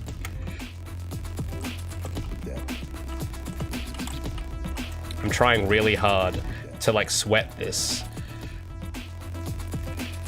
It seems to always, okay, it seems to not be breaking, even though I do go a bit off target. But I'm trying to spam the attack with these animations and it seems to be consistent. That's good. Seth says, you want to work, get off stream. Me, oof. Well, that's true. Like, I don't understand what's so oof about that. If you want to make games, just stop watching me and go make games. You're not going to learn anything watching me. Because what I learn is going to apply to me. It's not going to apply to you unless you're copying me. In which case, if you're just out here to copy me, you are not gonna, you won't. Let me tell you now. If the only idea that you can do is to copy exactly what I do step by step, it's not gonna work. Because you need to be more patient than me for that to work. And if you're not patient enough to come up with your own thing, and you've plugged my stream into a computer so that your computer copies all my inputs or whatever the hell, if that's your plan, it's not gonna work. But yeah, I don't know, you just start working on stuff. I don't see how that's a oof. I know that means that I'll lose a viewer, but I mean, I don't care if you're, because if you stay here, you're just gonna keep asking me stuff. And it's like, you need to find those answers for yourself, because I can't do it. I have my own game to do. So if you really want to know, it's like, just go and make something. Like for me, you know, here's why I really think that's the right move. But the reason why I think that's good, like that's the right way, is because when you see me working here, right? I know it looks like torture, but part of the reason why I don't, because I don't go and watch other people's streams, and I don't go to other people's videos, and I don't ask other people things. And the reason why I don't do that is because I think it's more valuable to learn how to solve your own problems than have to have help with everything. So that's why, for me, that my last resort is asking for help. And I know to some people that seems stubborn, but I think as an indie developer, you need to be able to solve your own problems. Because 80%, to Pareto principle this out, I would guess 80% of people that are wanting to be indie devs don't become indie devs because they can't solve their own problems, and they're waiting. They go to Stack Overflow and type a question, and they sit around waiting for someone to give them the answer that they want. And even if that answer comes, because I've done that a few times, and it's always the wrong answer because the person might not factor in something that I'm specifically doing. Like all that stuff we were doing today to get this animation system to work this way. Remember yesterday we were looking at the Reddit, we were looking at the Unreal forums, and all of the answers were not helpful because the specific configurations that other people had was not what we had.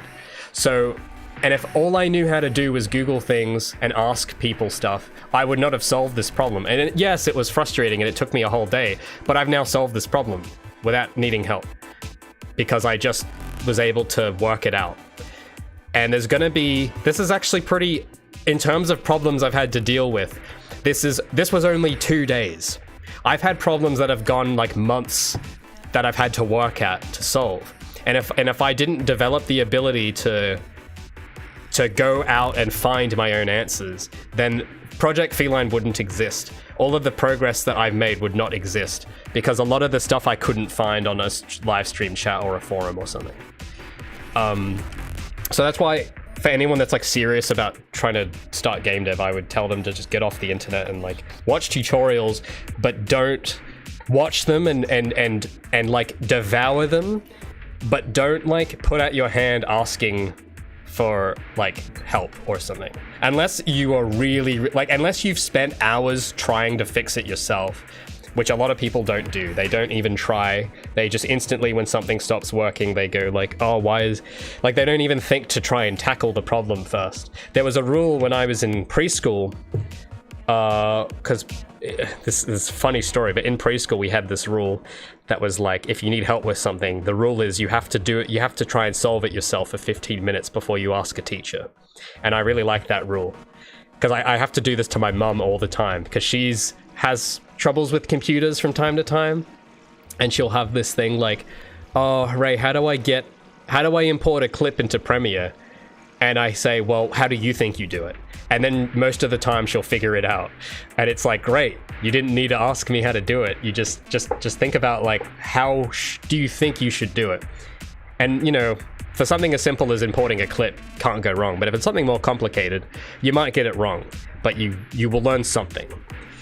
And I when I was teaching people, when I used to teach programming, I found that it's actually kind of better to get people to do it the wrong way, to learn that it's the wrong way. Because if they don't really know why, then they're not really going to appreciate why something is done a certain way. Have I ever seen Orchestrator plugin for Godot? No, I don't use Godot, so I have no idea what the plugins are for Godot. I have no clue. I'm just gonna, while I wrap up, let me just save everything. I'll chat to you for a quick little bit for the end of the week. It's the end of the week for me. It's Friday here. I don't know. I think it's Thursday for some of you. But it's been a while since I've just looked at chat for a little. So let me just save all of that. I still need to work on some of this. So I'll rename this to Jump Logic.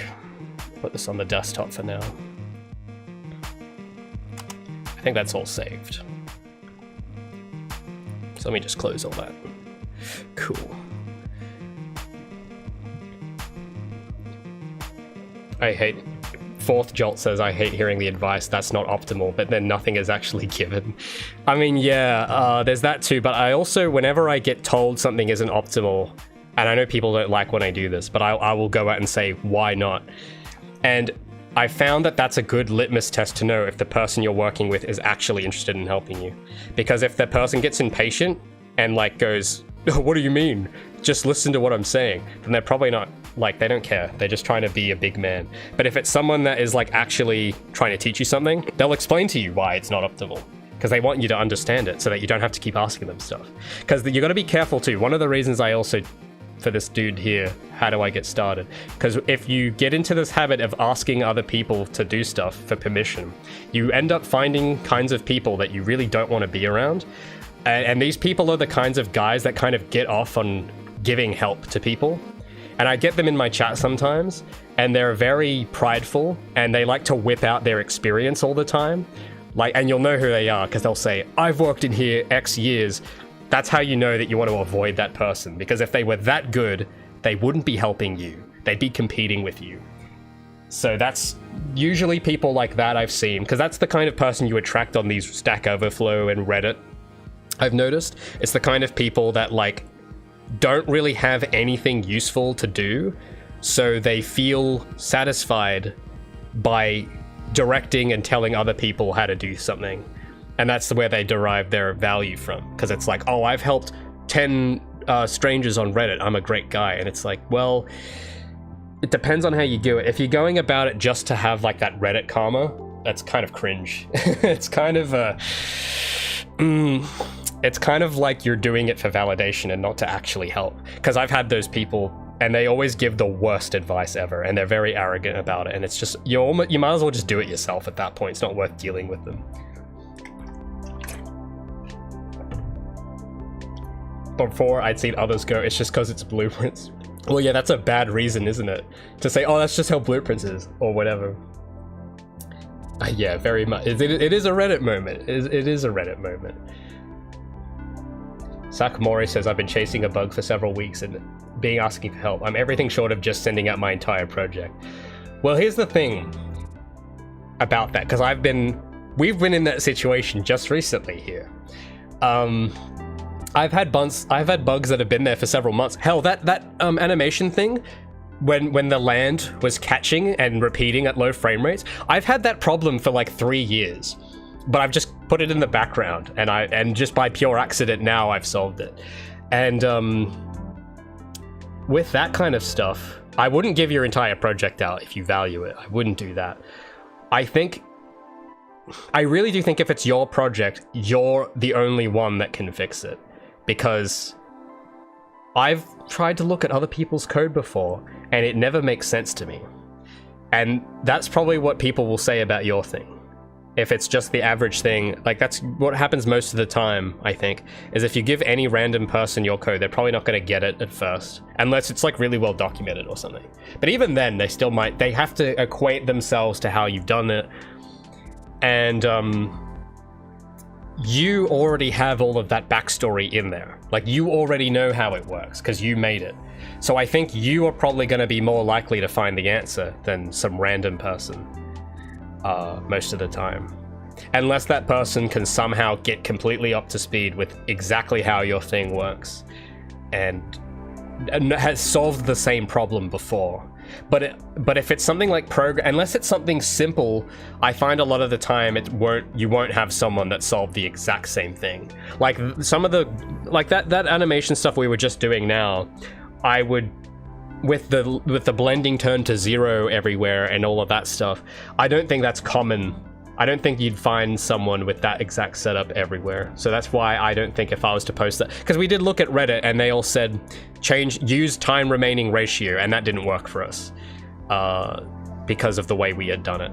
So but then I found the solution, because you kind of have to be so stubborn and persistent to the point where you will like try harder than anyone else to solve it, and that's what kind of makes you the one that will solve it. But you gotta not be phased by it by the engine testing you constantly, I think. That's the sort of way I look at it anyway. Because at least for me, every single problem I've had, after a long enough period, I figure out how to solve it.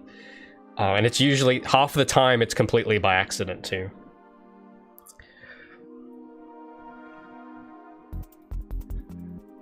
But, O2 says overthinking is the biggest motivation killer. Yeah. Well, that's the biggest motivation killer, but I think underthinking is also just as lethal. It doesn't kill motivation, but it'll kill something else. So you don't want to underthink too much either.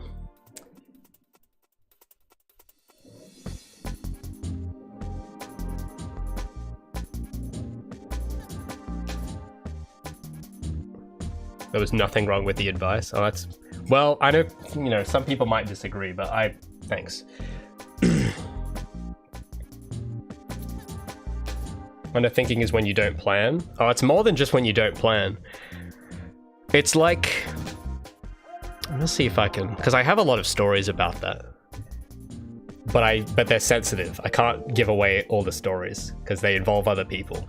But, there was a guy I knew that it was really weird, actually. He did overthink some things a lot, but he also underthought a lot of other things.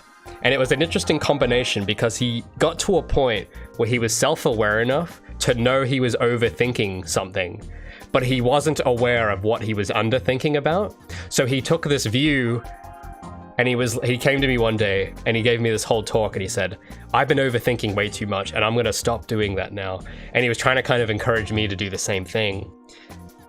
But that cost him, because when he finished up his project, it went awfully terribly wrong because he had underthought a lot.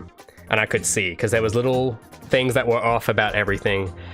And there was a lot, like, the game did not review that well, it didn't sell very well, and it was all stuff that could have been avoided very easily if they had put in more thought.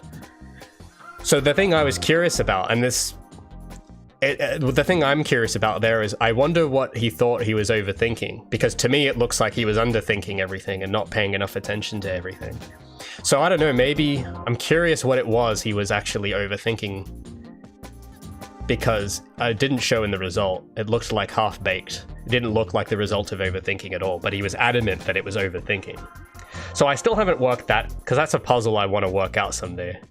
And maybe I'll never work it out, because I'm not really in contact with him anymore. But he, it was interesting to watch him in his game release, because it was like, oh man, it's like everything that went wrong. And I was sitting there absorbing everything, and I was like, oh, they missed this, they missed that, they missed this, and they seemingly didn't notice. So that's why I came away with the idea that, oh, it looks like they underthought this whole plan.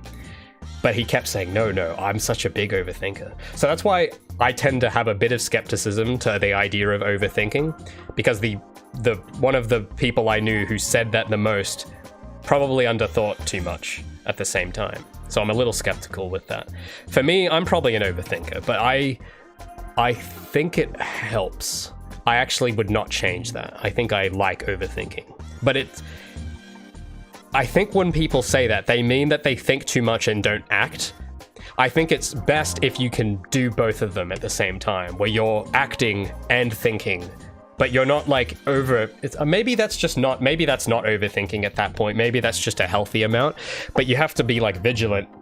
You can't switch off your headlights and just drive in the dark. I think that's what he ended up doing. He realized he was overthinking and he kind of turned on his blinders and just didn't think anymore. That sounds like what happened. So you don't want to do that. You want to think a good amount, but you don't want to, if it stopped, I think it becomes a problem when you stop acting. But if it's to a point where you're acting and not thinking at all, that's dangerous. You don't want to go there. Maybe he would be overthinking about overthinking. Maybe he was. Oh no, it wasn't that it was poorly optimized. That was part of it, but there was more. It was like, I'm trying to think if I can succinctly, well, everything. Let's just say a lot of things went wrong. Staffing problems, budget problems, timeline problems, marketing problems. You name it, there was some issue with it that they didn't think through. And I remember kind of seeing it happen from like a while back, like before it was near finished. I remember kind of noticing that there was going to be something. And because the reason why is because I was going to get involved, like they wanted me on the team, and I like brought that up to them and they kind of ignored me. So, but I was right about it at the end. Gaming Oxy says, I agree with Raymond on this. Someone else will need more time and access in order to get the point. Yeah, I think so, because I will say the only time where I've asked someone for help and it worked was when I had my dad helping me with the physics. And the only reason that is because my dad is like he's like a published physicist. Like he really knows that stuff. And it just so happened that the specific function I needed to write was abstract enough for because he doesn't know Unreal at all.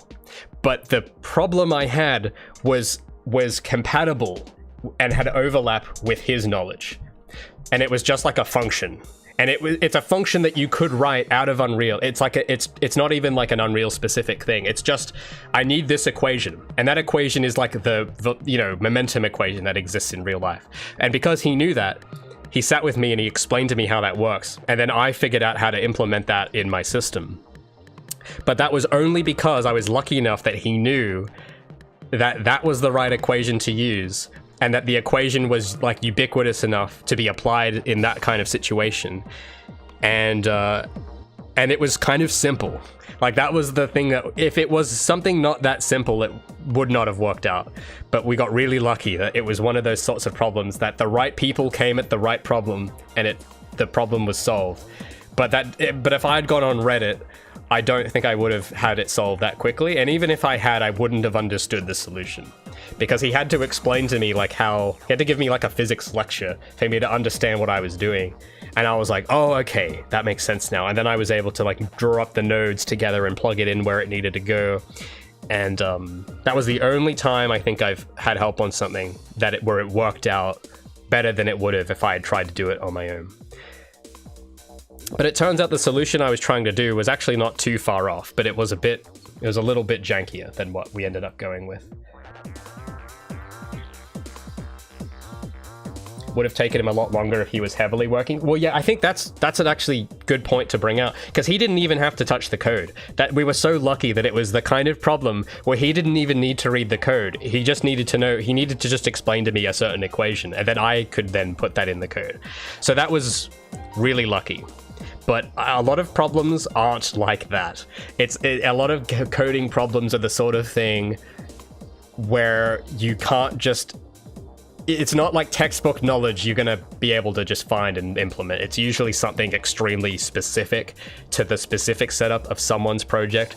Like maybe it's the way they've named their collision channels or something. You know, it's usually something that only someone that has really been in that project is going to know, I think.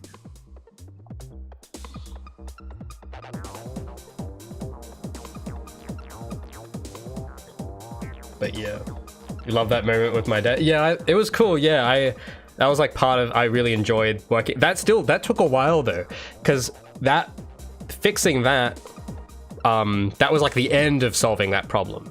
But the beginning, and there's a bit after that was like months. That was like 7 months, I think, to do that whole system. Because I had to rewrite Gabi's movement completely. And then I had to change it so that the wall run could have variable speeds. And then there was the frame rate problems, which was self-inflicted, which I went on to learn. I think a lot of people miss that actually. And here's the other reinforcement to this point here, because some of you might have missed this detail. On that video of the wall run, I said once we had figured out the equation and got it working, the velocity would change depending on the frame rate. And I think the top rated comment on that video was some guy saying, some Unity Andy coming in and saying like, oh, this is why kids, you always gotta add delta time because it'll not work otherwise. But he didn't look at the code closely enough because it was actually the opposite problem. And then I think I had to leave a reply underneath saying, actually, it was the complete opposite thing. So that's kind of reinforcing my point. Like, unless they've been in the trenches with your code, they're not going to know it. Because this dude, I actually even showed it on screen, like I had the time lapse up, and I even said in the script, I think, I even say I had to remove this delta time, and then it worked, because the calculations were frame rate dependent by design. I think I said that exact wording, and he seemed to have not noticed that I said that, and thought that, because that's what I thought. I thought, oh, I gotta add delta time to stuff. But actually adding that is what made it frame rate dependent. But I think half of the people that watched that video came away with the conclusion that I needed to add delta time to fix it. So it just goes to show that when you're communicating with just random people, what you say isn't always interpreted right, and they like completely they interpret it the complete opposite way. So that's another thing you kind of have to deal with when you're like posting to Quora or Reddit or something, is that some people just do not comprehend the question at all, which I've had happen. Well, yeah, it happened in that video. People didn't comprehend that problem. And, you know, maybe that's my fault. Maybe I didn't draw enough emphasis to it. But I think, yeah, most people assume it's like, oh, well, you just got to add this. And it's like, well, not in this case. That's why it was so hard for me to work out, because I thought the same thing, but I was wrong.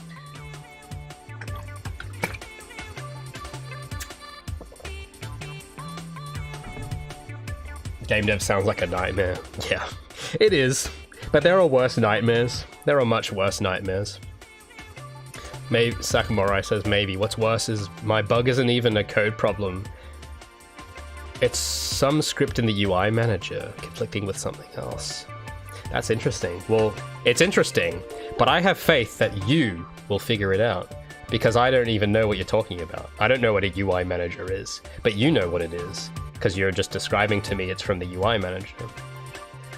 Maybe you got to retrace some of your steps, because I don't know only you know what the UI manager is doing. Only you know that stuff.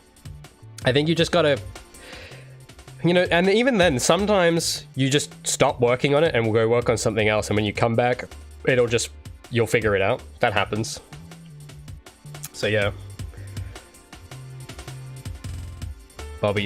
Sorry, I read that as Bobby for some reason. Says it's why it's nice working in a larger company. Or you can get help from your colleagues or senior devs. That's true, if you have a good large company. But I don't. So I can't enjoy that luxury. But anyway, what's the time? Just him ignoring his experiences? Oh, it might have been. Oh, for the dude with his game launch. I think it might have been. I'll end on this. So that story I was talking just about a moment ago, with the game release going wrong, the overthinker with his game release that went wrong. Because I've known him for a while, and I studied him very closely, and I think ignorance is not far off the mark. But maybe not ignorance, it might have been fear. That's what I think it was, when I really think about it. Because having that amount of stuff to pay attention to, sometimes it's so scary that you just block it out. And you go, no, I'm not going to think about that. But you pay a steep price for ignorance. And it's ignorance, but it's ignorance as the result. It's willful ignorance as the result of like fear. I think that's what it was. Because I was shown like the team chat, because I was in contact with one of the other team members, and he like leaked to me all this stuff. Because he was really upset with it, and it was just one of the other guys on the team. He was really upset about it, and we like met up to discuss it, because I was upset too, because I wanted these guys to get the W. And he was showing me all the messages from the team. And it looks like that all the time. It's just, oh, we won't worry about that. We won't do this. We'll do that later. It's like that kind of sort of attitude. And the she'll be right attitude. It's a lot of that. It's the, oh, it'll be fine. But it's not going to be fine. It's never fine. So that I was seeing a lot of that in the chat of like, oh, she'll be right, mate. Don't worry. It's probably just some small problem, and it wasn't for them, unfortunately. But yeah, but that's why it is more stressful to like not ignore it. But well, I saw what happened. I saw the consequences, and I didn't like what I saw with that attitude. So I don't have my own experience yet to say what will happen, what the right thing is, but the attitude I want to take is that nothing will be right unless I make it so. So I want to see where that leads me, because I know that if I am complacent, I know what'll happen. because I've seen it happen to that team. So if I do the complete opposite, I'm curious what will go down there. Is creative and technical, indeed. Ignorance is bliss in creative works, but hindrance in technical works. Well, I think I would, even artistically, even not just technically, I think... I don't think ignorance is bliss at all, even in creative works, but I can't explain why, I just know. I think there's a certain merit to being really tuned in, even to a creative, non-technical thing. There's a merit to it, because you can kind of see everything, and you can... I don't know, maybe if you're an analytical kind of guy, you would prefer to not be in the dark on stuff. Maybe it's just a preference. It's a personal preference, maybe. But, yeah, for me, though, I don't know. I don't really like being ignorant if I can choose, if I have a choice in it. Cosmic says, even with the problems Unreal has tested you with, the fact that you've taken the time to give the animations proper polish, I commend you for it. Oh, thanks, Cosmic. Well, yeah, look, it's a lot more work than I predicted it would be. I'm not gonna lie. I thought it would be easier. But, I want them to, like, you know, I want it to be right. Because I know that that kind of thing would bother me as a player. Because the whole beginning of the game was, what would I want? Like, if I could make anything, if I could play any game, what would I want? And I would want a game where the jump animation plays consistently all the time and doesn't slightly glitch out depending on the frame timing. That's what I would want. So I didn't think we'd have that kind of problem, but now we know that we can't use that, what was it? Animation state machine. We can't use it for that sort of thing. We now know that. But yeah, thanks, Cosmic. That's very nice of you to say. Jaheem says, I got ideas like crazy, but then I see slow tedium of getting these out. Just tells me I couldn't do it. Well, yeah, that happens. I think it's more like, I don't know, because I do feel that, like I relate to that, but it doesn't make me so demoralized that I want to stop. So I don't know why that is exactly. It could be the idea, could be something else. Maybe it has nothing to do with the idea. Maybe it's habitual. Maybe it's learned helplessness. Because that's the thing I've seen, where especially for I'll tell you a little story again. I have a lot of stories. I guess maybe we'll make this like a regular thing for Friday streams. At the end, we'll do a quick story time or something. Just something that, because I do a lot of work on these streams, and I know I feel kind of bad that I'm not there talking to chat enough of the time, but I do want to get work done. So maybe, I don't know, maybe we'll make this part of the schedule for just the ends of the week, maybe. I don't know, you can let me know what you think of that. But I did have a student once that had those same problems, but it was so bad, even when he would work for something for like an hour, he would like feel like finished and want to stop after just an hour. And I don't think I ever figured out how to help him with that, and I don't think I could have. But I think intrinsically, he just did not feel like worthy of like any effort he put in just didn't seem like enough, but not in the way that because I say that to myself a lot of the time, but it's a bit different for me. Because for me, when I say something's not good enough, I say I have to, like, my brain, the answer in my brain is, well, I gotta do it better. But this guy's one was, I need to stop. And there's like a fundamental difference there. And I felt so bad for him, because he like showed up on time to class, which most of them didn't do. And he was attentive, he asked questions. But then when he would sit down and just do something, after like an hour, it looked like he wanted to cry. I don't know what it was. But he was like, he would ask me to come look at it, and he would say, oh, it's no good, it's hopeless. But not in like an encouraging way, because I do that, I say that in like, when I say something's bad, I don't do it in like a demoralizing way. But he was like completely demoralized, and I never quite worked out what it was. But I have to guess that it comes from like something really deep in you, I have to say. It has to come from something that like, I don't think someone else can fix for you.